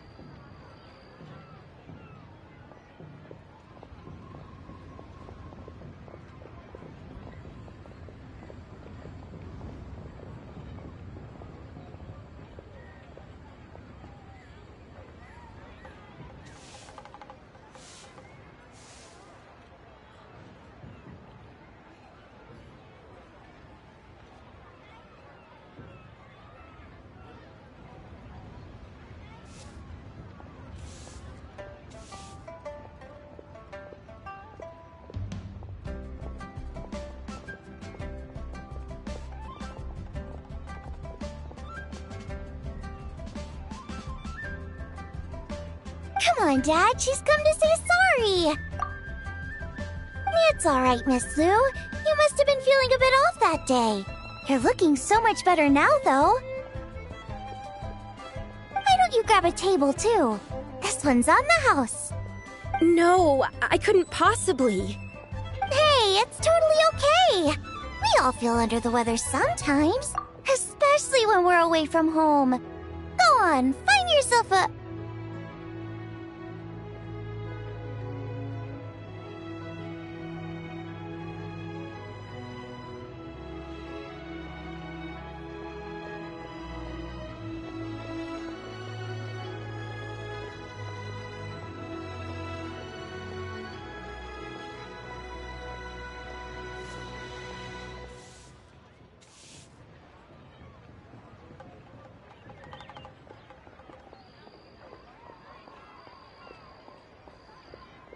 Yikes! Looks like all the tables are taken. Wanna come sit with us? We've got an extra seat over here. Thanks, guys. So what would you like to eat today? Feel free to order anything you like. I should very much like to sample your renowned poisonous blackback perch stew. It wasn't poisoned. That was all on me.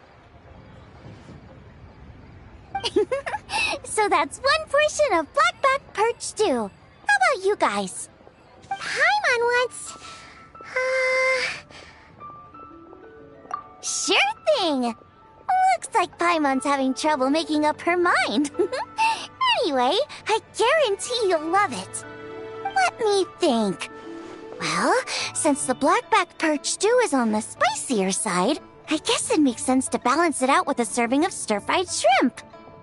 And since it's lantern rite season, you better try out the triple-layered consomme and come and get it too!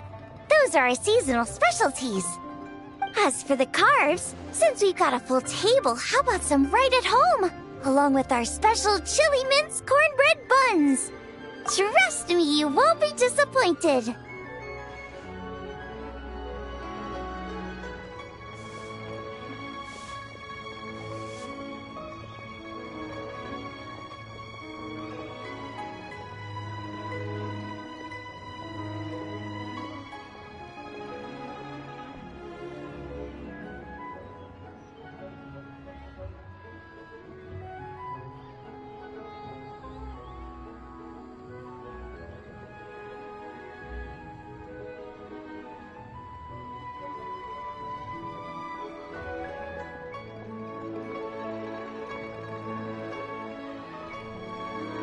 Then for dessert, I'll whip you up some Lucky Snow Delight!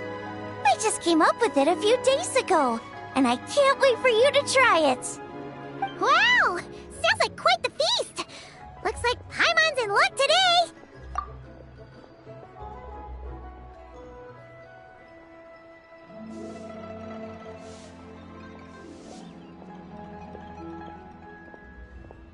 Am I the only one who thinks that's way too much? Not at all! Don't worry, I know what I'm doing. And to top it all off, our star dish, Adeptus Temptation. You should know that we don't often serve this here at Wanmin Restaurant.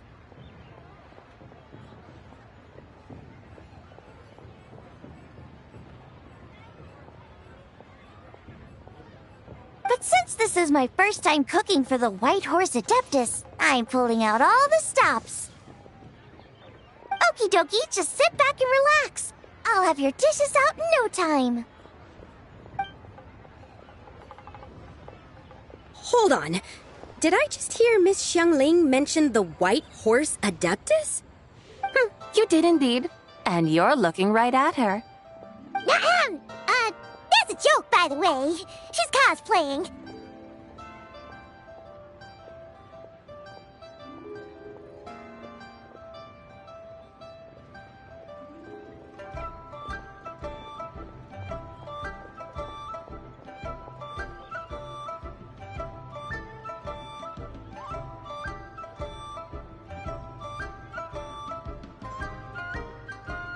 Oh, I see. Phew, almost believed you there for a moment.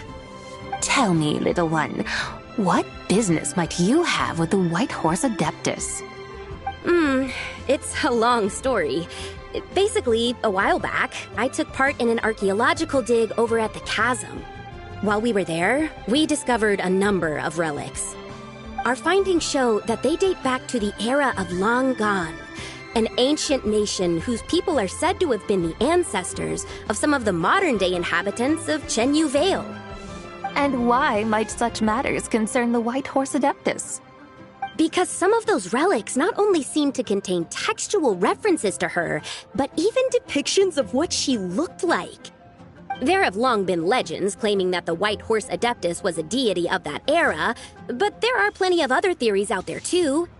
If I could just locate some more detailed records, I'm sure we'd be able to find out so much more.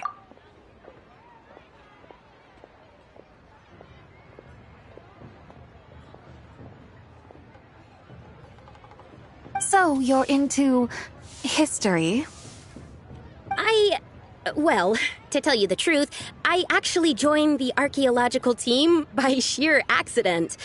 But once I'd started down this path, I knew that I wanted to make something of myself.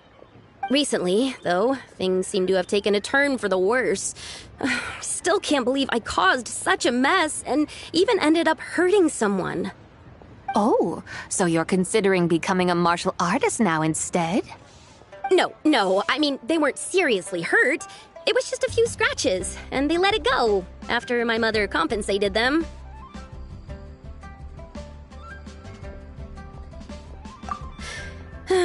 Either way, my career's pretty much over.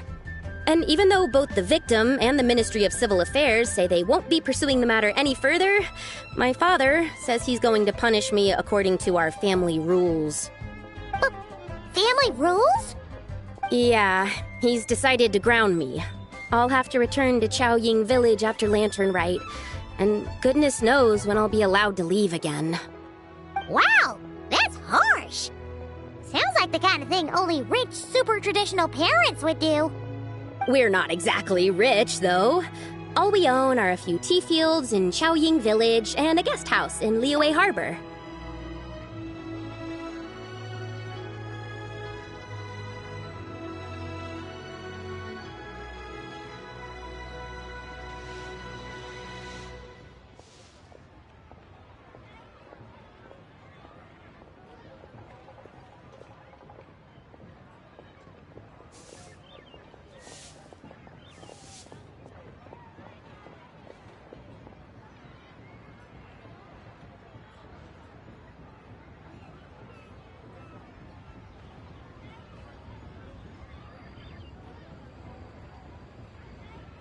A guest house? It isn't Baiju Guest House by any chance? Yep, he's my grandfather. So, you've heard of the guest house before?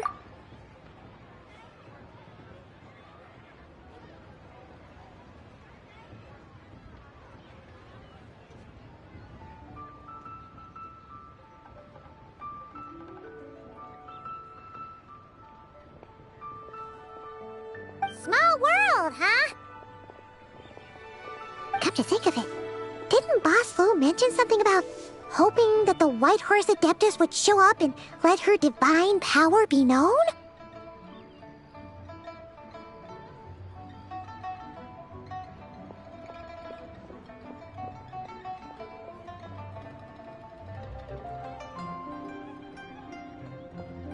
Sure, but Paimon's guessing this wasn't exactly what he had in mind.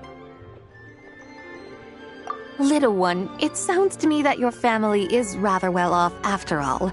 What then drew you to archaeology? Why subject yourself to such unnecessary hardships? Even if I stayed at home, there's no guarantee I'd lead a nice, easy life. Just look at my father. Recently, my grandfather put him in charge of the guest house, and he came up with a bunch of ideas right away, starting with changing its name. That didn't turn out well, though. My grandfather yelled at him for days, even calling him a bad son, and they still haven't let it go. Oh! Paimon thinks we might have heard about that too. Long story short, being dependent on others is never fun. You just end up being completely under their thumb. That's why I want to make it on my own out here, no matter how hard it is. After all, as the saying goes, to rise above others, one must endure the hardest of hardships. What's so funny about that? You poor, innocent little creatures never fail to amuse me. To think you would endure all manner of hardships in your brief time on this mortal plane, and all that merely to rise above others.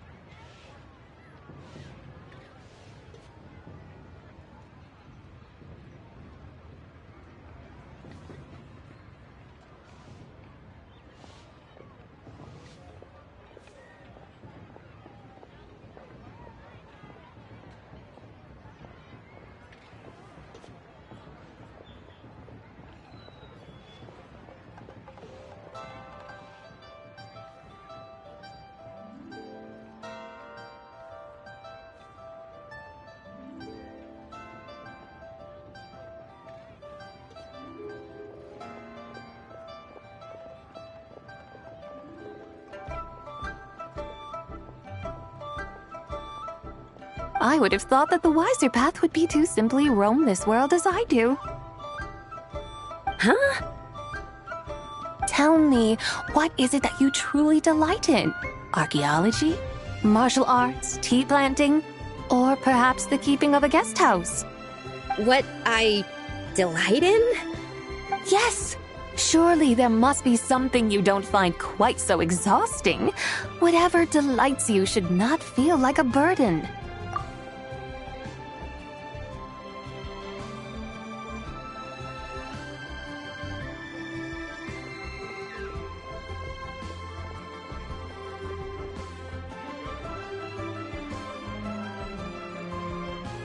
But do things like that really exist? Of course! Take Miss Xiangling, for instance. I defy you to detect even a hint of hardship on her face when she wields her walking spatula. So, since it seems you are resolved to tread the rocky path, you should strive with all your might to pursue that which brings you delight. You mean, like cosplay? I suppose you might say that. Looks like the White Horse Adeptus is really getting into her role. I think I get what you mean then. Maybe I should have a chat with Miss Xiangling before I head home. Okay, everyone. Sorry to keep you waiting. Here's your food. Wow. It all smells so good. Oh, finally! I get to try that famous poisonous stew. Hey! Didn't you hear what Shang said? It wasn't the stew. If anyone's to blame, it's that other you. What's up? How fiercely this mortal fare burns upon the tongue!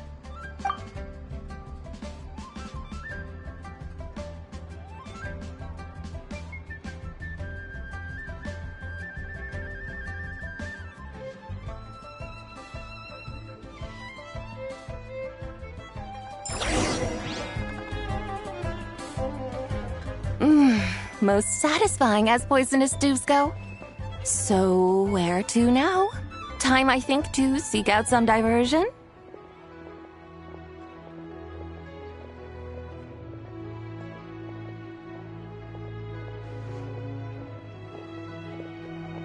Oh, there's plenty of entertainment options in Liyue. Paimon will tell you that. The locals like to drink tea, walk their pets, play chess, watch operas, attend storytelling performances. Storytelling performances? You know, like listening to people telling stories. They're usually based on old Liyue legends, just like their operas. Stuff like The Divine Damsel of Devastation, Through the Eyes of a Dragon, or The Sanctification of Tao Do. What about the story of the bright moon that sits in the sky above us? Paimon doesn't think she's heard that one. Still, the moon does come up quite a lot. It's even in the name itself. The Yue in Liyue actually means moon. Since we're on the subject, you like telling stories yourself, right? Why don't we go check it out? In that case, I'll have to trouble the two of you to lead the way. Awesome! Let's go! Third round knockout, here we come!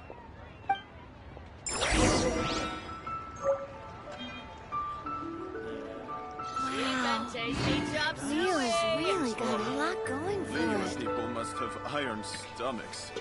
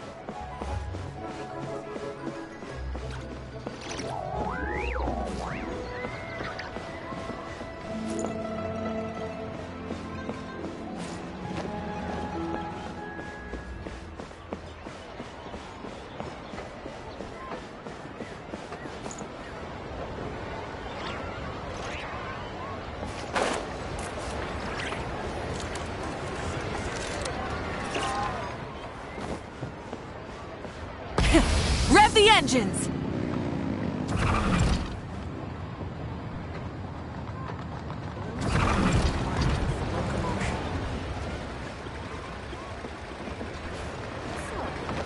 Or not.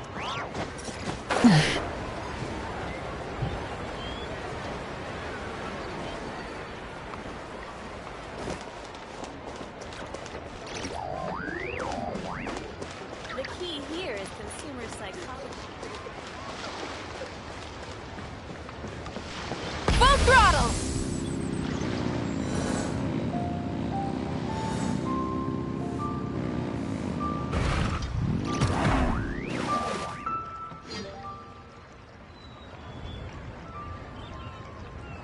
What a tongue twister!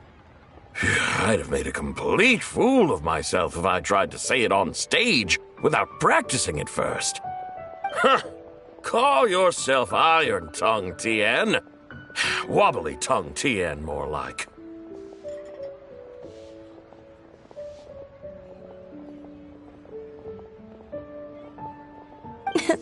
I used to have that problem a lot. But if you just take your time to grasp the meaning and commit it to memory, you'll be able to say it smoothly in no time. You're right, Miss Yoon. I'll give it another try. Hey, Yunjin! Fancy seeing you here! What are you two talking about? Ah, Traveler and Paimon, we meet again. And who, may I ask, is this? You may call me the White Horse Adeptus. The White Horse Adeptus? She's not really an Adeptus.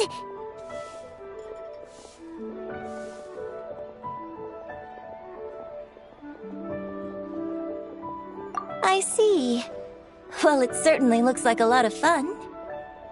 Oh, funny you mention it. This type of thing is actually something I'm quite familiar with. Once, to perform Through the Eyes of a Dragon, I decided to imagine that I was Rex Lapis himself. It was the only way to truly inhabit his mindset and understand his resolve to quell those demons. Sounds like you just wanted an excuse to feel all big and powerful. Hey, that's...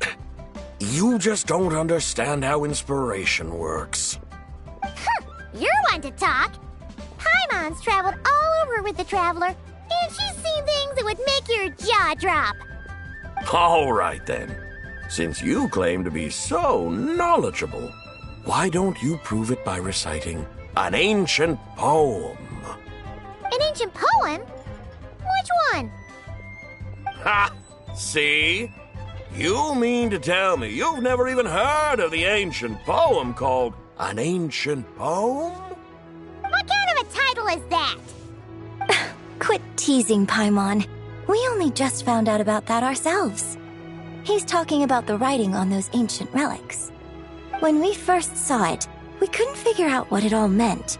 So in the meantime, we decided to just refer to it as an ancient poem.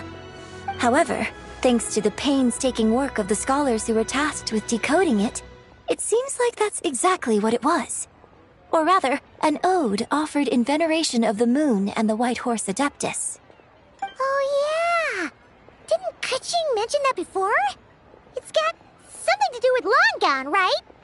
That is correct. The Ministry of Civil Affairs has issued a notice stating that, although it is true that the moon may disappear tonight, we should be in no danger. In other words, there's nothing to fear. But if you're worried, we can always take a leaf from the Book of the Ancients. By reciting this poem, I mean, and calling for the White Horse Adeptus's aid. If we do that, I'm certain she'll protect our moon and keep us safe. Oh, seriously? Paimon has to get a look at this.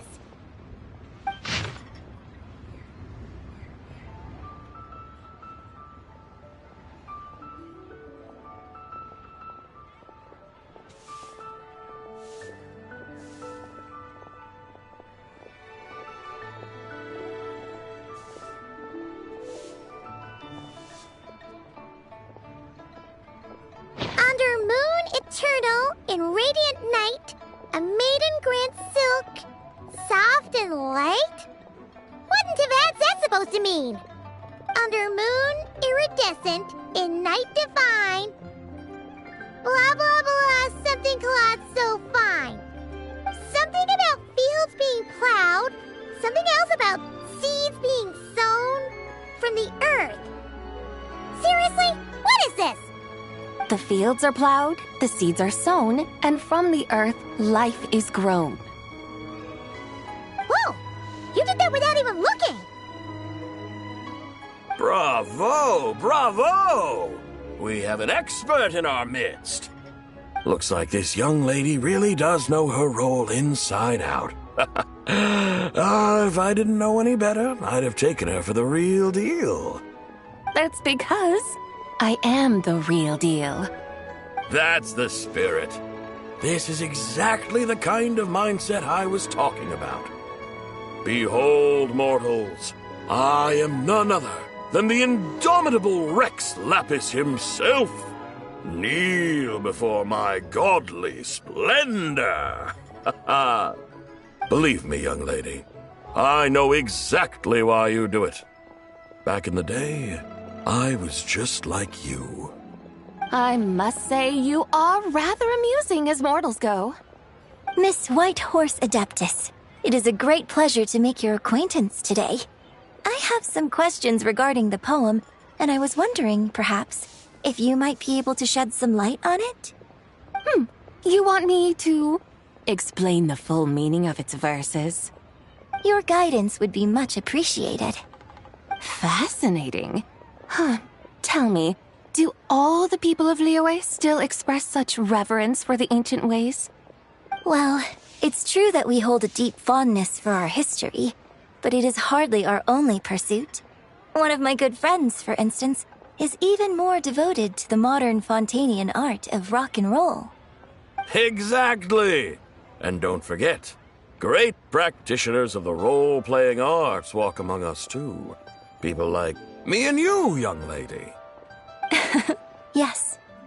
So rather than placing too much emphasis on our reverence for the ancient ways, it might be better to say that here in Liyue, 100 passions bloom, each with a voice of its own. I see. Then, I suppose it wouldn't do any harm for me to enlighten you. In truth, it is but a simple poem of blessings. Its meaning is this. As the eternal moon rises in the night sky, a maiden adorned with lustrous jade descends upon the earth. She blesses the kudzu vines and mulberry leaves, so that they may be used to make coarse cloth that is nevertheless soft, light, and comfortable to wear. As the iridescent moon rises in the night sky, a maiden adorned with lustrous jade descends upon the earth. She blesses the kudzu vines and hemp, so that they may be used to make fine, luxurious cloth. As the frost moon rises in the night sky, a maiden adorned with lustrous jade descends upon the earth. She blesses the mugwort and artemisia, so that they may be perfect for divination. So she really did come down from the moon? She shows the people how to use the plow and spade to purge the land of weeds, till the soil, and heap up the earth to make it fertile. Then with the hoe, she teaches them to sow their grain, bestowing the promise of life upon every seed. She blesses the millet and the beans, ensuring that their stalks and vines stretch forth without end. She graces the wheat and the rice, so that their heavy heads are filled with plump, glistening grain. Sounds like she's a real pro at all this farming stuff. The fruits of the field are harvested and brewed into sacred wine for honored guests. This we reverently present to the divine maiden, with every ceremonial step flawlessly observed, so that she may witness the depth of our piety and respect. Oh, divine maiden, how can your graceful presence in the sky not seem like that of a fairy descending from the heavens? Oh, divine maiden, how does your pure and radiant form not resemble the guardian spirit of our land?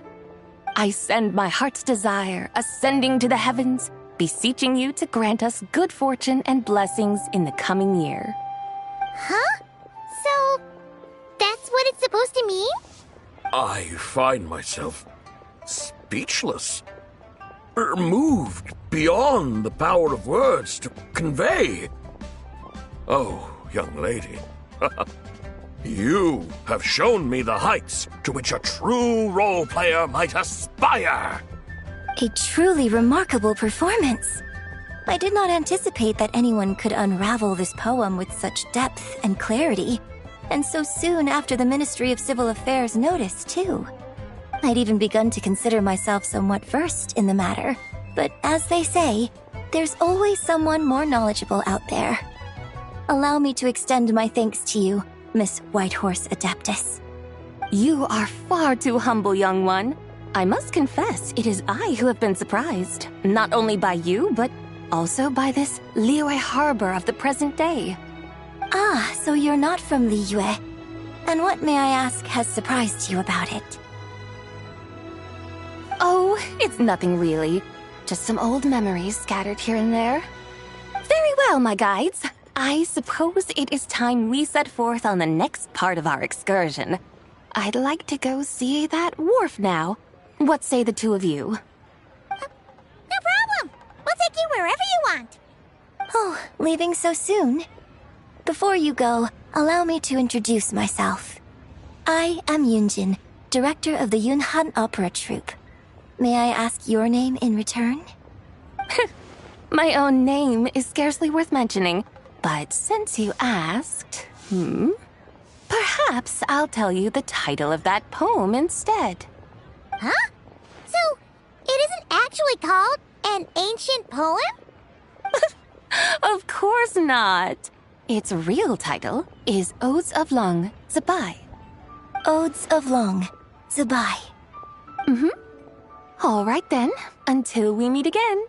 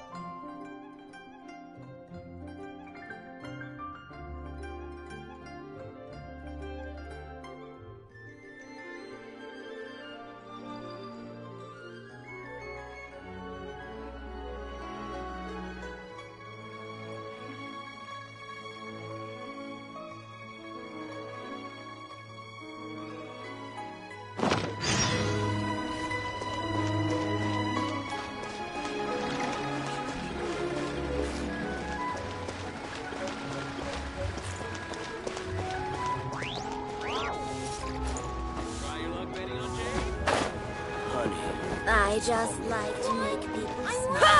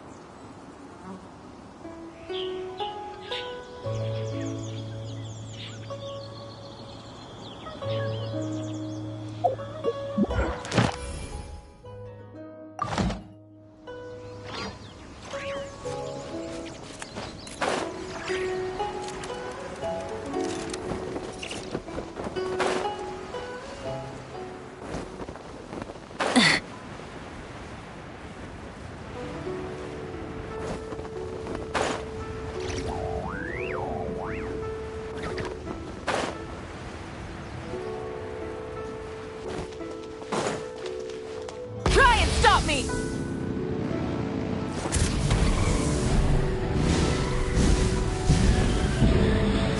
Incinerate!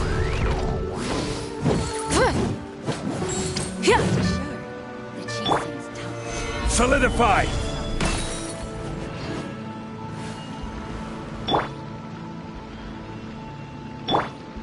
Full throttle!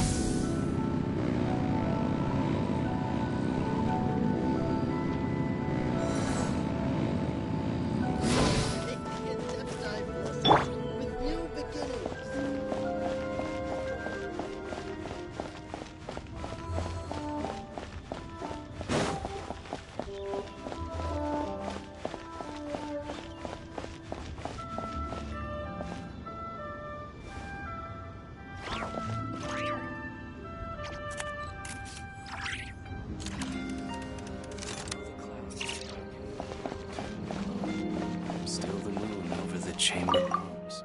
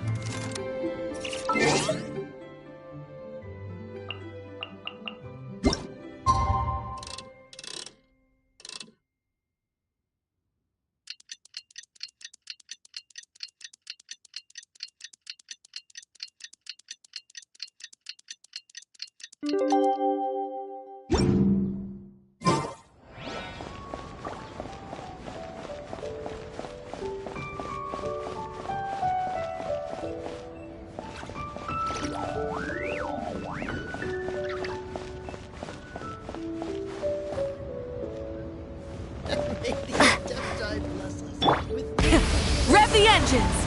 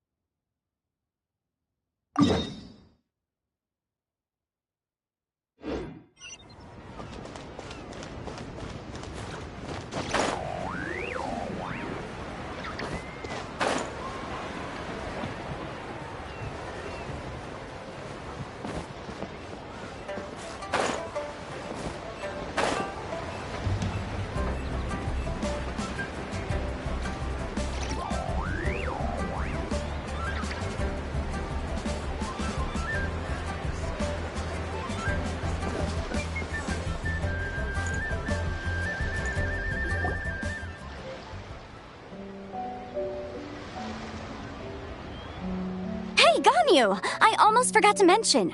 On my recent trip to Notcry, I came across something really fascinating in the Frost Moon Scion's library.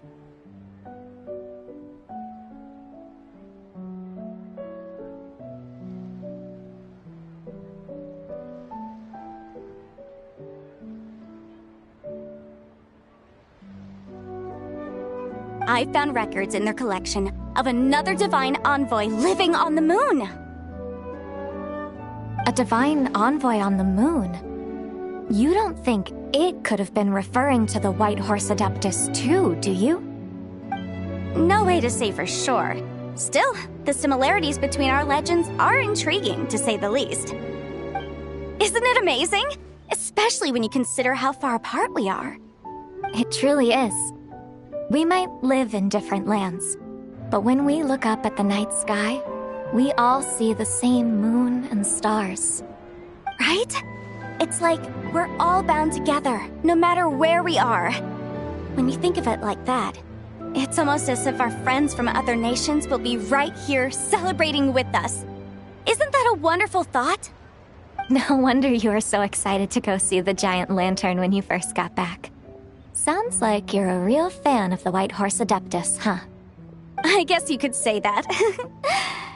Just a pity she's so elusive. Even Granny's never met her, you know? Maybe she really is just a legend after all. Hey, Yanfei and Ganyu! Trust, Paimon.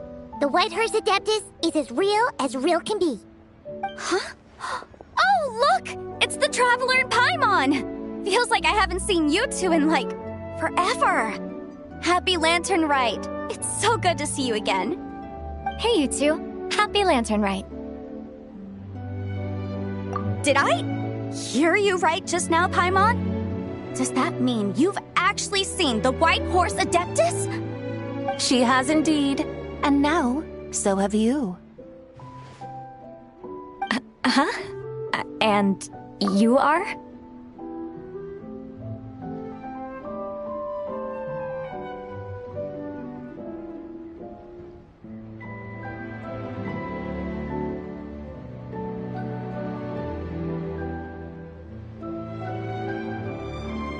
Why, who else? The White Horse Adeptus, of course! Could you maybe start with something else next time?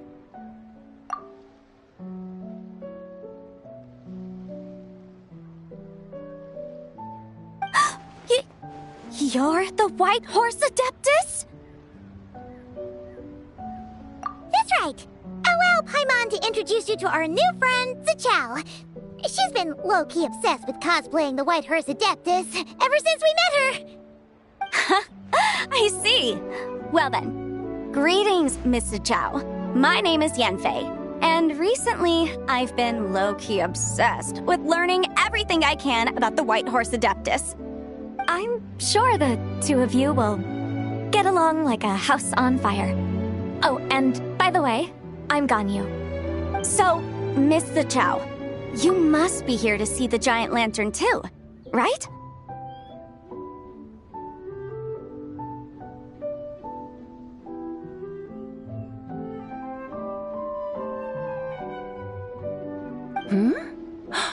A horse-shaped Zhao lantern? Is that what I think it is? That's right! A lantern made to honor the White Horse Adeptus herself. Isn't it gorgeous? Huh? What are you laughing at? Both the lantern and myself. What do you mean? This lantern truly is an artistic masterpiece. But tell me this. Have any of you ever seen a horse before? Come to think of it, Paimon can't remember ever actually seeing one herself. What about you, Traveler?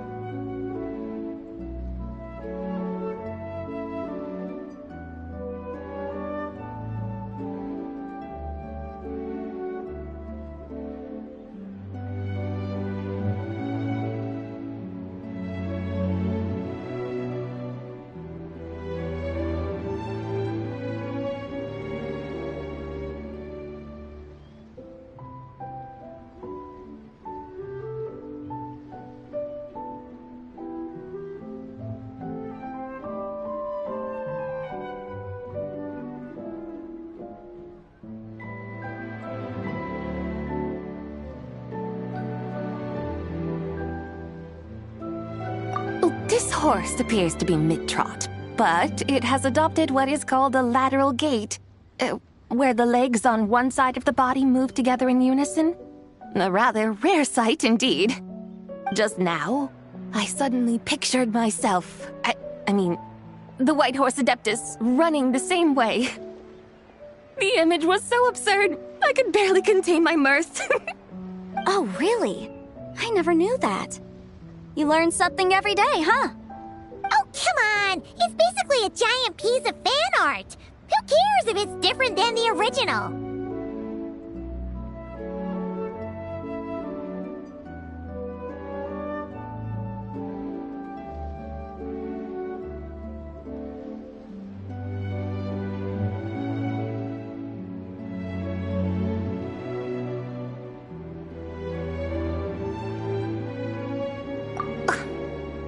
I was merely laughing at my own ignorance. I came here thinking that the White Horse Adeptus's tale had been long forgotten. Yet here I am, gazing upon a lantern made in her honor. Well, you couldn't have been more mistaken. There are so many tales about the White Horse Adeptus, I'm starting to lose count. Just off the top of my head... Just so you know, Yanfei, we've heard it all like a million times before. Aha! But there's one thing I can guarantee that you haven't. Huh? You mean like a new chapter of her stories come to light? Mm-hmm. And I heard it from Ganyu just yesterday. Hey, why don't you share it with the others? Sure, no problem. Where to begin? Do you guys still remember what Liyue's Moon Chase Festival is about? Of course! It's a festival held in honor of the Stove God!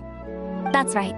But it took a really long time for the Stove God Festival to become what it is today. In its earliest form, it was actually an adeptal ritual known as the Moon Chase Rite.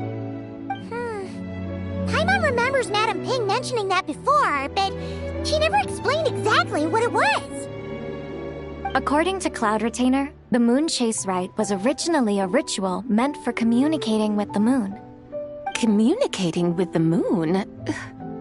But for what purpose?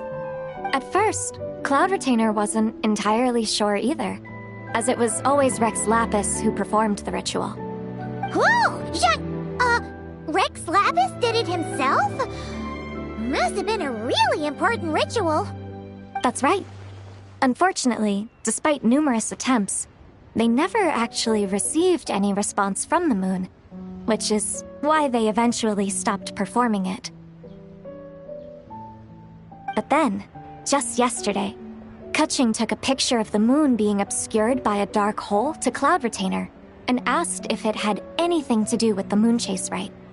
The moment Cloud Retainer saw it, it suddenly dawned on her that the rite might have been an attempt to reach the White Horse Adeptus all along. Does that mean Zhang Li's been trying to bring back the White Horse Adeptus all this time? So how about that? Bet you never thought there might even be a link between the White Horse Adeptus and the Moon Chase Festival. If Keqing hadn't taken that picture to Cloud Retainer, we would never have known any of this. This is probably what Keqing was referring to that day when she mentioned there were some ideas she wanted to follow up on. So, Geo Archon. All this time, you've been striving to awaken her. Huh? What do you mean, awaken? Nothing. What I truly meant to say was, this new insight you've provided has been truly eye-opening. Oh, by the way, my trusty guides, I've been meaning to ask, where in Liyue Harbor might one enjoy an expansive scenic view? Huh? We're off to the next stop already? But Paimon's barely done digesting that lore bomb just now. All the more reason to find the right spot to let it sink in. Oh, so that's what you're up to. A tour of Liyue Harbor? In that case, if you're looking for a spot with a panoramic view, I'd recommend Yujing Terrace. That's a great idea. Since the terrace is on higher ground, the sea view from up there's so much better. Great! Well, the lantern ride's about to start, so we should get back to Granny's now. Hope to see you all at the festival tonight.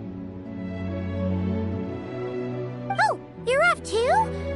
All right then. See you both soon. See you soon.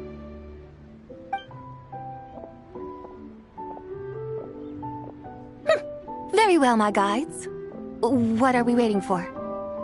Okay, you're the boss. Yujing Terrace it is. After all, the customer's always right.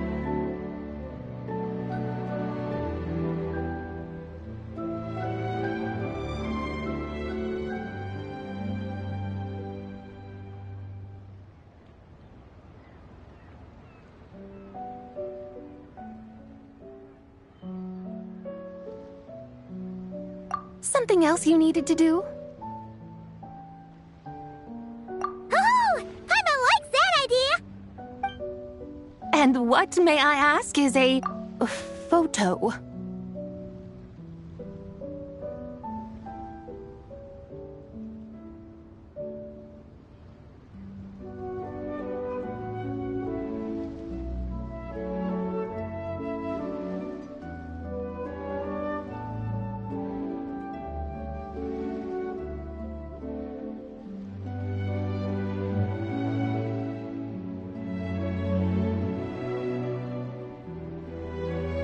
It's this awesome invention that lets you record moments in the blink of an eye! Except, you've gotta try not to actually blink. Oh? What must I do in preparation, then? Nothing! All you gotta do is choose a pose. The Traveler will handle everything else.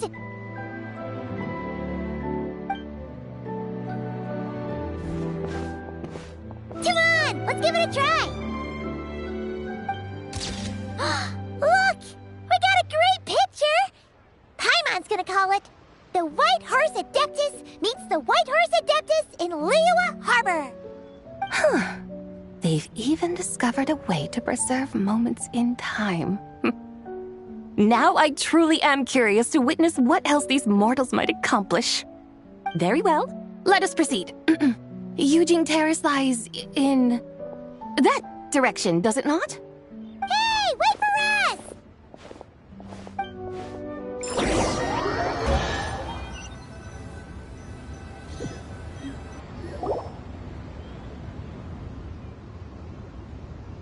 Truly a marvelous view if ever there was one.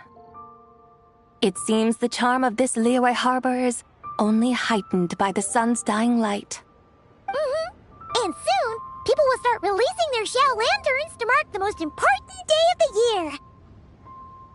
Practically everyone will be with their friends and family, eating a big meal, chatting, and even setting off fireworks.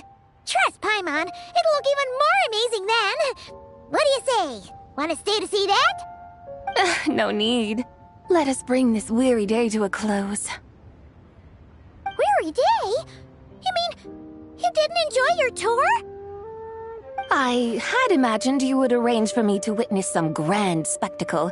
Perhaps the descent of divine beings, the manifestation of the sacred before mortal eyes, or the appearance of a selfless hero come to aid the helpless and downtrodden. Or, should that not come to pass, then at the very least spend a little more coin. For that, it seems, is how one finds true enjoyment. Alas, but there was none of these. Instead, we merely filled our bellies, listened to tales, and gazed upon a crude imitation of my likeness. And now the sun begins its descent. What a day of quiet tedium. Well, we're so sorry. If we'd known that was what you wanted, we'd have done it all differently. It's all that Zhang Li's fault for not making the customer's requirements clear.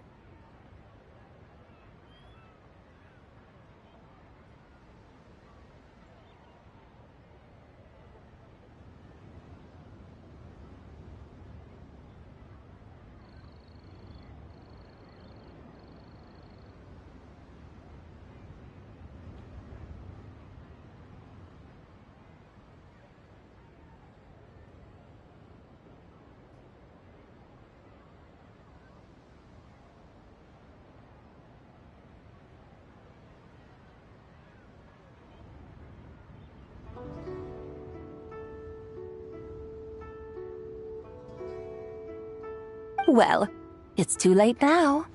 Do you still believe I would part with that soul fragment, now so intertwined with my very being? But...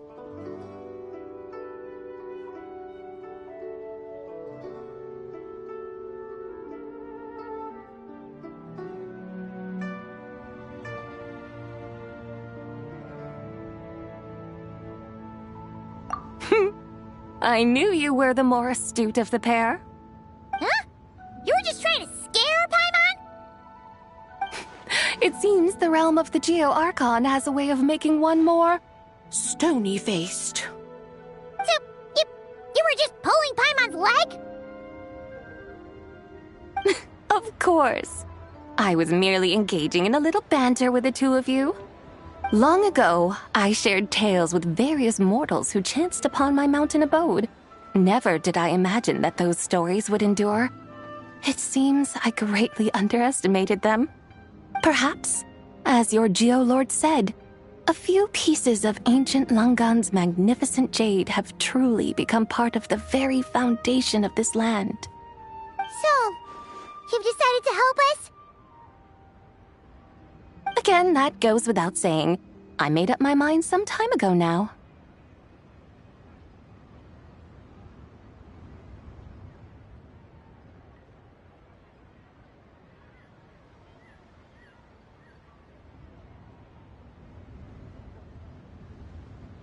When I beheld a rather intriguing scene as I set foot in this city, I saw porters passing through the alleys, setting down heavy wooden crates from their weary shoulders. Peddlers pushing carts as the kites and lanterns upon them rustled gently in the breeze. I saw cooks cooking, actors acting, scholars reading, soldiers marching, children playing, elders resting, officials officiating, and the common folk absorbed in this or that, reveling in the simple joys of life. Some, it seems, have already found that which stirs their hearts, while others continue to fret, troubled by uncertain futures. Yet, in this gentle and serene order, each holds fast to their anticipation, not only for the celebrations to come, but also for the first light of the morrow. Scenes I once yearned to behold now unfold before me, no longer in Langan, but in Liyue Harbor, thousands of years on. How wondrous is this mortal realm!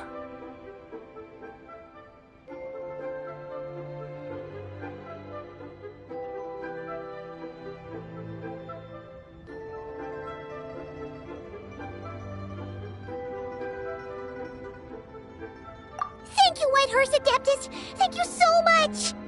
Adeptus, Adepti, perhaps the singular art in which we are truly proficient is that of sequestering ourselves within the high mountains. But once we leave our mountain refuge, we find ourselves drawn back to mortal ways all the same. So, it is I who should offer my thanks to the two of you. Traveler, Paimon, you have made this day more delightful than any I've known in a long, long time. Come now, and take what it is you need. You mean, like, right now? But don't you think we should wait for Zhang Li? That won't be necessary. All things shall meet again in their time, For the waters know no rest, and the flowers their appointed season. One need not fear that life is but a journey of goodbyes.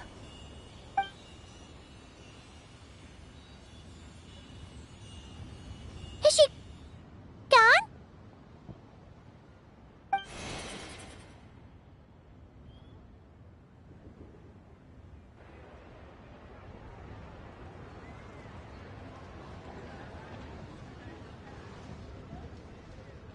Yes, she's gone.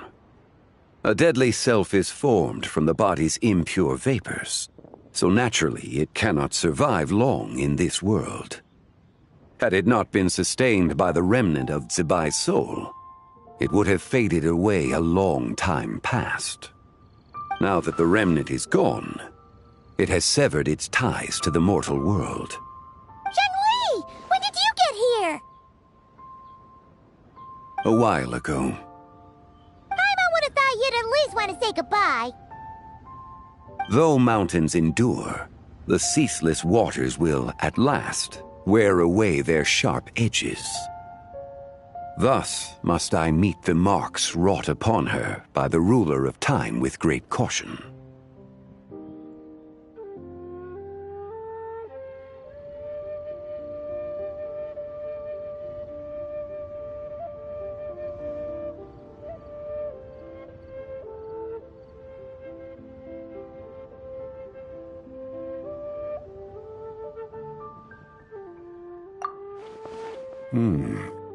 It may be goodbye for now, but someday we will meet again. Really? And when might that be? Who can say for sure? Years and years from now, perhaps. Or maybe tonight, at the Lantern Rite. Are you saying that if the White Horse Adeptus were to be resurrected, she'd still have the memories of the three deadly selves? That she'd still remember us? We will find out soon enough.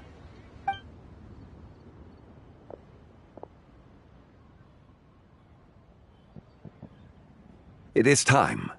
The rite is about to begin.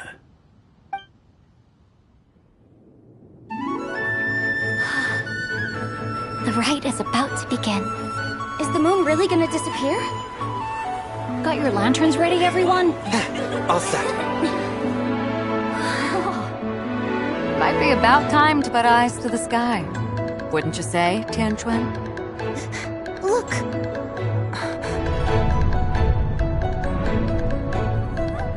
When the sun's out, eat the sun. When the moon's out, eat the moon.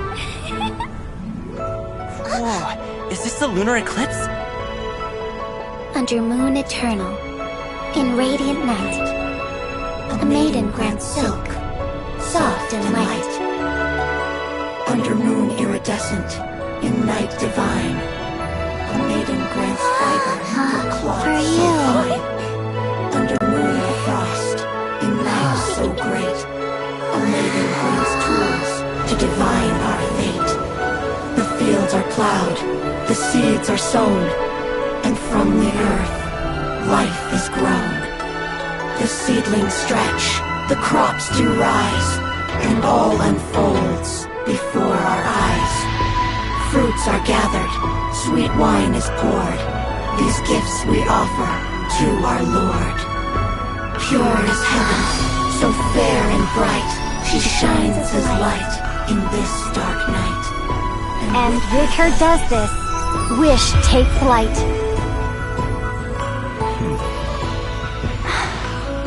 Devoted soul, scattered and unbound. Let this lantern guide you home. By its light be found.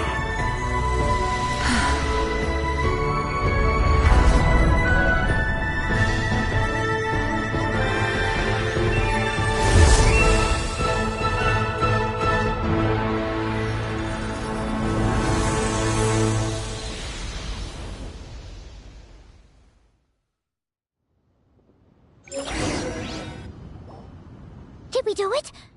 Do we finally get to meet the real White Horse Adeptus?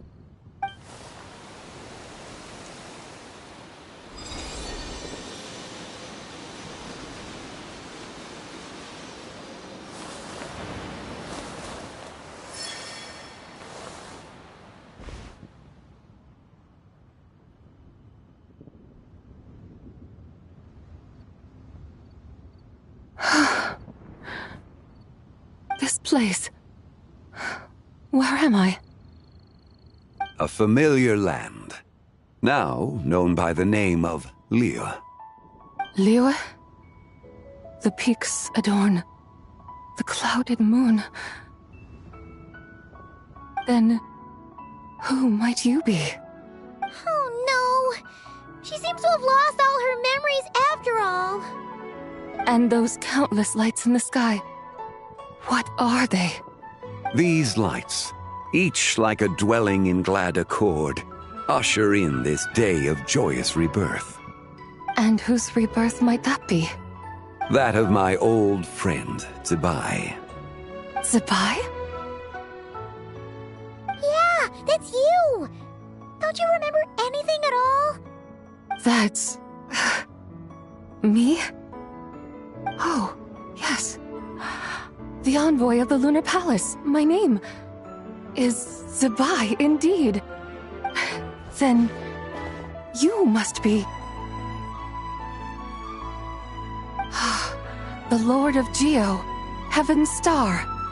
Many years have passed since we last saw one another. Zibai, my friend. Welcome home. Home? But why does this place, this Liyue, feel at once so strange and yet so familiar? Who you are? Who are you? Ah, yes, I remember now. You are that treasure-hunting damsel, the one stricken by the poisonous fish stew. How goes your quest for treasure? You must have achieved both fame and fortune by now, I trust. Hey, you've got it all wrong! You're talking about Lu Xiangxiang. And how many times do we have to tell you? She wasn't poisoned! Sheesh! But I could have sworn... Oh, that's right. You're that impudent blonde youngster who kept meddling in my affairs. And to think you even had the audacity to presume yourselves worthy of being... What was it again? Ah, yes, of being my guides. How very wonderful to see you again, my most faithful and beloved guides. I trust all has been well in my absence? Well, she finally got it right. But that sudden mood swing felt even weirder. It's like her head's packed full of slimes. It is possible that her cells have not yet settled. After all, they've only just been brought back together. It may be some time before she fully recovers. Huh? You mean, kinda like she's still half asleep? That I cannot say for certain. Perhaps a few days. Perhaps a few years. A few years? Mortal years are but a poor measure when divine beings tread the realm of dreams. Well, if you say so. Anyway, at least she's whole again, right? That already seems like a pretty good outcome to Paimon. Yes, there is little cause for worry. We need only wait and let time take its course. Say, what are those little creatures over there up to? Celebrating Lantern Rite, of course. And those lights up in the sky? Those are all Xiao lanterns. This year, each and every one of them carries a little wish inside. Lantern Rite. Then, may I join in too? Of course! Why else do you think we've been running around like headless chickens these past few days? Tell you what, Traveler, why don't we take the White Horse Adeptus out to celebrate? Who knows? Maybe seeing some familiar faces might help her find her feet?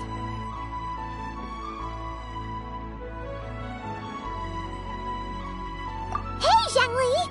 You've got some time on your hands now, right? Why don't you come along with us? By no means a bad idea, Paimon. Oh, and Zibai, before Paimon forgets, when we meet the others later, remember to wish them a happy Lantern Rite. Happy...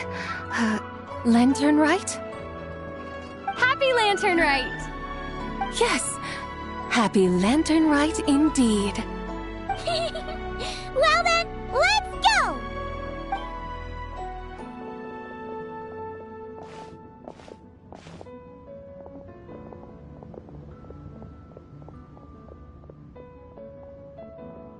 Lantern Rite. A night of joy, reunion, and moonlit blessings for all.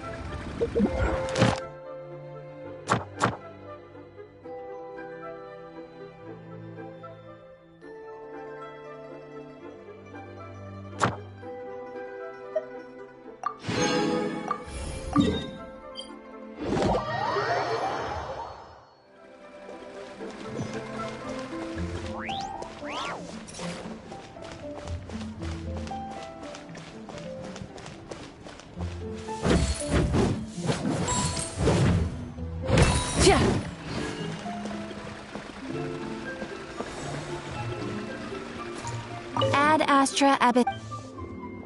Thank you for completing today's commissions. Here is your reward.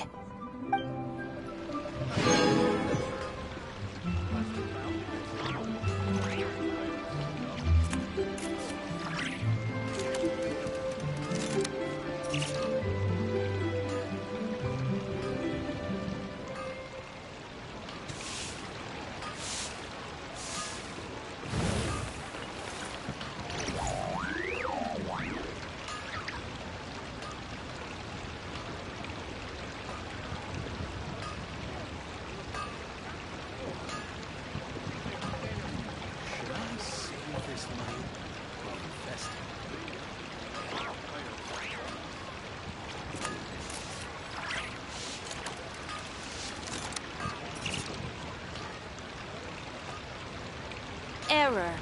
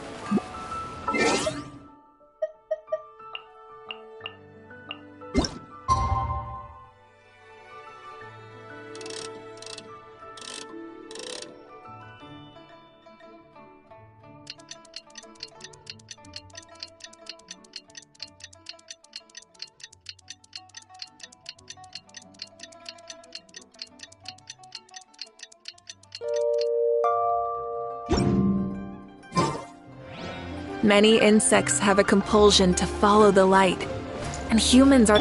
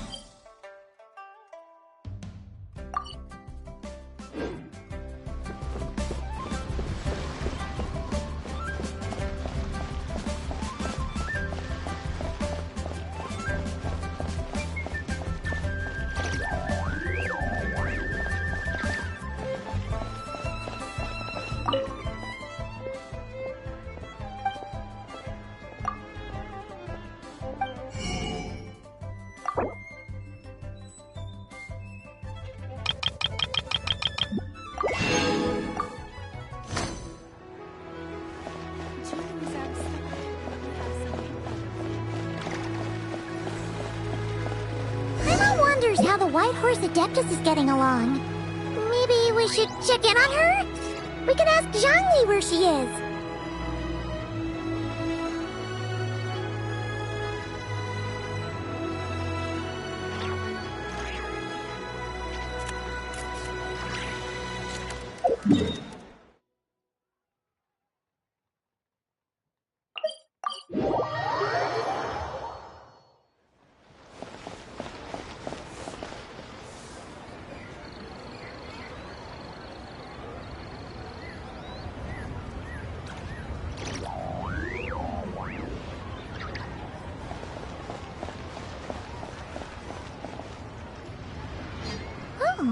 Looks like Zhangli hasn't stopped by for tea today.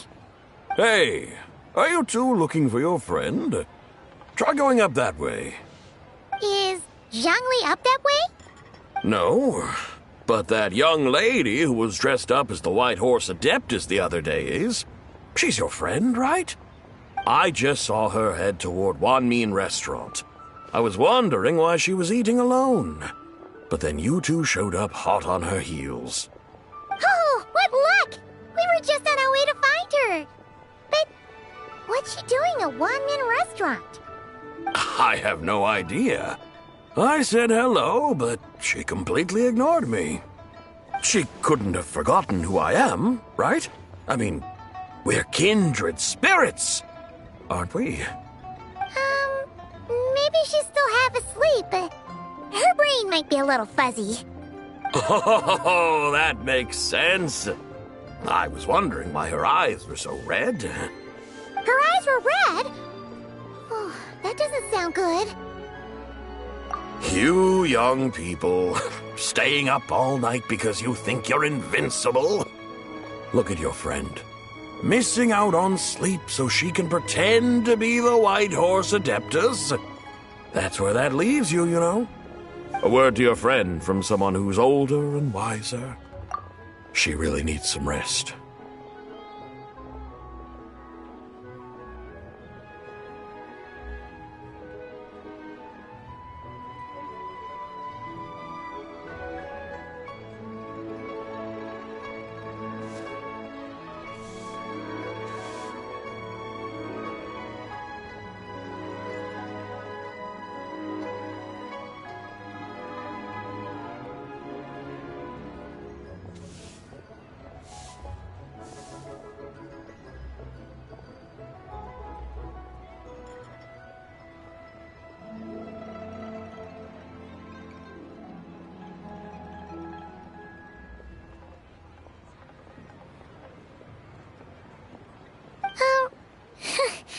Paimon won't be so certain about the older and wiser part.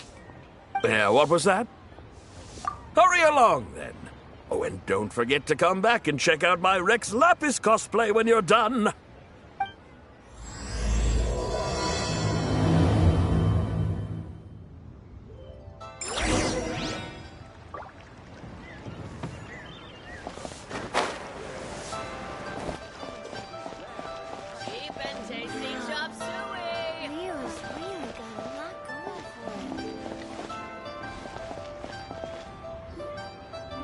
Where's the proprietor? Come out and see me at once! Xiangling and Chef Mao aren't here right now. What can I help you with? And who might you be?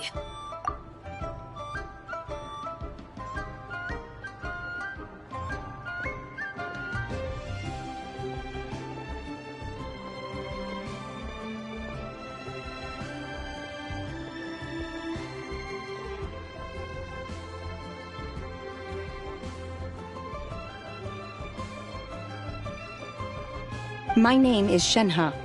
I work here at Wanmin Restaurant. Shenhe. Shenhe. Are you that crane adeptus who loves planting mint? It's been a few days. Have you improved your gardening skills? Did you manage to cover the slopes with mint?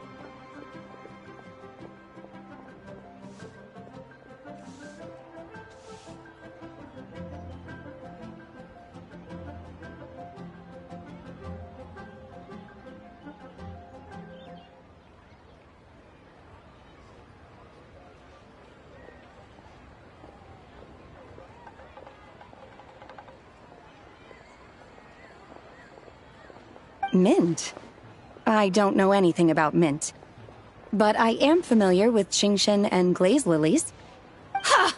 Already casting mint from your mind. How can a practitioner of self-cultivation be so fickle, chasing after every new plant that catches their eye? I'm not sure I get what you mean. Are you delirious from hunger? Would you like something to eat?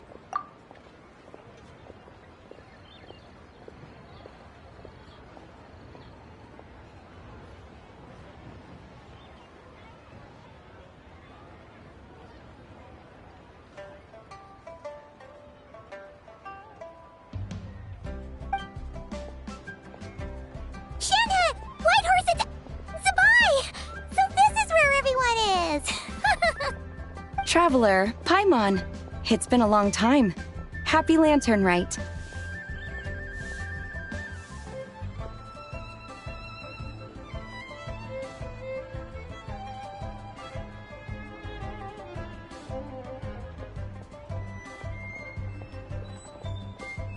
Is this customer a friend of yours?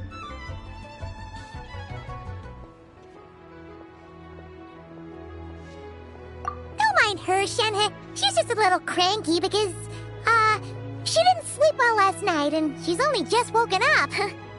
Look how red her eyes are. I see. In that case, Miss Zabai, I have a tonic here infused with Shingshin. It's cool and soothing when applied to the eyes. Would you like to try a few drops? Stop right there! Who are you two noisy children? Hey! Have you forgotten about us already?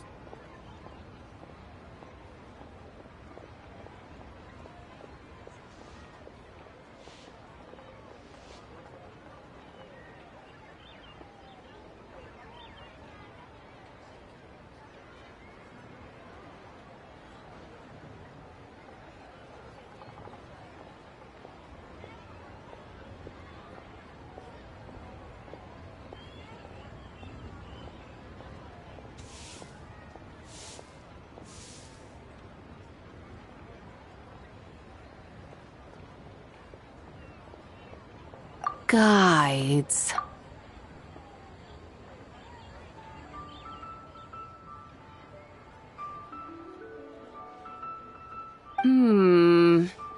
Yes, I seem to recall something about some guides. Ah, yes, now I remember. What luck! I was just looking for someone to show me the way to Elong Wharf. Huh. Is she starting to come around? Someone requested my help in purchasing some tea leaves.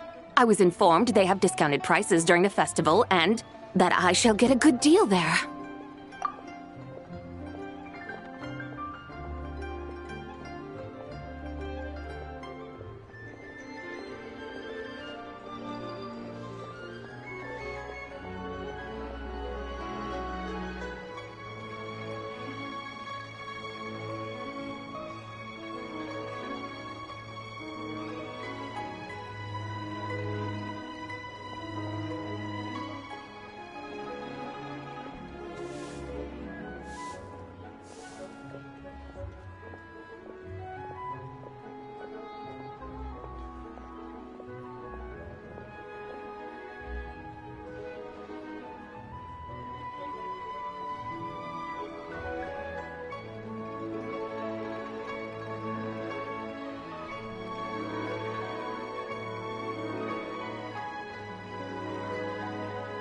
Tea leaves?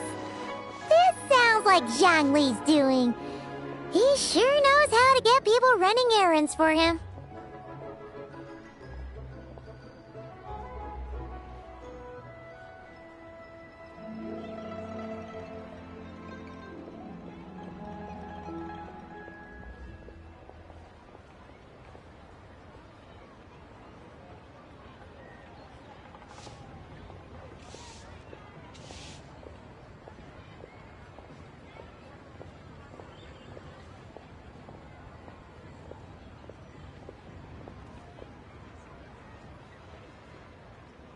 Your friend Rex Zhongli initially requested the most expensive tea, but then a young lady in a hexagram hat Mentioned he'd burned through the Wangsheng funeral parlor's yearly expenses at an exhibition a few days ago. As such, he is only permitted to buy items that are discounted this month.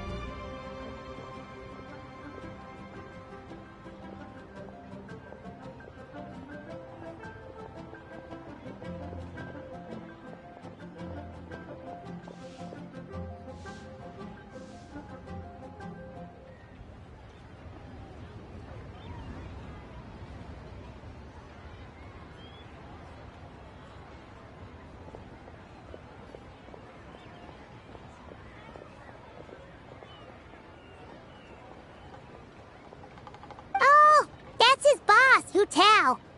It's about time she realized the problem and put a stop to his spending sprees.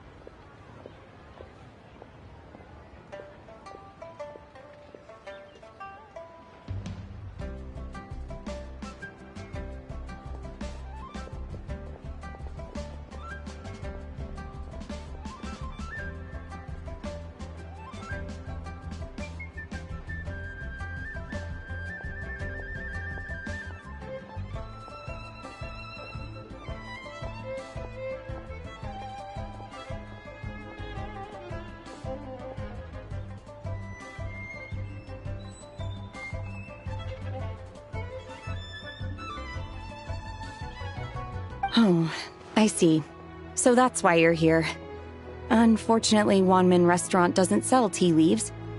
If you're truly in need, I could gather some wild tea from the mountain slopes. You don't sell tea leaves? But I remember your boss, Miss Lu, saying that she owns tea fields.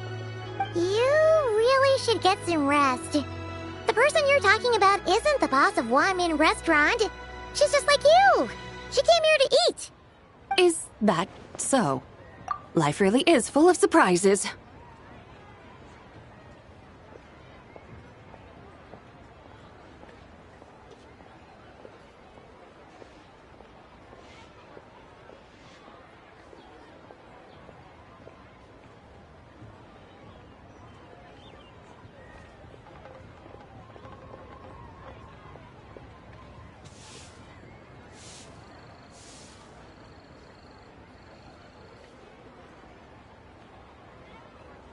Surprises! Your brain really is as gooey as a pack of slimes. I can't believe Zhongli entrusted you with going all the way to Yilong Wharf and buying tea.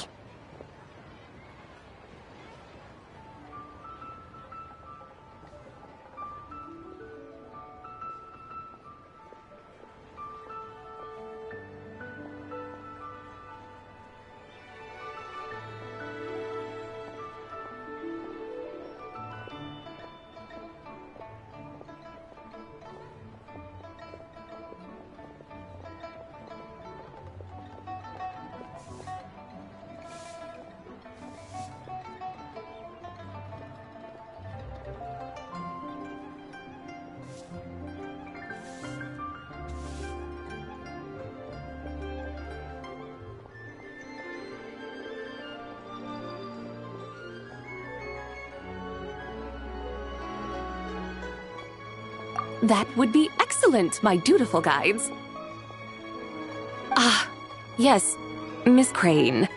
I apologize profusely for my improper behavior just now. Please forgive me. I completely understand. Master often says that the human body is like a mechanism in need of regular maintenance. When a person cannot rest at night, they are sure to become irritable and on edge. Miss Crane, you appear reasoned and compassionate on the surface, yet I sense dark forces churning within your spiritual core. Those red ropes you wear are what bind them, am I correct?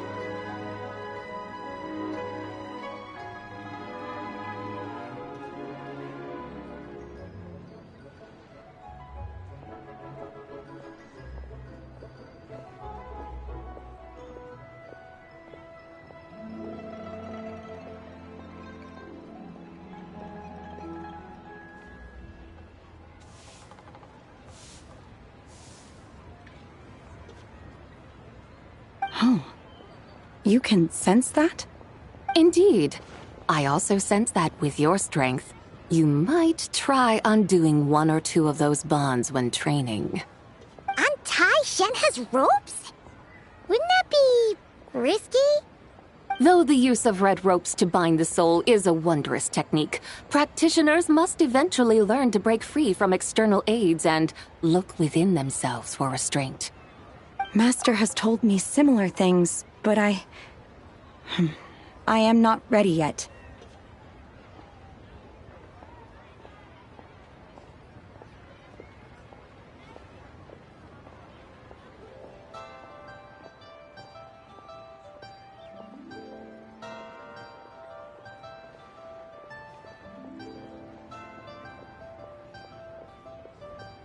Your self-cultivation has progressed far enough. Then I will seek further guidance from my master.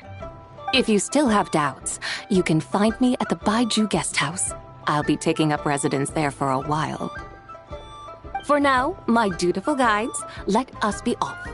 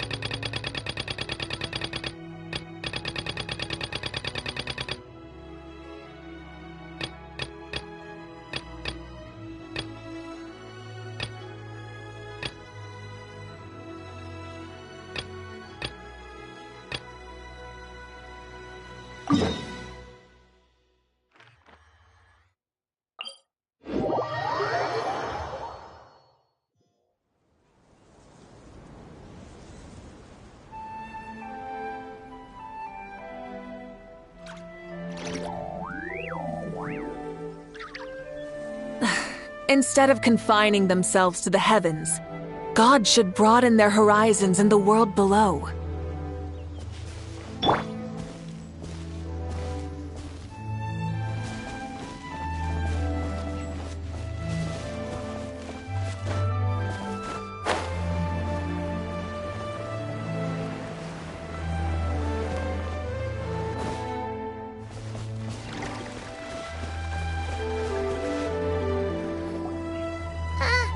Aren't we going to Yilong Wharf? How do we end up on this mountain? Is that small town over there not Yilong Wharf? I sense a familiar scent wafting through the air. You're right! Except for the smell part. Paimon doesn't smell anything.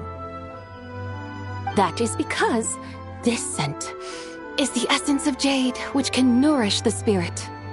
Oh, yeah! Shenyu Vale does have a lot of jade, but Paimon didn't think jade smelled like, anything. Naturally, this has reminded me of something. Hmm? And what's that? A few simple tricks for mastering one's power.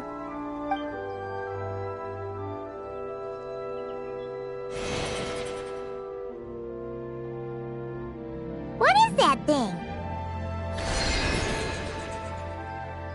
I'm sure you've been to Yilong Wharf many times before, but I wonder if you've done so while cruising through the air. You've been such dutiful, dedicated guides, so allow me to offer this fresh experience as recompense. Please step in.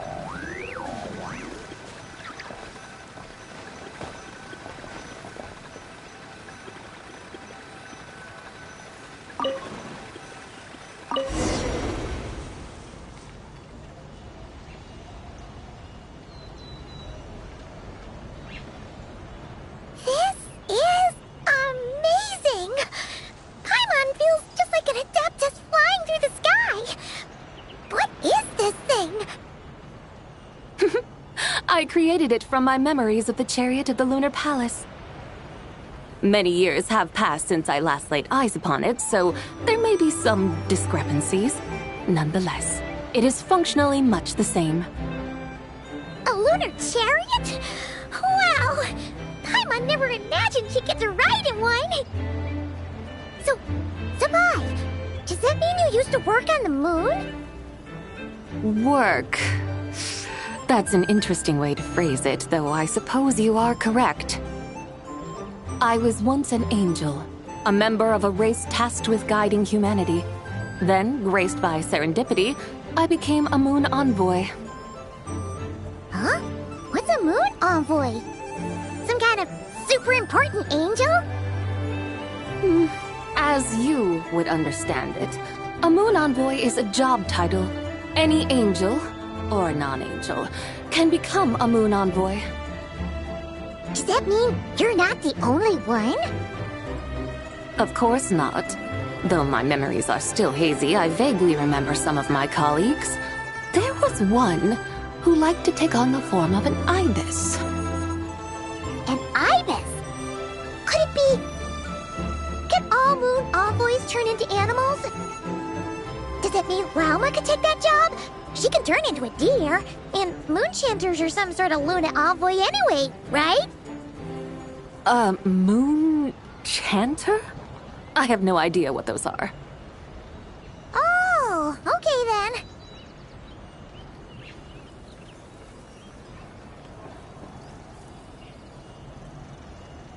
Look! Paimon thinks she saw a tea vendor over there!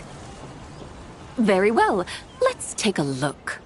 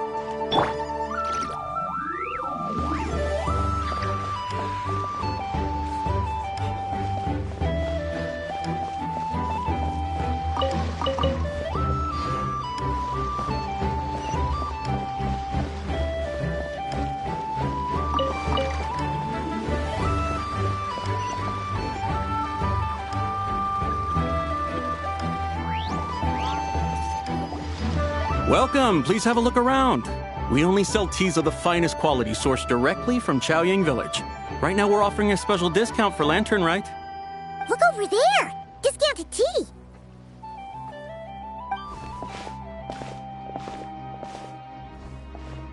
Dear customers, are you looking to purchase some tea leaves? I can see from your bearing that you are no ordinary customers. My humble shop has some exquisite teas that should satisfy your more refined tastes. We're not here for quality. We're looking for a discount. A discount? Well, that's a coincidence. Our Sunglaw tea is on sale right now. A special festive offer. Something about the name of that tea sounds familiar to Paimon. Buy 3 boxes of Sunglaw tea during the festival to get 10% off.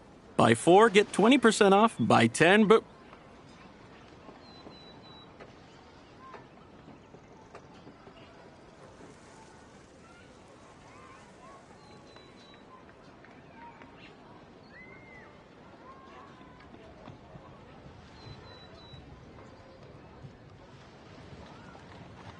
That's right. 10 boxes at half price. Have you been to our shop before by any chance?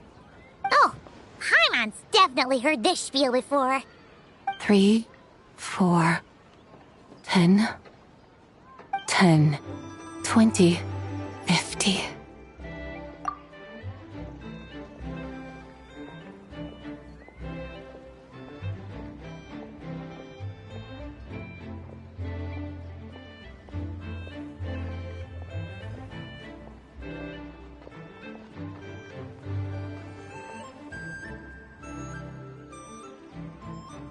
Zabai, what are you muttering about? When purchasing 3, 4, or 10 boxes, the corresponding discounts are 10, 20, and 50%. The intervals between the two sets of numbers are 1 and 6, and 10 and 30. Look! Her eyes turned blue! That's gotta be a first!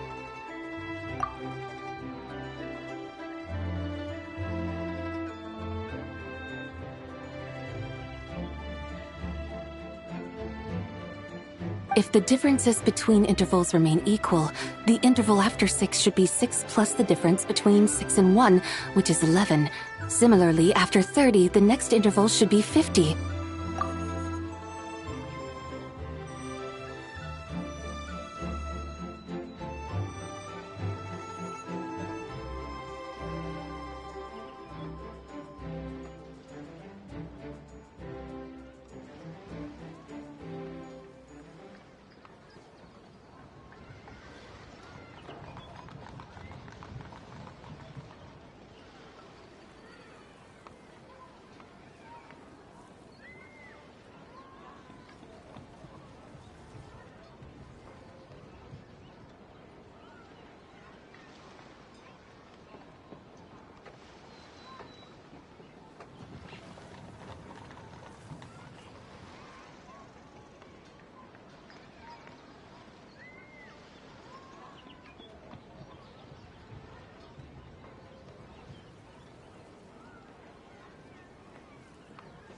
Therefore, extrapolating upward, the next two numbers in each set should be 21 and 100.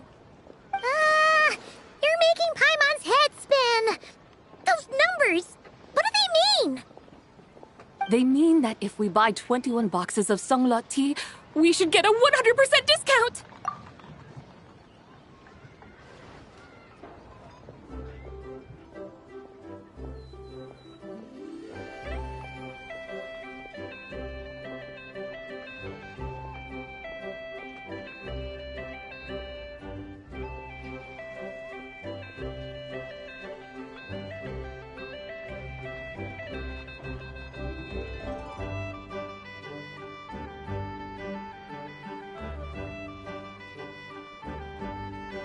A 100% discount? You mean we'll get them for free?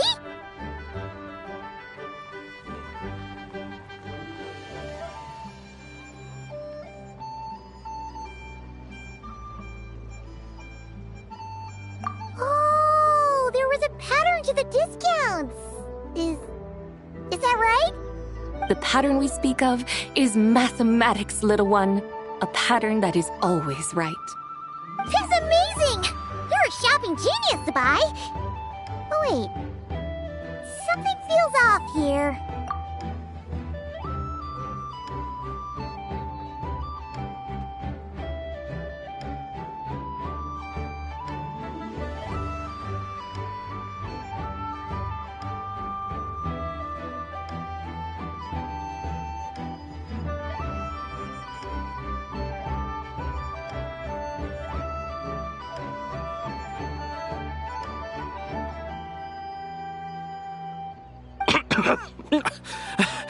I had no idea our shop's discounts were tied to the laws of nature.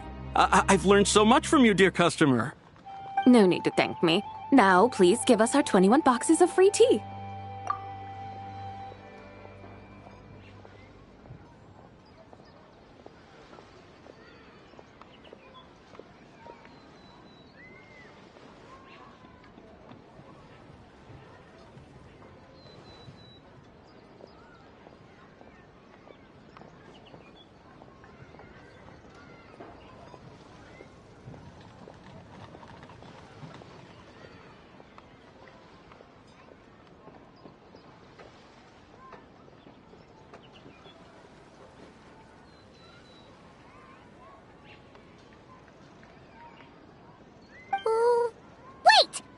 What's the matter?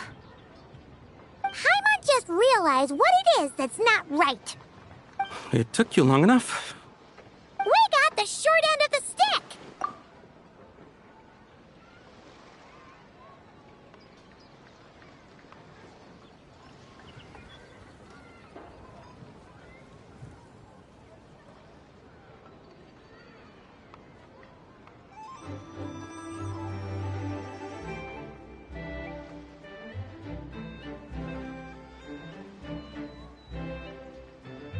Think about it. If we don't have to pay when buying 21 boxes, then if we buy even more, the vendor should be paying us money instead, right? Huh? Hey, Zibai, work this one out. If we buy 100 boxes, we'd make loads of money, wouldn't we?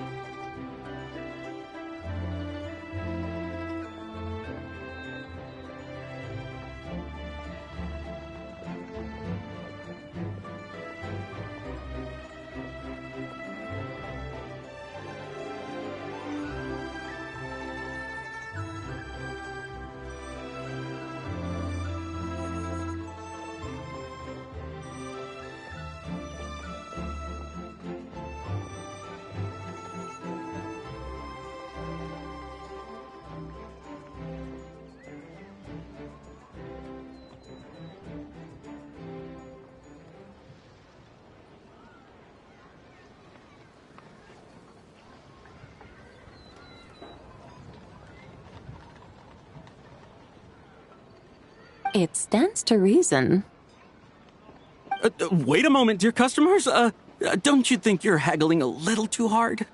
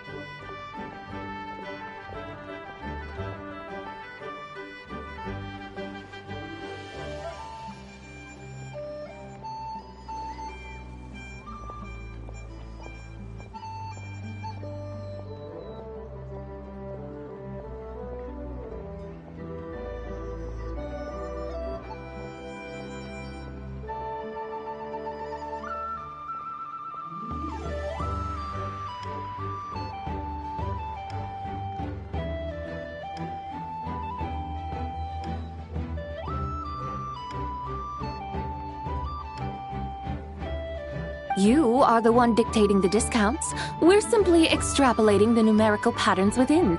As such, we are hardly haggling.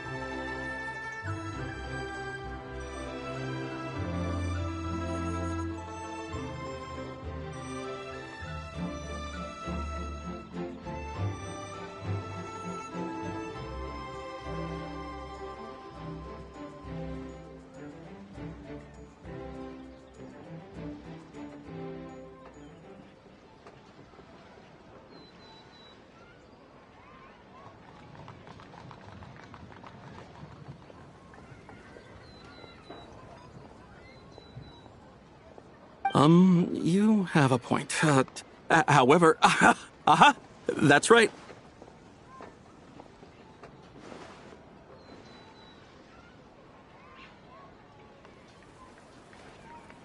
I'm so sorry. I just remembered. My supplier didn't come today, so we don't have any tea after all.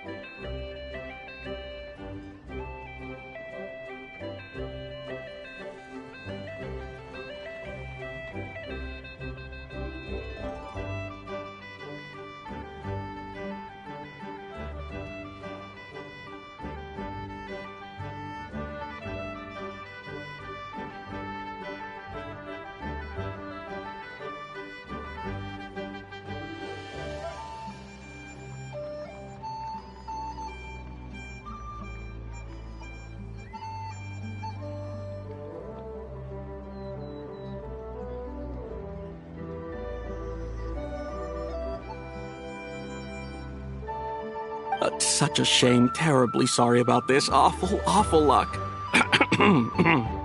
Where can we find your supplier? Well... Not to fret. We'll save you the effort and go straight to the source ourselves. Well, you see, dear client, the supplier's discount isn't as generous as ours. You won't be able to get the same price from them.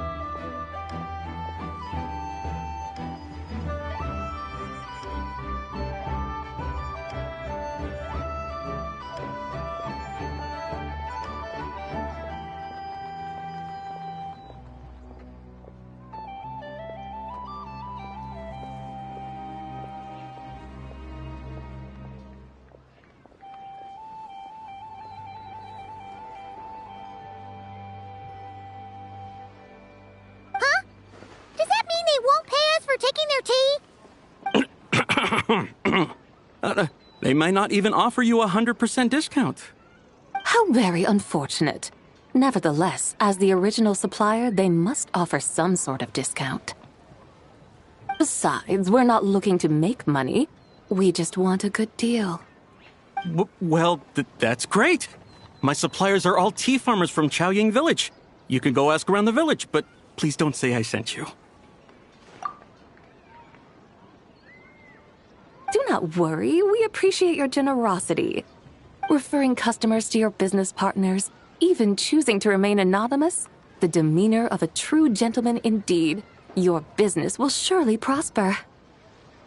I hope you're right. Then let us head to Chaoying Village. Do you know the way, my guides? Of course! Just follow us!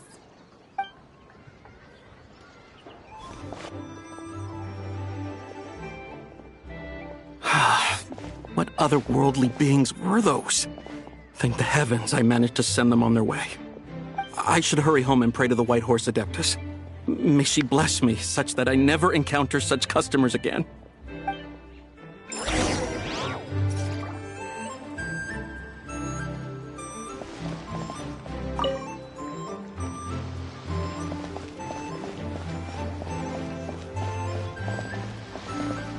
Hello, dear guests. Is there any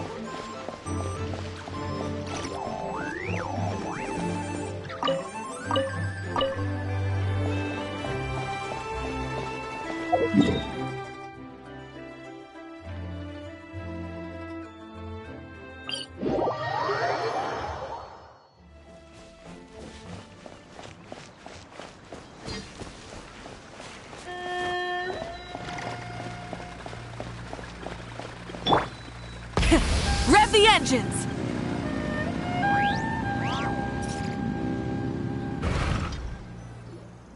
Here The mountains and waters are pristine.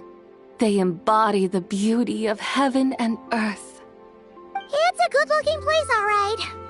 But it's hard to enjoy the scenery when Paimon can't stop thinking about all that tea-buying Mora we're missing out on. Should fate dictate, Mora will find its way to you sooner or later. Well, Morax certainly finds us often enough. He even sought us out in person this lantern rite.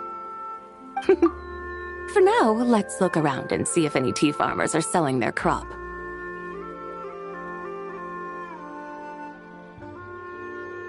We'll be able to see more clearly from up high. Let's take to the sky and enjoy the beautiful scenery while we're at it.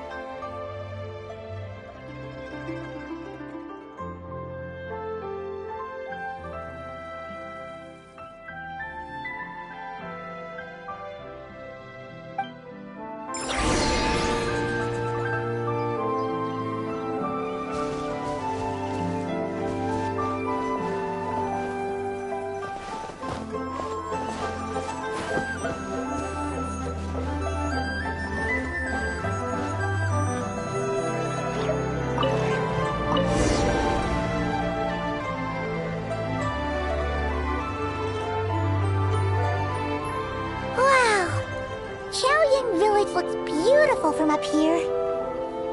Indeed, the houses here are quite different from those in Liyue Harbor. They follow the natural contours of the mountains, forming unique, elegant structures. Yeah, it's super beautiful. The white walls and dark tiles frame the emerald waves of the terraced fields, while the curved eaves and tall gateways juxtapose each other with grace. It's almost too beautiful to be true. The crowing of roosters and barking of dogs, the calls of farmers working the fields, A vibrant pastoral chorus overflowing with earthly vitality. Yeah, it's incredibly beautiful, huh? Have you studied the linguistic arts by some chance? Huh? Your vocabulary for beauty seems rather constrained. Paimon knows how to say pretty as well. I see. Now then, let's take a look around and see if we can find any farmers selling tea.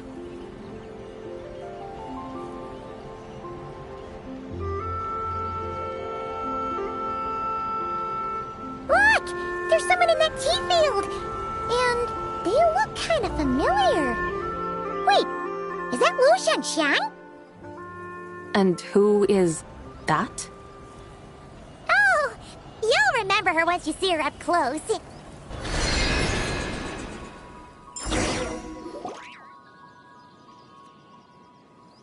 Hey there, Lu Shanxiang! It really is you! Huh? Paimon, Traveler, and the White Horse Adeptus. Fancy seeing you here. The White Horse Adeptus has a name now. You can call her Zabai. And you are... Wait. I remember now, you're... Don't say anything about food poisoning or fish. You're the young lady who wanted to rise above the rest, are you not? Yes, that's me, but I'm in a bit of a state right now.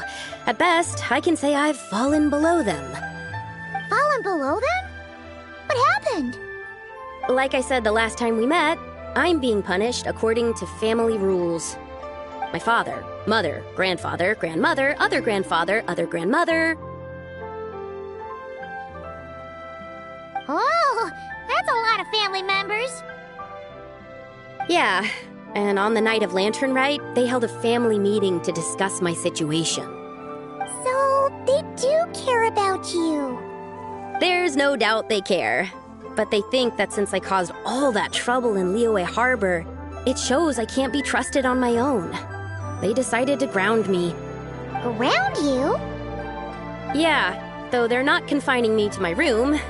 Instead, I have to personally nurture a tea seedling until it grows big enough to be sold at market. Aw, a tiny little tea baby. Do they want you to experience what it's like to be a parent? It's supposed to cultivate my character and temperament. They say this will help me calm down and reflect on my issues.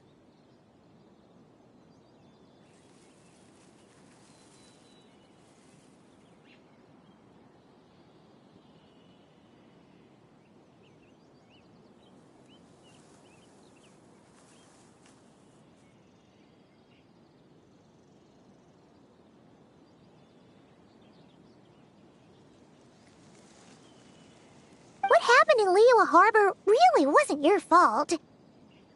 Oh well, at least this punishment doesn't sound too harsh.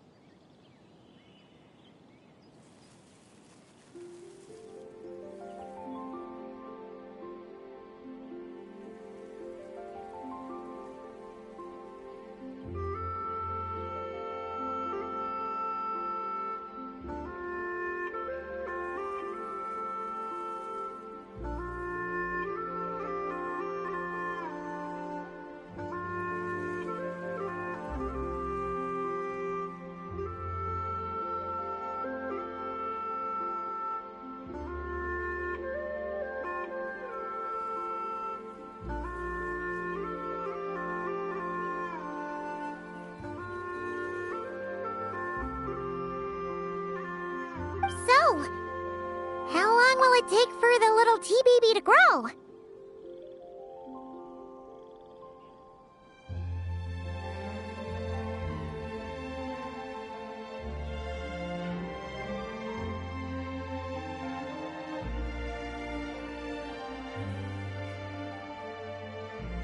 Actually, I don't know.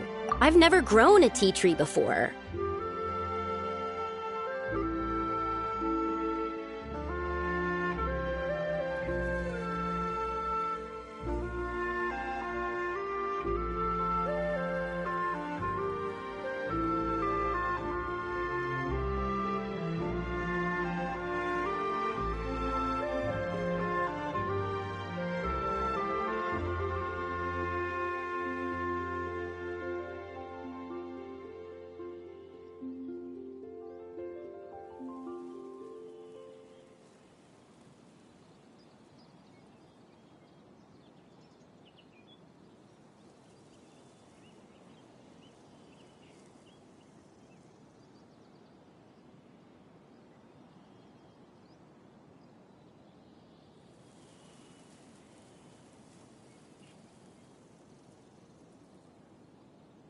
It usually takes 2 or 3 years.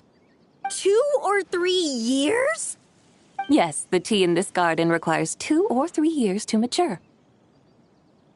That long? Sabai, you're not making this up, are you? How do you know so much about growing tea? When the plants thrive and grow, that is the meaning of my name. I can tell at a glance when their season of ripening will come. Do I really have to waste 2 or 3 years here? Why is this happening to me? I'd only just found my direction in life. Yes, during the Night of Lantern Rite, I heard many people reciting poems from Long Gone in praise of the moon. In that moment, I suddenly felt a great sense of pride. I mean, I helped excavate cultural artifacts from Long Gone, so I contributed to the revival of these poems too, right? So I decided to stay with the archaeological team. I want to unearth even more history. I see. And are you sure that's what you want to do? If you don't achieve anything significant in the years to come, will you still enjoy it? Yes, because archaeology gives me that boom shakalaka feeling. Wait, did Xiangling teach you that? That's right. I was asking her for advice. She said that if something gives you that boom shakalaka feeling, then it has to be worth pursuing. I immediately thought about how, when I'm excavating in the ruins, I always feel like there's a ghost standing beside me, and not in a spooky way. It feels like my great-great-great-great-great-grandmother patting me on the shoulder and saying, "Keep going. You're about to rediscover some grand ancestral knowledge."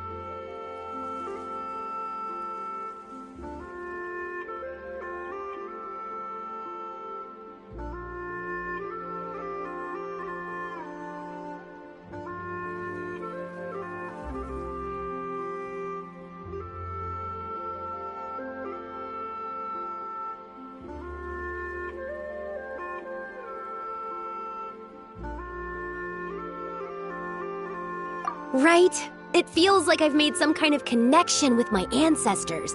Isn't that amazing?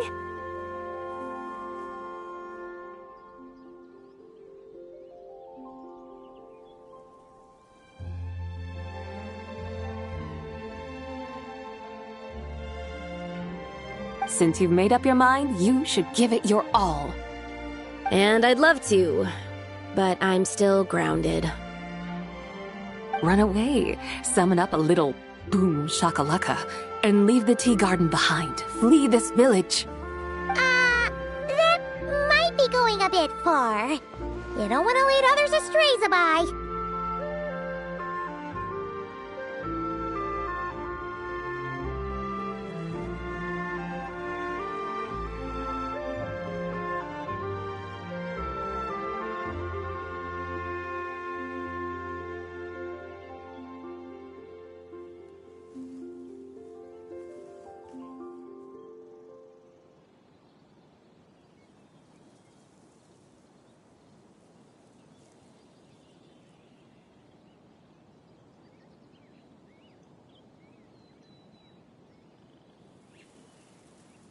Yeah! Tell them about your great-great-great-great-great-grandmother. She must be the most super-duper ancestor to have ever risen above the rest, right? I'd be better off telling them about the White Horse Adeptus. After all, she's the supreme riser above the rest who saved my great-great-great-great-great-grandmother. Then it's settled. Tell your family that your decision has my blessing. Thank you, Tsubai, but I don't think cosplay is going to work on them. They won't listen. They don't need to listen. You need only follow the rules they've set out for you. What do you mean? As I'm sure you know, some ancient texts refer to the White Horse Adeptus as the Daughter of Time. My family history contains such records, but what of it? If the White Horse Adeptus were to manipulate time to make your tea seedling grow overnight, then you'd be free, correct? Is that how it works?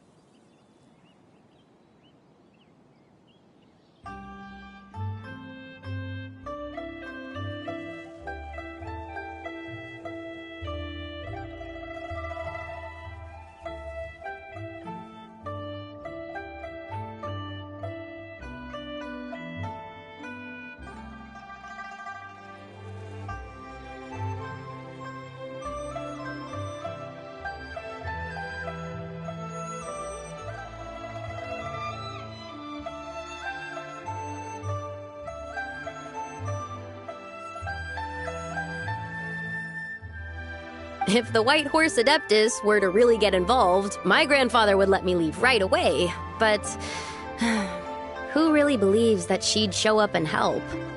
It's not as if you have any other options. Why not try calling out for help? It won't cost you any more. Guess I might as well. I've got no better ideas anyway. White Horse Adeptus, if you can hear me, please save me from my predicament!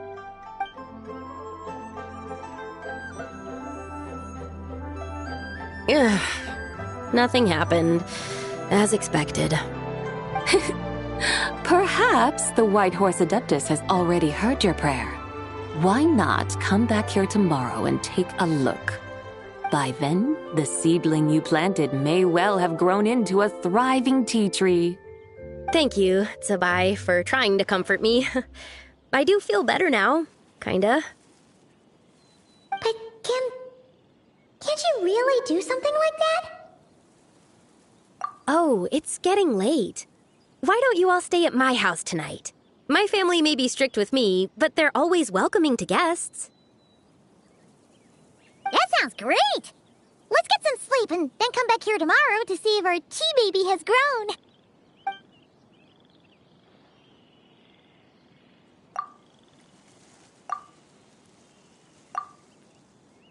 Oh, the tea tree! Whoa! Your tea baby is all grown up! Indeed, it has grown into a mature tea tree that can stand tall in the face of wind and rain. How is this possible? It must be the work of the White Horse Adeptus. Her prayer must have moved her. Are you sure? Perhaps she heard your prayer and chose to answer the call. She once saved my great-great-great-great-great-grandmother. This time, she saved me. That's incredible! Your family must be blessed by the White Horse Adeptus. I guess so. I need to tell everyone the news right away. They'd better. Since this is the will of the White Horse Adeptus, I don't see how they could object. Go. And if you run into any more trouble, call out to the White Horse Adeptus just like yesterday. Thank you so much. Paimon really thought you were going to use Adeptal energy to make the tea baby grow, Zabai. When an Adeptus exerts effort, consuming their energy, is that not using Adeptal energy?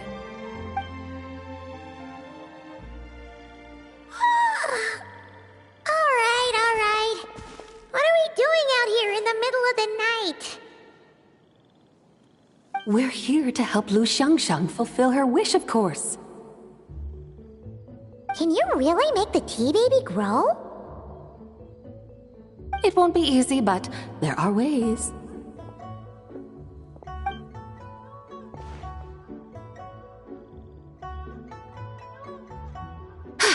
There! It's grown.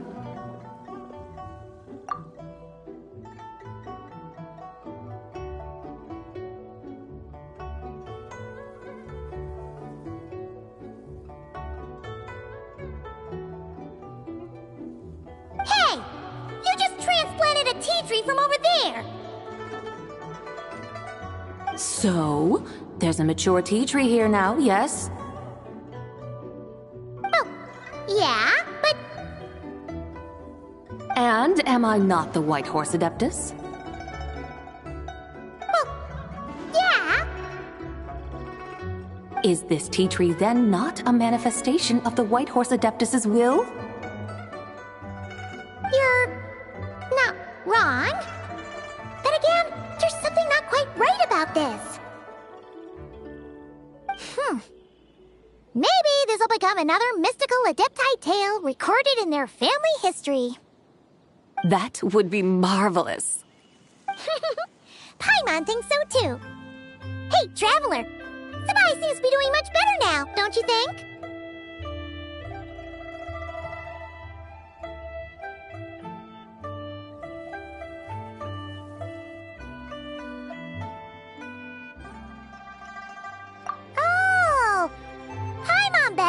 That's why Zhangli chose to send her on this errand. That's a great idea!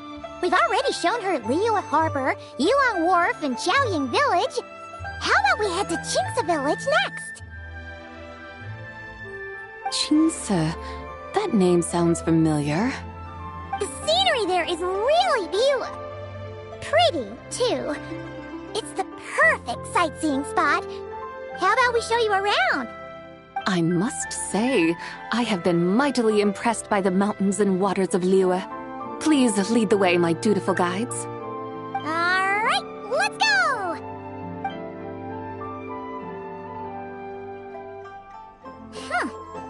Paimon can't help feeling like we've forgotten something. Pay it no mind. I've already forgotten more than you will ever know. Alright. If we forgot something, it can't have been that important to begin with. Qingce Village, here we come!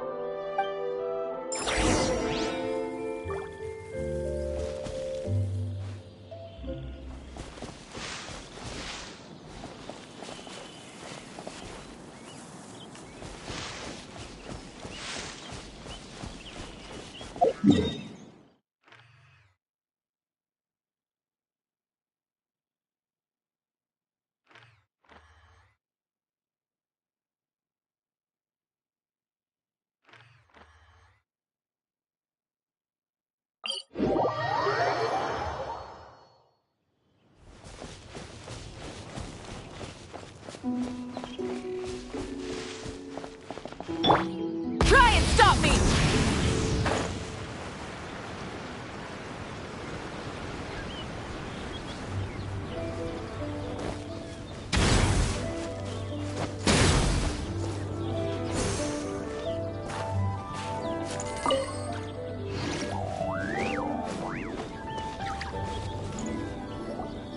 We should plant cucumbers.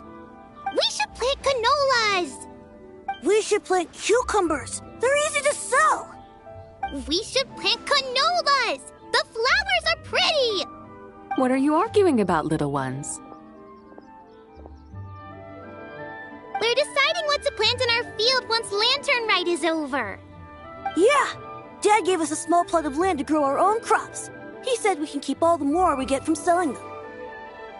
We should plant cucumbers, right? Dad plants cucumbers every year.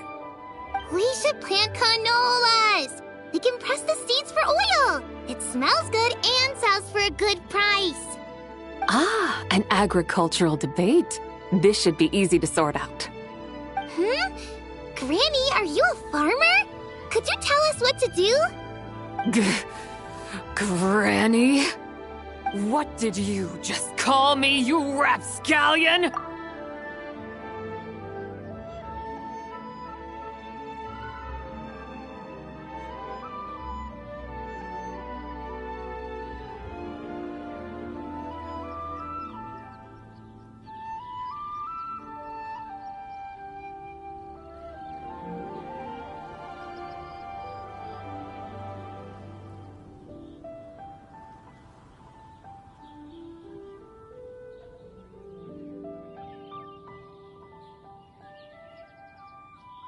Oh no, her eyes are gonna turn red again.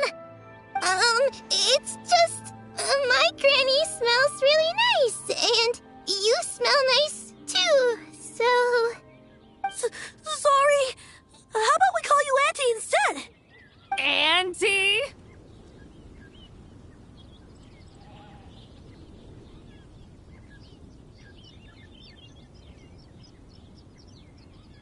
Oh, alright. Big Sis Zubai, can you help us decide whether we should grow cucumbers or canolas in our field? You little rascals! Using priceless land like this just for cucumbers and canolas? What a waste of heaven's gifts! Huh? What should we plant instead? With the coming of spring, when all things awaken, the fields should be sown with the 5 grains. What are those? The 5 grains are life's staples, the heart of the people's table. I notice the people here mostly eat rice, so that is where you should begin. Based on the local climate and soil, seedlings planted in mid to late spring should produce mature grain within 2 or 3 months. When autumn comes, you can plant a second crop, with time still to harvest it before the first frost. The rice you harvest can be sold at market or kept in your stores. It's a far better choice than cucumbers or canolas. Oh, but Big Sister Zubai, I like canolas. That's no issue. It is unsuitable for continuous cropping in any case. You can rotate it with rice to maximize your yields. After the second rice harvest, around wintertime will be the perfect opportunity to sow their seeds. And when they mature in mid to late spring, you shall be just in time to sow the first rice crop of the year in turn.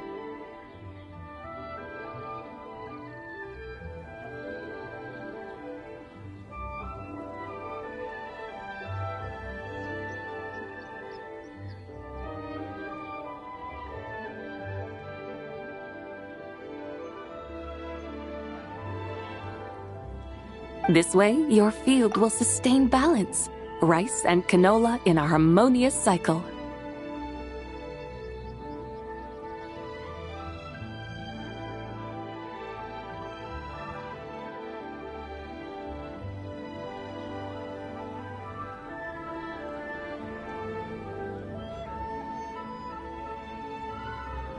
Wow! That means we'll have crops to harvest all year round! Wait a minute! If rice and canola take up the whole year, what about my cucumbers? A firefly dares rival the brilliance of the moon? In what twisted universe should cucumbers vie for land with rice?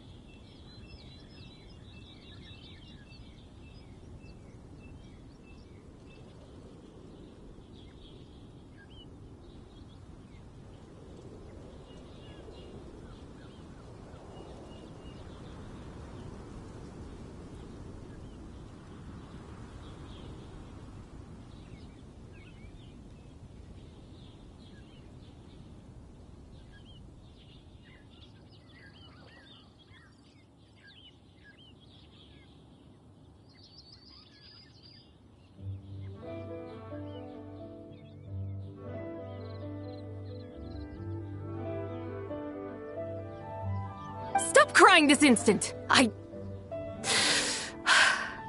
meant that cucumbers are simple enough to grow. There's no need to devote a whole field to them. Just find an empty corner of your yard, scatter some cucumber seeds in the earth, and before you know it, you'll have a thriving patch of vines.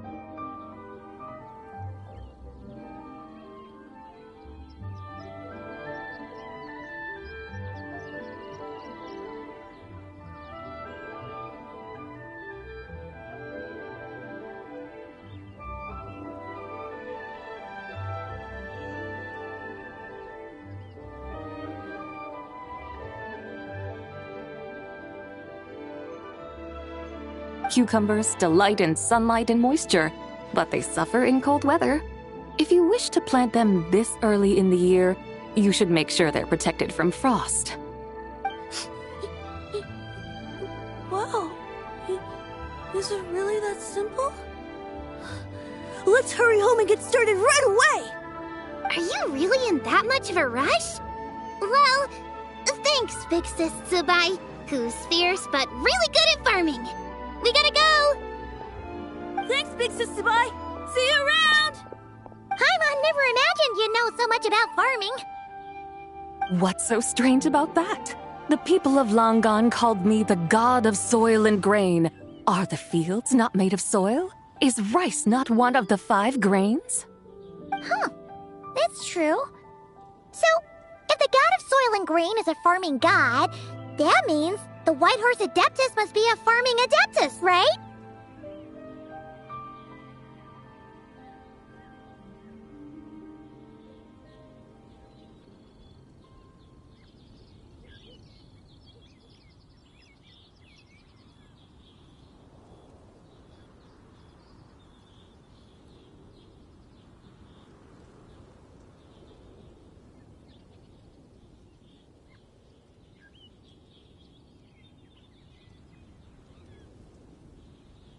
Of course, the god of farming is down to earth. Mind your tongue, impertinent child. How dare you diminish the lofty bearing of an adeptus? Hey! You're the one who said the god of soil and grain is all about farming. Enough! It's time for us to take to the skies once more. Join me now. Witness the majesty of mountain, water, and field, and broaden your horizons.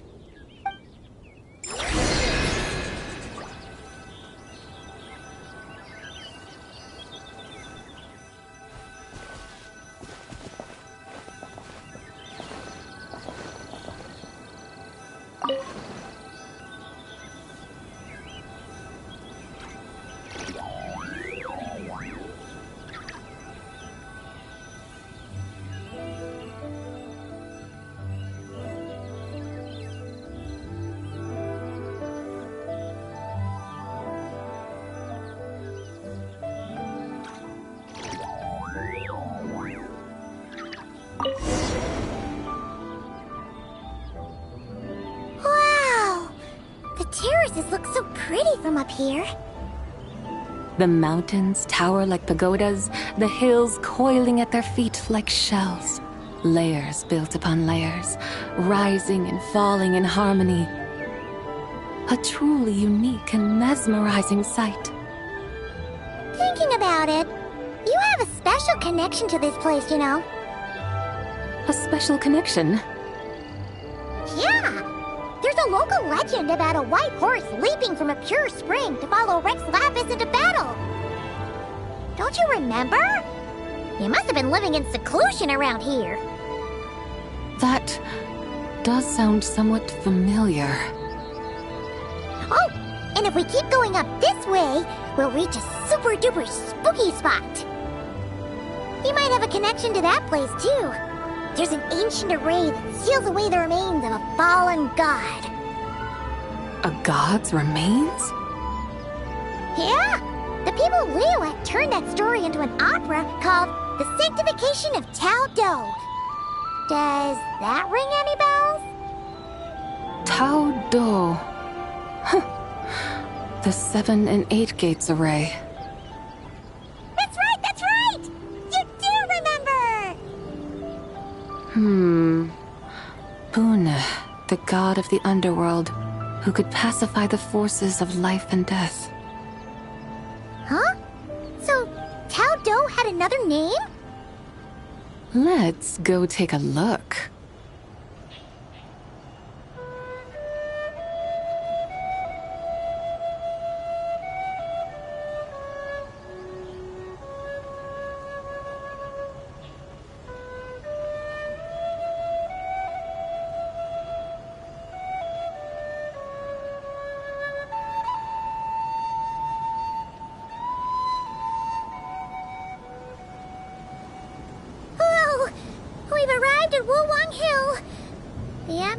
Just turned spooky.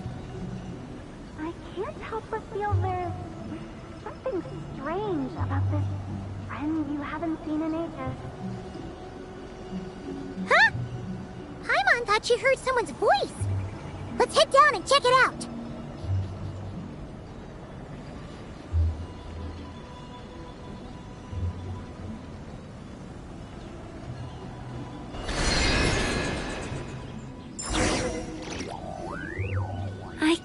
help but feel there's something strange about this friend you haven't seen in ages.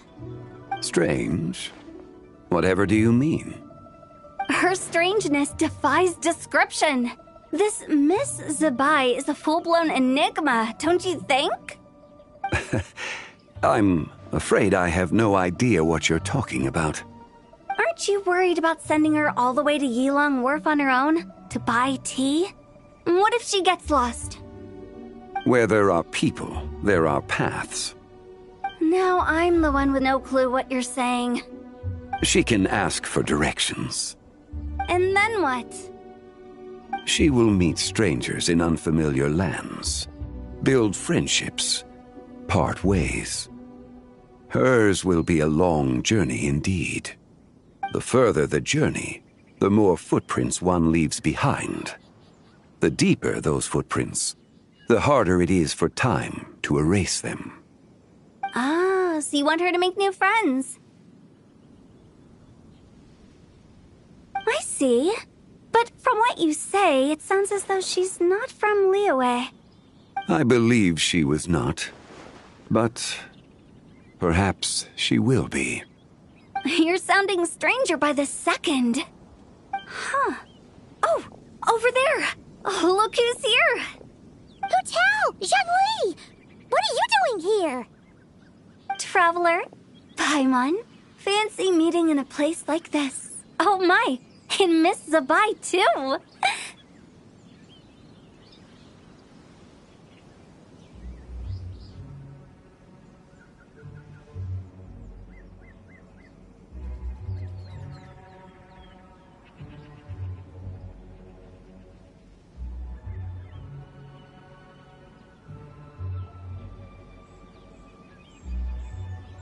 Sounds like fate to me. We were taking Zabai to buy some tea from Yilong Wharf. Zhongli sent her there, though she didn't even know the way, and... Oh, drat! We forgot the tea!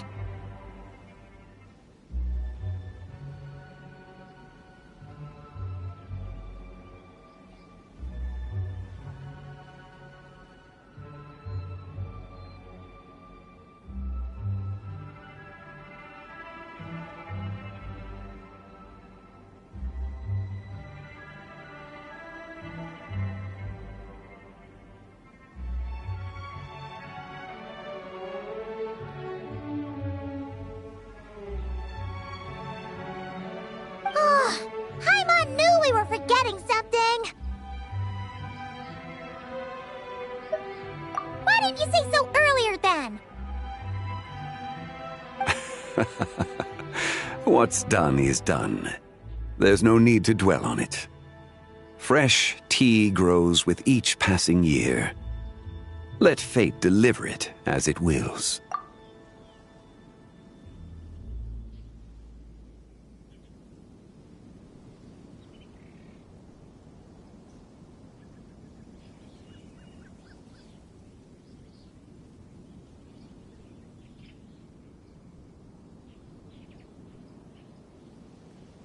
Exactly.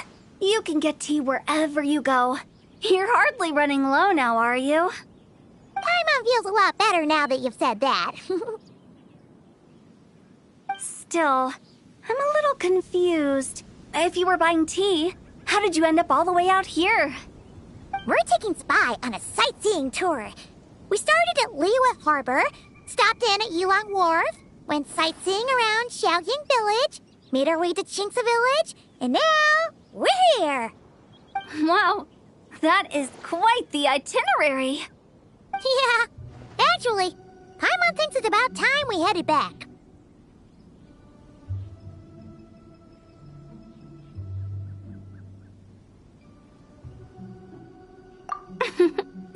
I'm here to pay my respects to my ancestors. My dear consultant kindly agreed to join me.